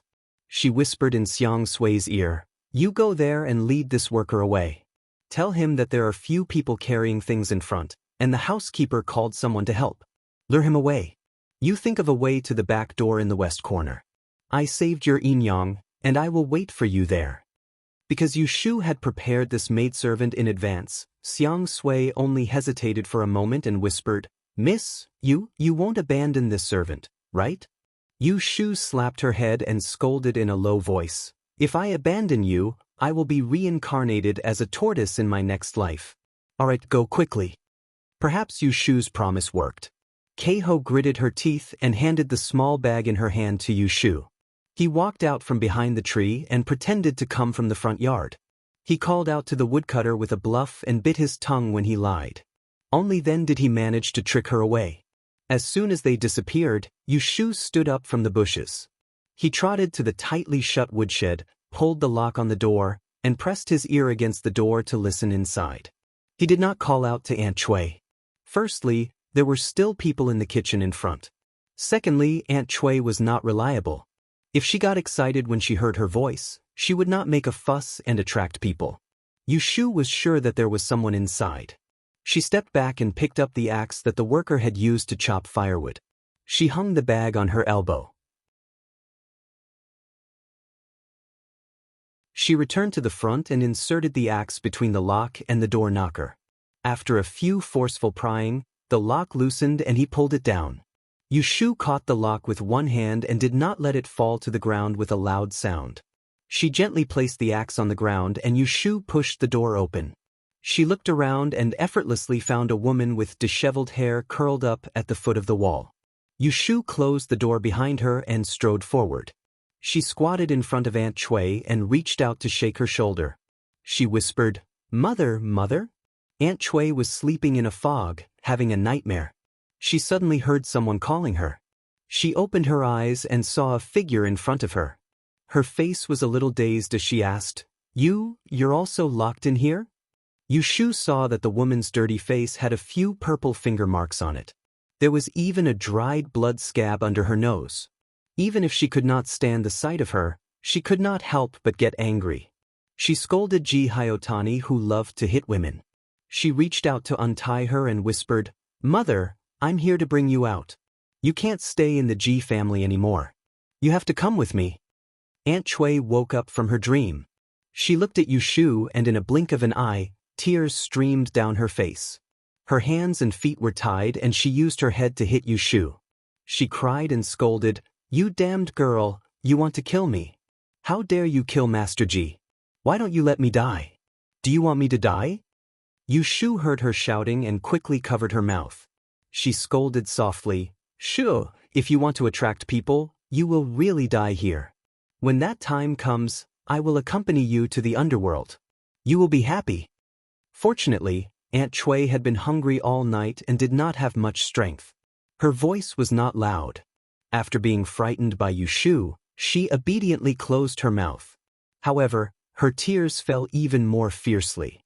She stared at Yushu like an enemy and did not let go for a moment. "Don't stare at me. Master Ji committed a big crime and wanted to die. Why are you blaming me? You should leave with me quickly. Otherwise, you will die sooner or later if you stay in this family."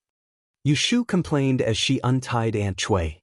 She hastily tied up her hair and tied it with a hairpin. She helped her to stand up. Aunt Chui's legs softened. She took a deep breath and said, "Ouch, it hurts." Finding that she had sprained her ankle, Yushu frowned. She picked up the bundle on the ground, put one of Aunt Chui's arms around her neck, and carried her out. "Bear with it. You will be fine when we are outside." What else could Aunt Chui say? She pursed her lips, put her weight on Yushu, and limped out. At this point, even a fool would know that she could not stay in the Ji family any longer. It was said that her daughter killed Master Ji. Wouldn't she have to pay with her life if she stayed? Yushu half carried and half dragged Aunt Chui out of the woodshed and moved towards the back door in the west corner. Along the way, she hid from people and ran into bushes. Aunt Chui complained that her ankle hurt and wanted to throw a tantrum. She was scared by Yushu and held it in. Fortunately, Yushu had some strength and pulled the woman like a sandbag. Hiding behind an old tree near the back door, Yushu let Aunt Chui squat. She panted and rotated her sore arm, looking back at the way they came. "Why are you not going?" Aunt Chui tugged at Yushu's trousers and asked, "Why are you not going?" "Wait for Xiang Sui. She will be here in a moment." Hearing this, Aunt Chui hurriedly said, "Why are you waiting for that heartless thing? Yesterday, she saw me getting beaten up and she didn't even dare to stop me. Let's go. Let's see how you can run when someone chases after us." Yushu rolled her eyes at her and did not explain. Anyone with enough brains would not leave their accomplice behind after doing something bad. Wouldn't it be a waste to leave a witness? Late last night, Lu Hao sent Ji Xingxuan back to the Ji mansion. She fainted after being stimulated in the court and slept for several hours. If she didn't insist on going back, Lu Hao would not have sent her back. All the families in the capital were kneeling in the morning hall, crying and grieving. Ji Huaishan's body was placed in the coffin at the back. The coffin had not been closed for 7 days. She heard from a servant that someone was looking for her in the front yard. Although Ji Xingxuan was not in the mood to see a guest, she heard that it was a classmate of Taisher Library. Thinking that it was most likely someone with ulterior motives who came to visit at this time, it was not good to be neglectful. She suppressed her grief and told her parents. She went back to her room to freshen up and go to the front yard to receive the guest. Who would have thought that when she arrived at the tea room, she would not see a single person? Oh, strange. This humble one asked Miss Zhou to wait here. The servant touched the back of his head in confusion and looked at Ji Xingxuan. He was afraid that she would scold him, so he said, "Miss, this person probably couldn't wait to leave." Ji Xingxuan looked at the empty living room and was also confused about who the person was. There were several Miss Zhou in Taisher Library, and 2 of them were friends with her.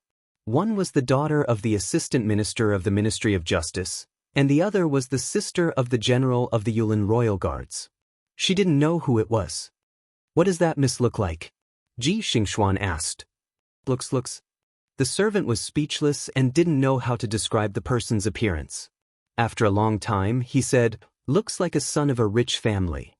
Ji Xingxuan turned her head and became suspicious. "A son of a rich family?" The servant nodded. "Yes, dressed like a son of a rich family." But this humble one almost mistook her for someone else. Hearing this description, Ji Xingxuan suddenly thought of a person and asked in a low voice, "Is her left hand wrapped in gauze? Is she taller than me?" This humble one didn't notice if she was wrapped in gauze or not, but her height is similar to mine.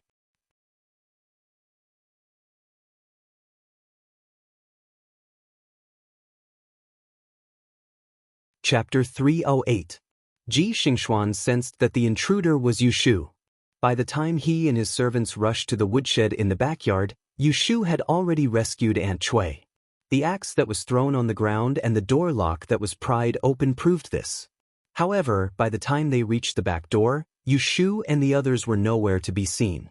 Even Ji Xingxuan did not expect that Yu Shu would come so brazenly the day after her grandfather's death.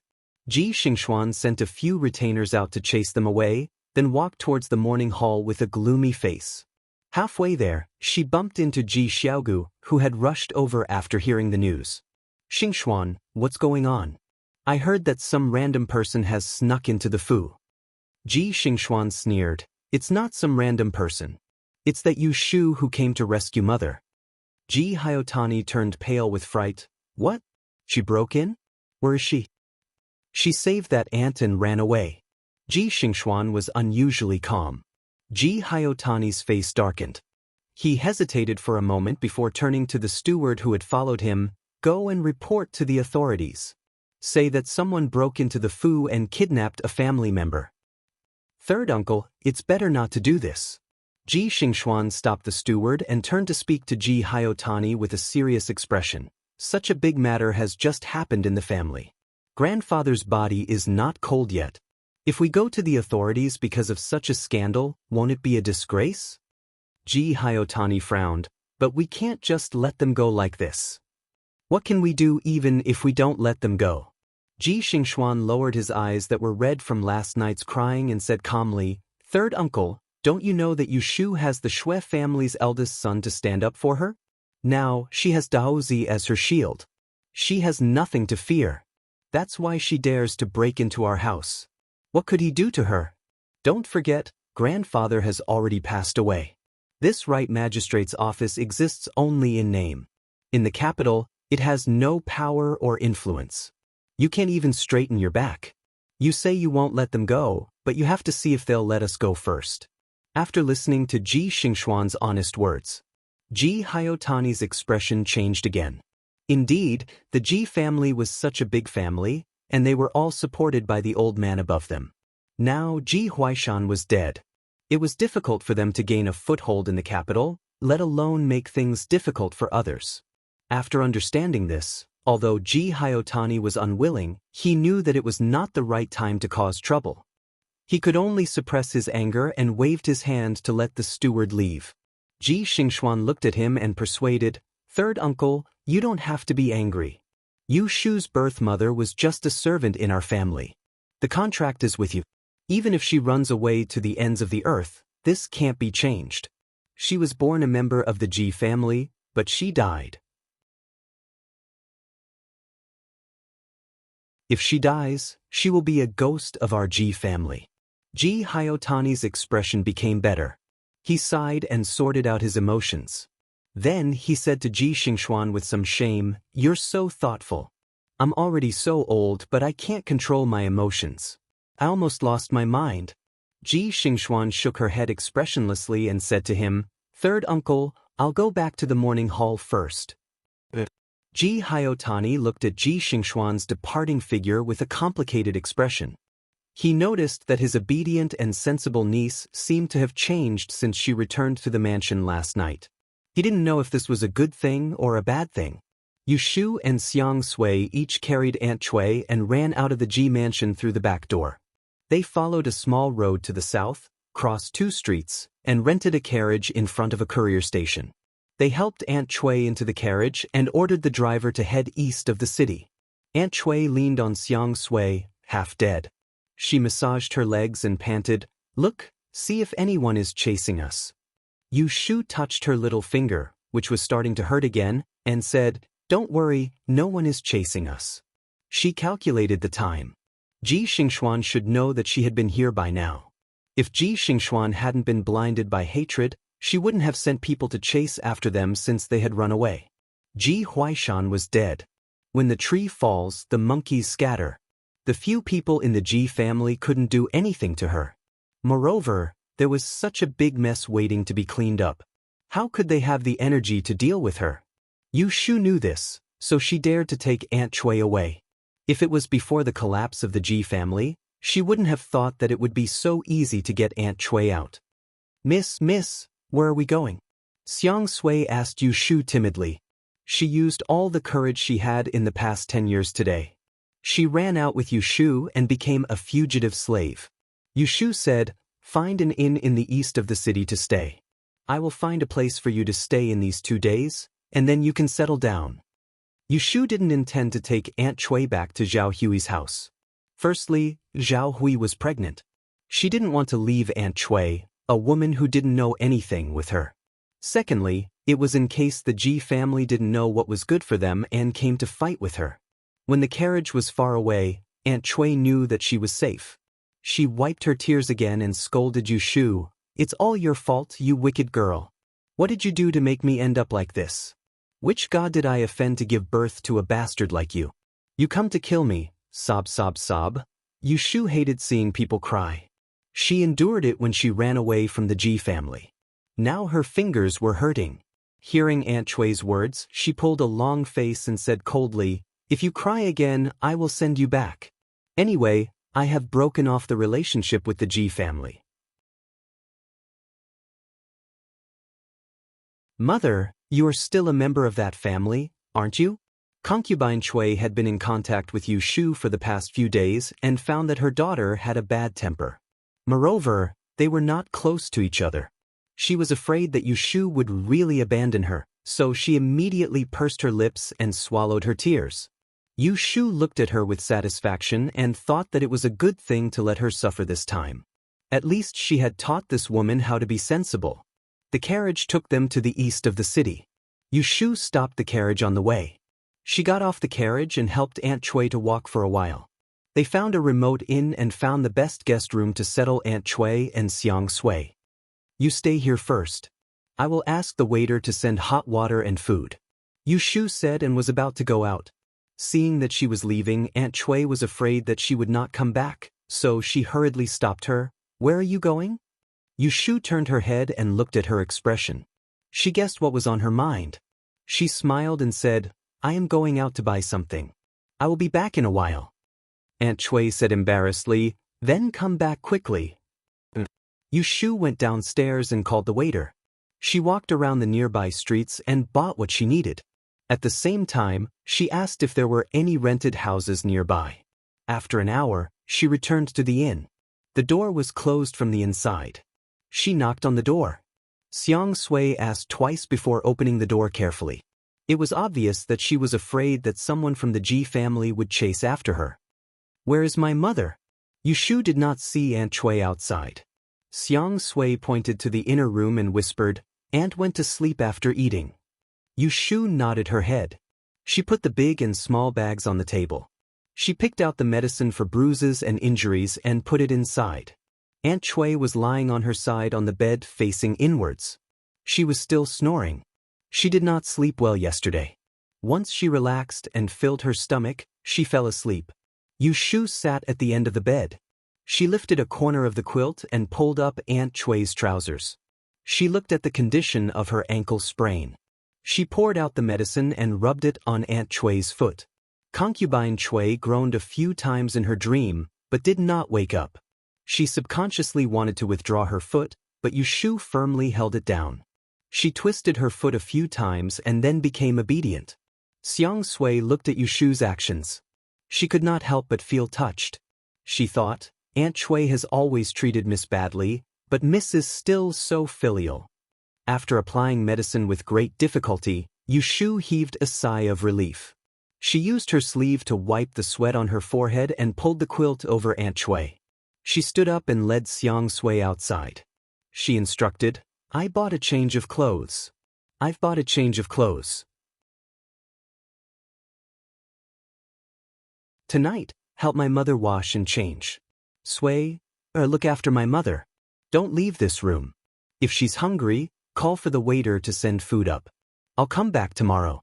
As she spoke, Yushu patted the young maidservant's shoulder and left.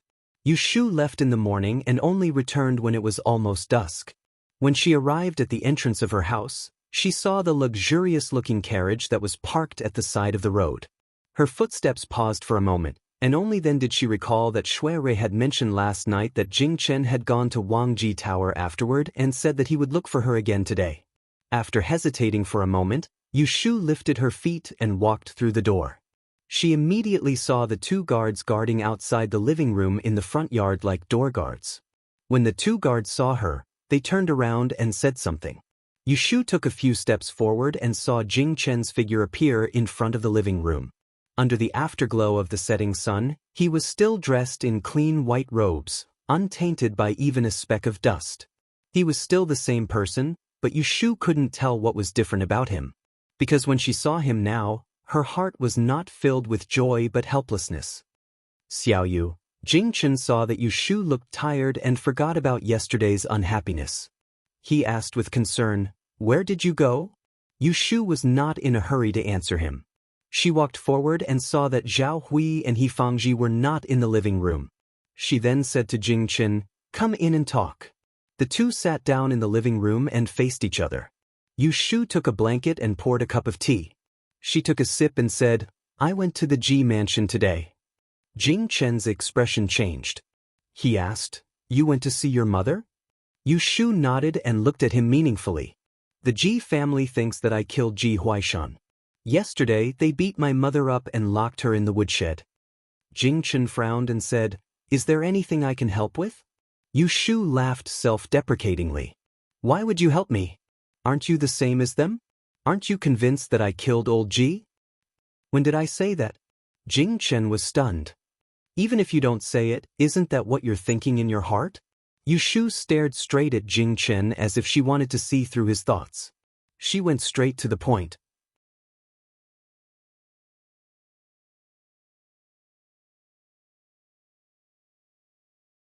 Chapter 309. Haven't you thought about it? Aren't you the same as them? Don't you think that I killed old man Ji? The reason why Yushu and Jing Chen parted on bad terms yesterday was because of a disagreement and a moment of anger. However, they were not 5 or 6-year-old kids who would cut ties with each other just because of a quarrel. Yushu had gotten drunk yesterday and was angry. Originally, she had planned to find a chance to talk to Jing Chen after Aunt Chui settled down. Since he was already here, there was no reason for him to go back without making things clear. Yushu's question was straightforward. She was still brooding over the apology that Jing Chen had said to Ji Xingxuan in court yesterday. She was a narrow-minded person who could not tolerate even a grain of sand. If Jing Chen was a passerby, it would be fine. However, he was a person whom she had wholeheartedly treated well. In the end, he was blaming her for the death of an outsider. Little you, I've never had such a thought. Jing Chen, on the other hand, felt a little wronged. Being questioned by Yu Shu, he tried his best to express his thoughts clearly. I feel guilty because of the death of the Ji family's master, but I don't think you killed him. You've misunderstood me. I'm blaming myself, not you. Hearing Jing Chen's words, Yu Shu's expression did not improve. On the contrary, it became darker. In fact, what happened yesterday had made her realize that the Jing Chen who had regained his memory was different from the one who had lost it. Jing Chen, who had lost his memory, did not remember who he was. He did not know any rules or rules. Among the people he knew, she was the only one who knew who he was. At that time, she was the most important person to him. Thus, he could understand her lies and tolerate her different personality from ordinary women. However, after regaining his memory, Jing Chen was no longer alone. Other than her, there were other important people to him: the Taoist priests from Mount Longhu who had changed his fate for him, the emperor who was kind to him in the palace, and his junior sister who had traveled thousands of miles down the mountain to find him. It was because of these people that he could not even fall in love with himself in case Ji Du Xing acted up. Not only would it implicate the people around her, but it would also bring disaster to the people around him, including why he felt guilty about Ji Huaishan's death this time. Even if Jing Chen did not say, Yu Shu had guessed it. It was not just because of his lies that caused the grandfather and grandson to go to prison. More importantly, it was because of Ji Du Xing. That night, when Ji Xingxuan went to Huaixing Street to find people and saw Jing Chen, he did not have a mascot like the 10,000 birthday oration on him. Ji Xingxuan did not have a yellow frost stone to protect her. It was very likely that she had been swept into the tail of the typhoon and shown on by Ji Du Xing. Yu Shu had long known that Jing Chen was a very responsible person. Otherwise, he would not have secretly protected her and helped her escape several times in Yang City when he sensed that Ji Du Xing had attacked her. This had not changed from the beginning to the end. The difference was that when he lost his memory, he only had a sense of responsibility for her. However, after he recovered his memory, his sense of responsibility had become a burden. Just like now, Ji Huaishan's death, in her opinion, was completely his own fault, and he couldn't blame anyone else. But Jing Chen still felt guilty, even though he knew that the grandfather and grandson pair didn't have good intentions towards her. On one hand, he felt that they were in the wrong, but on the other hand, he felt that they didn't deserve to die. After a night, Yu Shu could now guess what Jing Chen was thinking calmly. However, she would rather not know what he was thinking, so she would not make things difficult for him. Xiao Yu. When Jing Chen saw that Yu Shu did not say a word for a long time, he thought that she was still angry. He began to feel a little anxious. Then he thought about her distant attitude when she got out of the car yesterday, as well as what Shui Rui had told him about her drunkenness yesterday. He immediately stood up from his chair and walked in front of her. With his head lowered, he said, "If I said something wrong yesterday and caused you to misunderstand and be unhappy, I apologize to you. Please don't be angry, okay?" Sigh. Yu Shu sighed and raised her head with mixed feelings. Looking at his face, she revealed a bitter smile. "You really are a fool." She was not angry at him now. Instead, she did not know what to do with him. It was not that Yu Shu had not been in love in her previous life. She had dated a few people, but Nan Nan had been busy earning money and taking care of her brother. Every relationship did not last long before it ended. As a normal woman, she had had one or two people she liked. Every time, she would tell them directly. This was because she did not like to be ambiguous. If she liked someone, then she liked them. There was nothing to hide. Even if the other party rejected her, she would accept it calmly. To her, Jing Chen was a complete accident. To her, Jing Chen was a complete accident. From the start, she had never thought of developing a romantic relationship with him.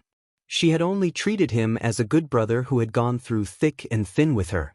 However, a man who was willing to take on a blade barehanded for her and said that he would protect her, as a woman, how could she not be moved? Thus, she naturally did not suppress her feelings. When he had lost his memory, she had explained it to him and used a few tricks to communicate with him. From then on, they had decided on their relationship. Originally, she had thought that after she helped him find the person who had broken his life, if the two of them could persevere, they would naturally get married. Who would have thought that the secret he was hiding was 100 times more complicated than she had imagined? As his memory recovered, the two of them returned to how they used to be. They had just become boyfriend and girlfriend, but they had become good brothers overnight. According to Yu Shu's character in the past, if they worked together, they would get together. If they didn't, they would break up. She would never have any ideas about Jingchen. However, this time she was stubborn. She was not willing to let the meat that was in her mouth fly away. Perhaps it was because she had paid too much and received too much. The days when they went through thick and thin together were unforgettable. Therefore, she could not give up on Jingchen. She always thought that there was still a long way to go. Maybe one day, this piece of meat would fall into her bowl again. However, before that day came, she suddenly realized that this piece of meat was not meat, but a bone that was very difficult to chew. This made her feel conflicted. She wanted to let go as soon as possible. She was not willing to give up. She wanted to continue staring at this bone, but she felt that it was not right. In the end, how should she treat Jingchen? This became a problem that gave her a headache. Unable to think of an answer, Yu Shu decided not to waste her brain. In any case, this was a matter between a man and a woman. Since she could not force it, she would let nature take its course. At this moment, Yu Shu's mood relaxed again. She said to Jingchen, "It's fine if you don't want me to be angry, but you have to promise me one thing." She did not intend to be at odds with Jingchen. She was not really a little girl. She was almost 30 years old. How could she be so pretentious? Jingchen nodded without thinking. "I promise you." Yu Shu raised her eyebrows. "I haven't said anything yet, and you already agreed. What if I asked you to kill people and burn things down? Would you do it?" Jingchen shook his head. "You won't ask me to do those things." He had calculated her correctly. Yu Shu curled her lips and lectured him resentfully. "You can't just casually agree. Let me tell you, although you have the 10,000 life memorial text to protect you and you are not afraid of coming into contact with people, you still have to be careful. Not everyone is as good as me. If you are sold, you still have to help the person earn money." Jingchen heard the concern in her words. Seeing that her expression had cleared up, he obediently replied with an N. If possible, the last thing he wanted was to make her angry and sad. Last time, he did not protect her well and made her suffer. He already blamed himself. This time, he made her sad because of his stupid words. It was not his intention. The fourth miss of the G family. If you see her in the future, stay away from her.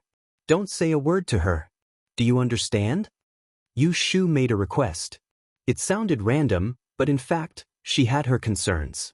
Although Jingchen did not understand why Yu Shu wanted him to agree to this, he habitually did not question it and nodded. Then he asked tentatively, "Are you still angry with me?" Yu Shu shook her head with a smile. She waved her hand and said, "Forget it." She was narrow-minded, but she was not stingy. Jingchen was pardoned, so his expression relaxed. He looked down at her left hand and asked, "Did you change the medicine I gave you yesterday? I heard that you drank. This is not good. Before your bones heal, you shouldn't touch alcohol." Yu Shu touched her finger and said, "It's not a problem. I drank osmanthus wine yesterday. That wine is good for qi and blood circulation." Yesterday, she wanted to drink strong wine, but she was stopped by Shuirui early in the morning. "You should pay attention to yourself." Jingchen then asked, "You just said that your mother is locked in the G mansion. What do you plan to do? How about I go with you and bring her out?" "There's no need." Yu Shu calmly told Jingchen about her visit to the G mansion during the day and how she conveniently took Auntie Chui away. Jingchen did not know much about worldly affairs. He did not have any concept of the relationship between a concubine and a servant. Thus, he did not know what was wrong with Yu Shu's actions. If Shuirui was here and heard that Yu Shu was doing this, his expression would certainly be very interesting. Daozi, it's getting late. You should return to the palace. The guard outside reminded Jing Chen. Only then did Yushu realize that the sun had set and the sky was dark. She got up and said to Jing Chen, "Okay, you should quickly return. And then I will come see you tomorrow." "Don't, I still have something to do tomorrow." Yushu avoided the eyes of the two guards and whispered to Jing Chen, "I have to find a place for my mother to live and settle down. In a few days, when the princess mansion is ready, you can come out and we can meet again. At that time, I will call Shui Dage and His Highness Jiu. Oh, and also your shimmy, to add some liveliness to your new residence." Yushu sent Jing Chen to the gate. When the carriage turned around and went to the gate, she watched him get on the carriage. Two guards rode on horses and escorted him away. Just as she was about to turn around and go in, she saw from the corner of her eyes a carriage hurriedly coming over and stopping in front of her house. She had never seen this carriage before. She was wondering what kind of guest it was when she saw an anxious youth jump out of the carriage. The youth looked up and saw Yushu. He panicked and said, You Jejia."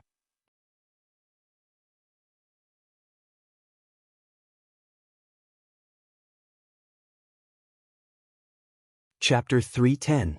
After taking care of Yu Xiaoxiu's head injury, Fangji heaved a sigh of relief and gently covered him with a blanket. He turned to the ashen-faced Yushu and said, "Don't worry too much. He did bleed a lot, but the injury isn't deep." Yushu touched Yu Xiaoxiu's forehead and asked worriedly, "Is he really fine? Why didn't you wake him up?" Fangji said, "He lost too much blood. He just needs to stay in bed for a few more days to replenish his qi and blood." Yushu's heart skipped a beat, but her expression became better after hearing this. She said, "Godfather, look after him for a while. I'll ask him what happened." After saying that, she waved at Hu Tian, who had brought Yu Xiaoxiu back, and called her outside for questioning. "What happened to Xiaoxiu? Did he fight with someone?" Yushu held back her anger, afraid that she would scare the delicate boy in front of her. When she saw Yu Xiaoxiu being brought back with his head and face covered in blood, her heart almost jumped out of her throat. Hu Tian pouted and told Yushu what had happened. "This afternoon, during riding class, Little Redeemer and I were learning how to ride a horse when a madman came up to him and taunted him. Little Redeemer seemed to know the madman, and he warned him that he was going to expose the madman's dirty deeds. Little Redeemer got into an argument with Little Redeemer and pushed him off the horse. Little Redeemer knocked his head on the ground. Needless to say, she knew who the madman was." Yushu gritted her teeth in anger and asked again, "Where did that person go?" Hutoner said disdainfully, "That coward." When he saw Xiaoxiu bleeding all over the ground, he was so scared that he ran away on his horse. "If Xiaoxiu hadn't asked me to send him home to find his uncle before he fainted, I wouldn't have let that madman go. What the hell is this?" Yushu suppressed the anger in her heart and said gratefully to the young man, "Young Master Hu, thank you for sending Xiaoxiu back. It's already so late. Go home quickly and don't let your parents worry." Yushu had only recently heard from Yu Xiaoxiu that this young master was his companion at Baichuan Academy. His father was a fourth-rank official in the Ministry of Rights. Her maternal grandfather was the one she had just met in court yesterday. He was Shui Rui's current immediate superior, the official of the Supreme Court, Guo Huaiyan, who was known as the White King of Hell. Hu Tiana looked at the sky and saw that it was already dark. However, he felt awkward and didn't want to leave. "Elder sister Yu, what about that madman who beat up Xiaoxiu? We can't just let him go, right? Xiaoxiu hasn't woken up yet. When he recovers, I'll take him to the academy and ask him about it. I'll have to trouble you to go to the academy tomorrow. Tell your academician Song that Xiaoxiu is recuperating at home. He won't be going to the academy for a while." Yushu looked amiable on the surface, but she was secretly angry. She thought that no one could beat up their Yu Xiaoxiu for nothing. That bastard Shui Wenjie, she would teach him a lesson later. Yushu sent Hu Tian away and returned to her room. Fangji asked her how Yu Xiaoxiu got injured. Yushu said, he was playing with a classmate when he was riding a horse in class and fell down. As for what happened, we'll have to wait until he wakes up to ask. Yifangji thought that it was caused by the children playing with each other. She only complained a little and didn't pursue the matter further. Yu Shu took over Yifangji's place to take care of Yu Xiaoxiu. She asked him to go to Zhao Hui's room to take a look. In the evening, Yu Xiaoxiu was carried back. When Zhao Hui entered the room and saw it, she was so shocked that she fainted. Fortunately, Auntie Shen held her so that she didn't fall. Otherwise, it would be no laughing matter for her 7-month-old belly to fall. Yu Shu didn't eat dinner. She stayed by Yu Xiaoxiu's side to feed him soup and water, and wipe his sweat and tuck him in until midnight. Kim Bao, who was always gluttonous and sleepy, didn't have an appetite like her. He lay at the end of Yu Xiaoxiu's bed with his tail tucked between his legs. Just like that, Yu Shu only felt relieved when Yu Xiaoxiu's fever went down. She stood up and stretched. Listening to the crackling of her bones, she turned around and went back to her room to get a pen, paper, and other tools. Then she spread out the paper in Yu Xiaoxiu's bedroom and started to calculate. Out of habit, Yu Shu would calculate the time of calamity for this family every once in a while. She would calculate the time of calamity for the next 10 days. If there was a calamity, it was better to avoid it. If there was no calamity, it was better to avoid it. Logically speaking, she should have predicted that Yu Xiaoxiu would have a bloody calamity today. She wouldn't have let him go out today. But the truth was that she didn't predict this calamity at all, so she didn't take any precautions in advance. Yu Shu thought that she had miscalculated today and blamed herself. So, she made a new formula and used the time of calamity law to check on Yu Xiaoxiu's calamity for the past few days. The results surprised her. She carefully calculated the 4 pillars and 8 characters of Yu Xiaoxiu 3 times. The divination showed that Yu Xiaoxiu should be safe and sound today, without any calamity. It wasn't that she had miscalculated, but the truth was that Yu Xiaoxiu was injured and bleeding. Ever since Yu Shu mastered the time of calamity law, she had never encountered such a situation. In the past, because of the lack of data, she would often encounter elusive numbers, and she couldn't determine what calamity it was. But like this, the result of the divination about the calamity was obviously none, but in reality, there was yes. This was the first time. It wasn't that she couldn't calculate it accurately, it was that she couldn't calculate it. This discovery immediately gave Yu Shu a headache. Honestly speaking, she was very clear that there was a loophole in her time of calamity law. The results of her calculations were too general and not detailed. She had yet to make up for these shortcomings, and now there was a new problem, which was also what she was most afraid of. To use a word to describe it, it was blind areas. Places that could not be reached by the line of sight were called blind areas, and the answers that could not be calculated using mathematical symbols were also called blind areas in mathematics. Take the simplest example, 0 divided 0. The answer to this formula could be any number, so it could not be established. This was one of the blind areas in division.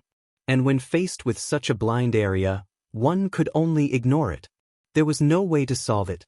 In other words, the appearance of the blind areas of the time of calamity law meant that from now on, Yu Shu could no longer completely rely on this method to ensure the safety of the people around her. Otherwise, something like today would happen again. Perhaps the next person to be in trouble would be Yifangji or Zhao Hui. Tisk. Yu Shu crumpled the messy paper into a ball. Looking at the unconscious Yu Xiaoxiu on the bed, she forcefully scratched her itchy scalp. She did not want to see her loved ones get hurt. She wanted the people around her to be able to live a peaceful and stable life. She wanted to know more. She wanted to accurately judge what would happen in the future. But right now, she could not do it. She still had a long way to go. She needed to learn more. She needed to learn more about the study of Yi. Only then would she be able to continuously improve her abilities.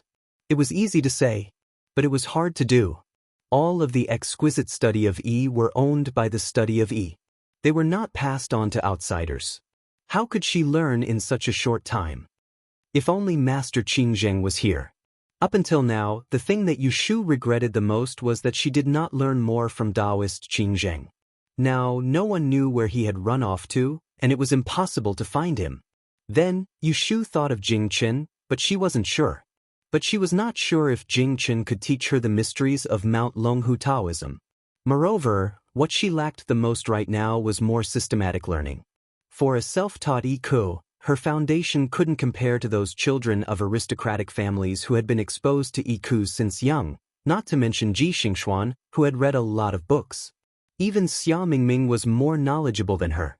Yushu clasped her hands together. She knocked her forehead lightly and kept repeating a place. Taisher Library, Taisher Library. It had 4 libraries that were open to the public. 13 great E-masters taught her everything they knew. It was a place where all the study of E-families gathered under the name of the Celestial Commissioner.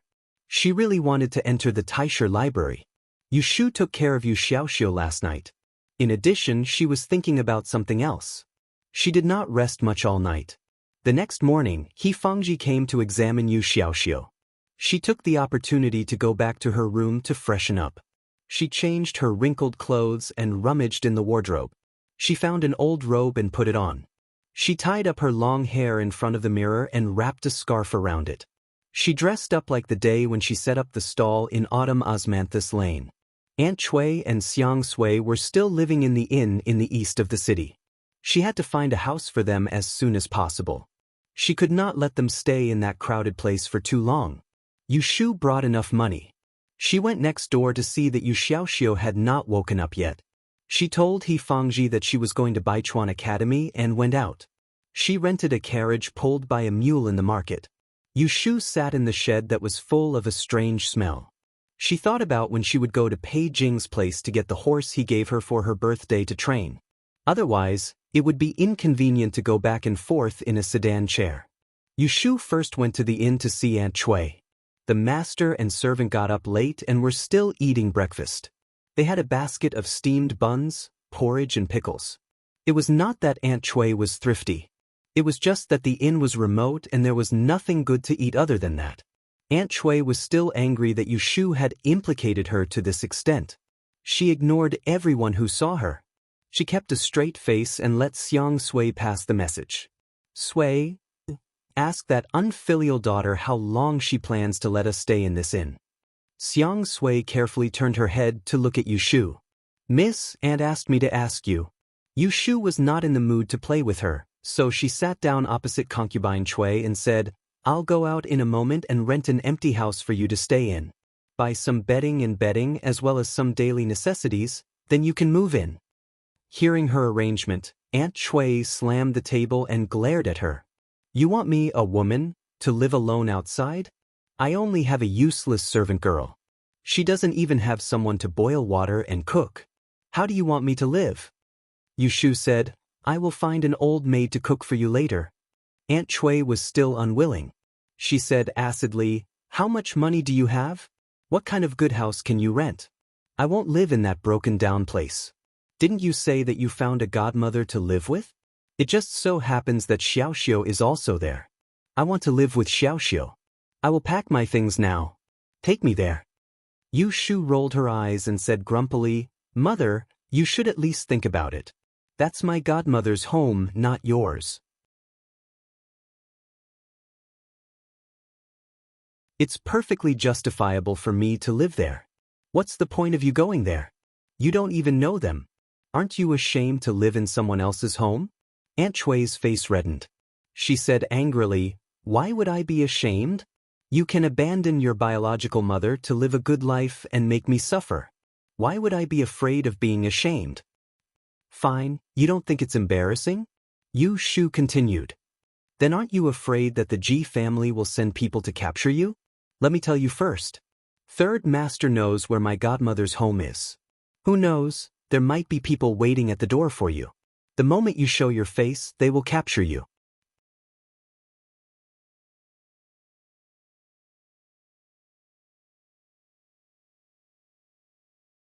Chapter 311. Yushu found a small courtyard in the east of the city. It was originally for the students who were going to the capital to take the exam. Because the students who lived here moved out before they could take the exam in February, the house was empty. The furniture was ready-made. The kitchen fire was only sealed for a few days, so there was no problem with the feng shui. The landlord was an auntie who was over 50 years old. Her husband's surname was Yen. Her family had a vinegar business. She was very straightforward. When she saw Yu Shu dressed up and heard that she was an examinee of this year's Dayan examination, her widowed mother came to the capital with her maidservant. She immediately agreed to rent the house to her. She took her to the village head's house on the next street to sign the lease and set the rent at 8 taels of silver a month. Yu Shu paid 30 taels of silver in advance. Auntie Yen also warmly helped her with the trivial things such as unpacking the quilt and making the bed. She asked her to bring people to live here the day after tomorrow. Yu Shu gave her another ingot of silver and left after thanking her. Yu Shu went out early in the morning. When she finished these things, it was almost dusk. She didn't have time to eat lunch. On the way back, she bought a roll on the street and ate it while walking home. This place was remote and there were no carriages, so she could only rely on her feet. At this time, Yu Shu misses her last life's carriage very much. It couldn't fly, but at least it had 4 wheels, so it was convenient to go anywhere. Fortunately, Zhao Hui's house was also in the east of the city, not too far away. When Yu Shu was about to walk to the door, a carriage passed by her and stopped. The coachman, Lao Chui, smiled at Yu Shu. The curtain behind the carriage was opened. Shui Rui, who had changed into casual clothes, jumped out of the carriage and walked to her. "Brother?" Yu Shu was a little surprised to see Shui Rui. She thought he was busy with work these days. She didn't expect that he had time to come to see her. "Where have you been?" Shui Rui looked at her loose robe and remembered the day he met her in autumn Osmanthus Lane. He remembered her appearance when she was setting up a stall on the roadside. Seeing her changed into a man's dress, he couldn't help but ask curiously. It's a long story. Let's go. We'll talk about it when we get back." Yu Shu didn't intend to hide the fact that Shui Rui had gone to the Ji family to steal someone, but it was inconvenient to talk on the street, so she led him to her home. There was still a long way to go.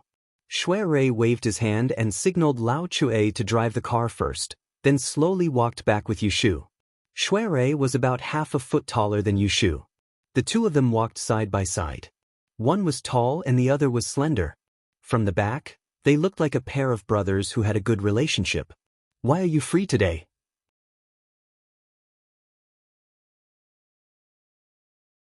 "Aren't you busy at the yamen?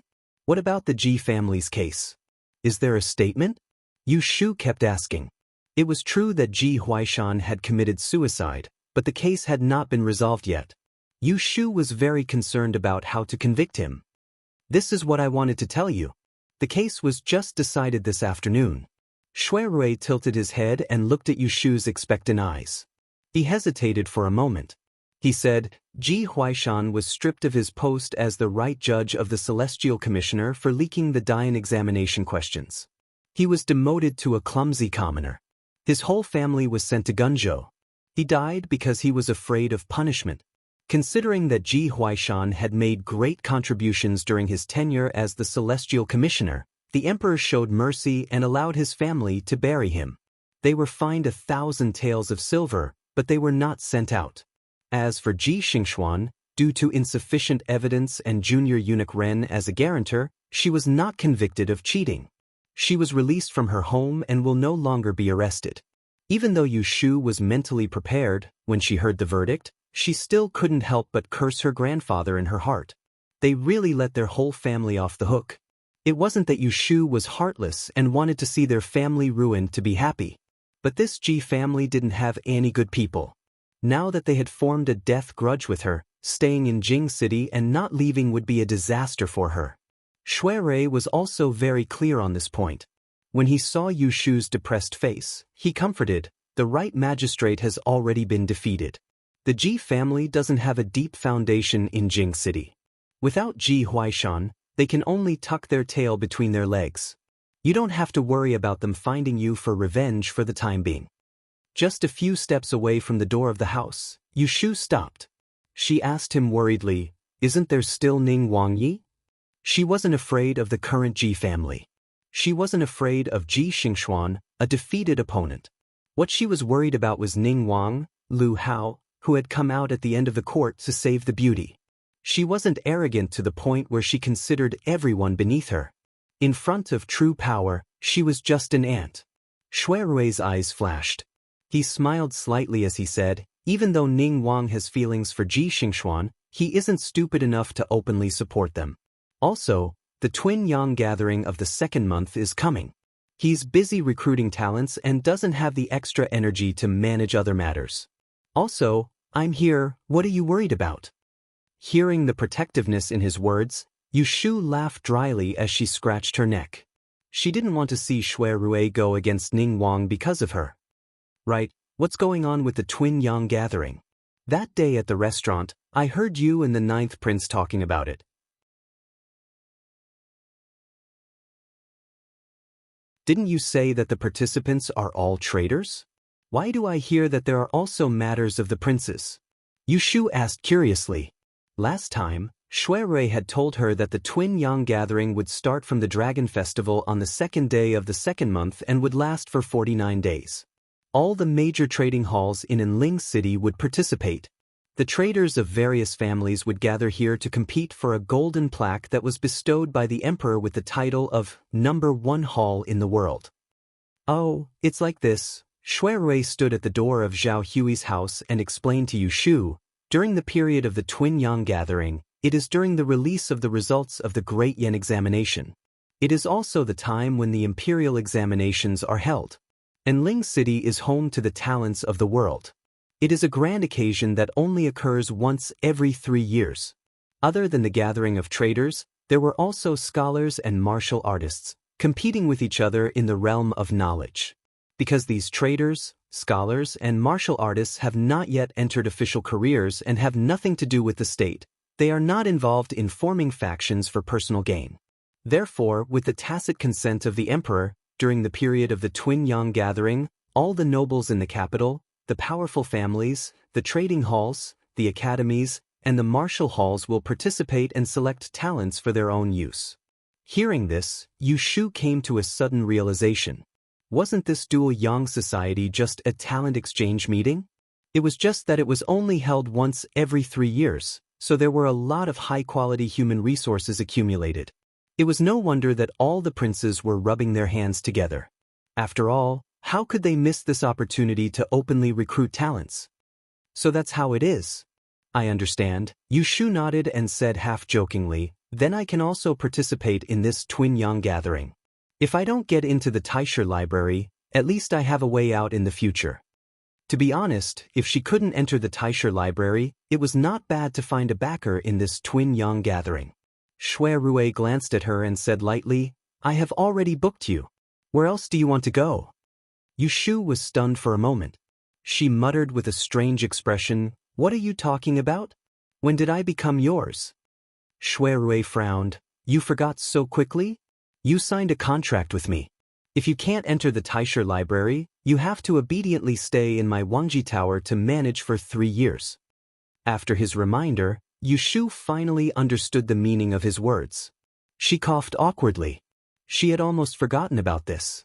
If she couldn't enter the Taisher library, she had to obediently work for great young Master Shui. Seeing the displeasure on Shui Rui's face, Yushu hurriedly giggled and said, it's not that I didn't remember it in a moment. It's written in black and white, so it's useless even if I forget it. Shui Rui relaxed his brows and looked at her sensible appearance with satisfaction. He warned with a stern face, the Twin Yang gathering is indeed lively, but it is also very chaotic. There are crooks and honest people mixed in, and there are people from the Jianghu. If you want to go take a look, follow me. Don't run around alone. Do you hear me?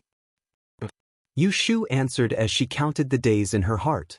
Today was the 25th, and there were only a few days left until the 2nd of February. The grand examination's results were released by subjects. If she remembered correctly, the first subject, Ili, would be released on the 4th day of the second month, which was the 3rd day of the dual Yang gathering. When the results were released, there would definitely be a lot of excitement to watch. It was easy to imagine how many nobles would fight for the top 3 of each subject. It was a pity that she was too bad at Ili and was destined to not make it on the list. Otherwise, she could go and show her face. The two of them talked for a while in front of the door. He Fangji happened to come back from the medical center with the medicine box. Seeing Shui Rui, she politely walked up to him and asked, "Sir Shui is here. Why are you standing outside the door and not going in?"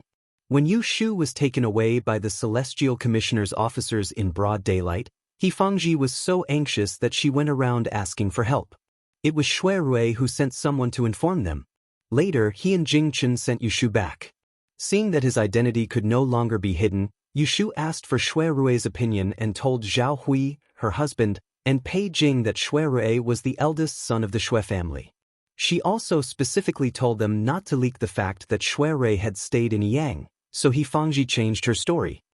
"I was just about to go in and have a seat. Did Dr. He just come back from the medical center? How's business?"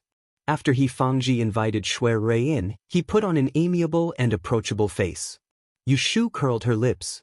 Even she had to admit defeat at this person's ability to change his face. He Fangji sighed. "As a doctor, of course, I hope that the fewer patients, the better.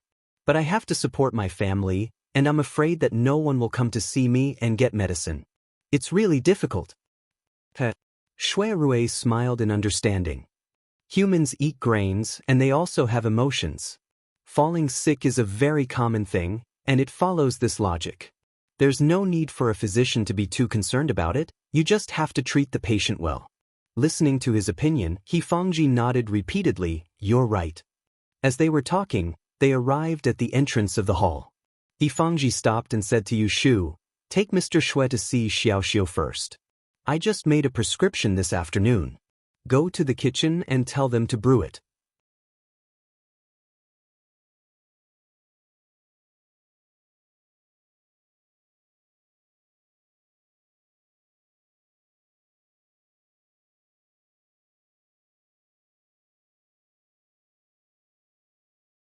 It seemed that he had returned to the capital and happened to be studying with Yu Xiaoxiu. Shui Rui looked at Yu Xiaoxiu's injured head. He felt a little distressed. Compared to a cousin that he didn't know, Yu Xiaoxiu was more like a younger brother in his eyes. "Why did he push you? Did he do it on purpose?" Shui Rui. It didn't matter if it was an ordinary fight between kids. But if someone deliberately bullied Yu Xiaoxiu, he couldn't just sit back and do nothing. Yu Shu was also waiting for Yu Xiaoxiu to explain. She guessed that Shui Wenjie made trouble for Yu Xiaoxiu because of Ji Xingxuan's family. But she didn't know why they quarreled. Yu Xiaoxiu touched the gauze on his head and recalled what happened in the academy's shooting range yesterday afternoon. His face darkened and he said, "I don't know what happened to him. When I was riding a horse, he rushed towards me and said sarcastically that you were ungrateful and framed Miss Ji family and killed old Master Ji. I said that Ji family deserved it and it had nothing to do with us. I even warned him that if he talked nonsense again, I would tell others that he was taken to an altar to worship heaven." Yu Xiaoxiu took a deep breath and endured the headache. He continued, "Then he suddenly came up and hit me. I was unprepared and fell off the horse. Sister, is there something wrong with Shui Wenjie's brain? It has nothing to do with him whether Ji family is good or bad.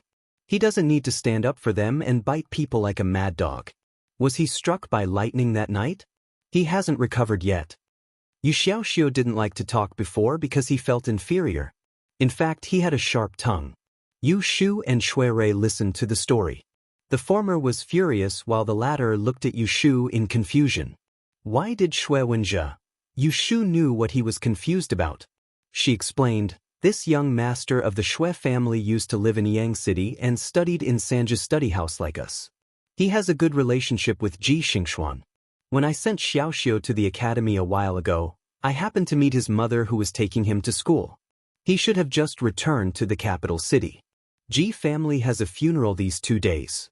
He might have gone there and heard someone gossiping about him, so he vented his anger on Xiaoxiu." Yu Shu's words were vague, but it didn't stop Shui Rui from understanding. He thought for a while and said to Yu Xiaoxiu, "Did he come to apologize for hurting you like this?" Yu Xiaoxiu shook his head slightly and said disdainfully, "I fell off the horse.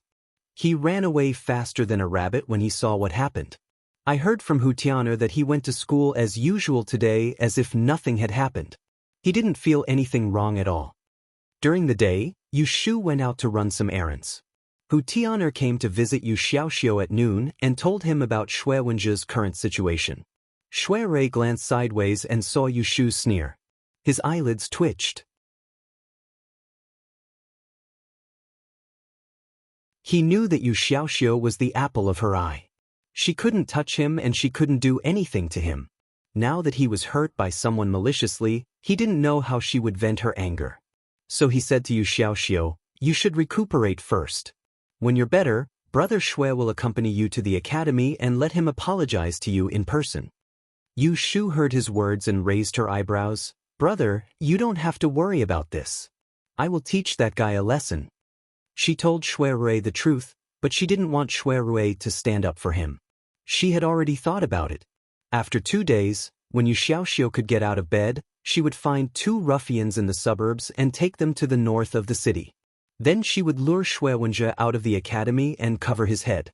At that time, she would let Yu Xiaoxiu beat him with a stick to vent his anger. Then she would take off his pants and throw him at the gate of the academy. Shui Wenjie loved his face very much. He wouldn't make a big deal out of such a shameful thing. Even if he suspected something, he wouldn't be able to get any evidence afterwards. Yu Shu had done this kind of shady business when she was in school. As long as she knew the severity of it, there would be no worries. Shui Rui said with a smile, "How is it none of my business? Didn't you just say that my Shui family's people bullied your Yu family's child? Shui Wenjie is my younger cousin. As his elder brother, of course, I have to control him. He must apologize to Xiaoxiu." Yu Shu thought, what's the use of apologizing? It doesn't hurt. I have to beat him. Shui Wenjie is itching for a beating. Shui Rui noticed Yu Shu's disapproval with a single glance, and he intentionally said in the blink of an eye, "There's something you don't know. That uncle of mine is a strict person, and he has an upright temperament. If he finds out that Shui Wenjie has injured someone, he'll surely bring out the clan's discipline. After this incident, he can't avoid having to lie on the bed for a few days. After that, he won't dare to act arrogantly and cause trouble again. What's important is to let little Xiu study in the academy peacefully." He didn't say that because he was worried that his cousin would suffer a loss at Yu Shu's hands, but he was afraid that she would be too heavy-handed and make things worse, making it hard to clean up. Moreover, he didn't want Yu Shu to be entangled with these grudges all day long and not be able to rest for a day. Hearing his words, Yu Shu hesitated for a moment. She looked down at Yu Xiaoxiu and asked coquettishly, "What do you think? Do you want him to apologize to you, or do you want me to teach him a lesson for you?" After all, Yu Xiaoxiu was a good boy, unlike Yu Shu who could not be offended. Although he was angry at Shui Wenjie's behavior, he didn't want Yu Shu to make things difficult for others because of him. After following Yu Shu for so many days, he knew his sister's temper.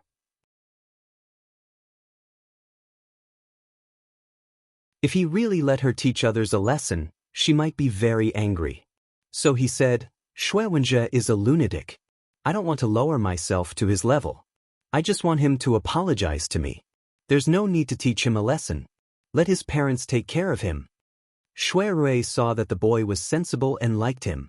He laughed and scolded, "What, Shui Wenjie? You even scolded Brother Shui." Yu Xiaoxiu hurriedly said, "I'm not talking about you. Brother Shui is a good man. How can that bastard be compared to him?" Shui Rui laughed and stopped teasing him. He turned to look at Yu Shu. Yu Shu was not a fool. After a while, she also understood what Shui Rui meant. At this point, if she insisted on teaching Shui Wenjie a lesson, she would be making things difficult for Shui Rui. Well, that's it. Let him apologize to Xiaoxiu later. Yu Shu thought for a moment and added, "By the way, let him pay for the medical expenses." He Fangji treated Yu Xiaoxiu. Of course, the prescription was good. This morning, Yu Shu also urged him to break a piece of the cloud Ganoderma and add it to the prescription. Shui Rui nodded and said, "That's right." After talking for a long time, Yu Xiaoxiu felt dizzy and hissed. Yu Shu hurriedly helped him lie down and coaxed him. Fangji just came in and checked his pulse.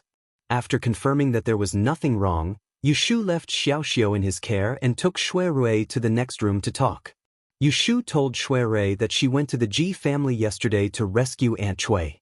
After Shui Rui heard this, He actually didn't know what to say to her for a time, and he wanted to scold her for acting rashly. It just so happened that besides this, there was no better way to allow his mother to escape, and he could only feel fortunate in his heart. Fortunately, she wasn't caught on the spot. I went out today to find a house for my mother to live in. My godmother is pregnant and the G family might come at any time. It's not convenient for her to live here. I've already taken a look at the house. After 2 days, I'll clean it up and let her and the maidservants move in to avoid the limelight for a while. Shui Rui never doubted Yushu's efficiency. He had just talked to her about this the night before yesterday and she had already settled the people in today. She said that she didn't need help and she didn't need help. Even a man like him couldn't help but be impressed by her nimbleness. Eldest brother, are you staying for dinner? The sky was dark. Yushu looked outside and asked Shui Rui. No, I have an appointment with Zhao Miao and the others tonight. I'm going over now. Shui Rui rushed over from the Supreme Court in the evening. He wanted to tell Yushu the verdict of the Ji family's theft case. He also wanted to meet her and have a chat. Seeing that she didn't continue to be depressed because of the separation with Jing Chen the day before yesterday, he was relieved. In the end, he didn't ask Yushu if Jing Chen came to see her yesterday. Although he really wanted to ask, he was patient. You're tuning in to the Passion Pages YouTube channel. We're so grateful for your support and don't forget to subscribe to join us on this incredible journey through captivating stories. Your generosity through donations truly makes a world of difference, as it's the primary source of revenue that allows me to expand and enhance this channel for you. Thank you from the bottom of my heart for being a part of this adventure.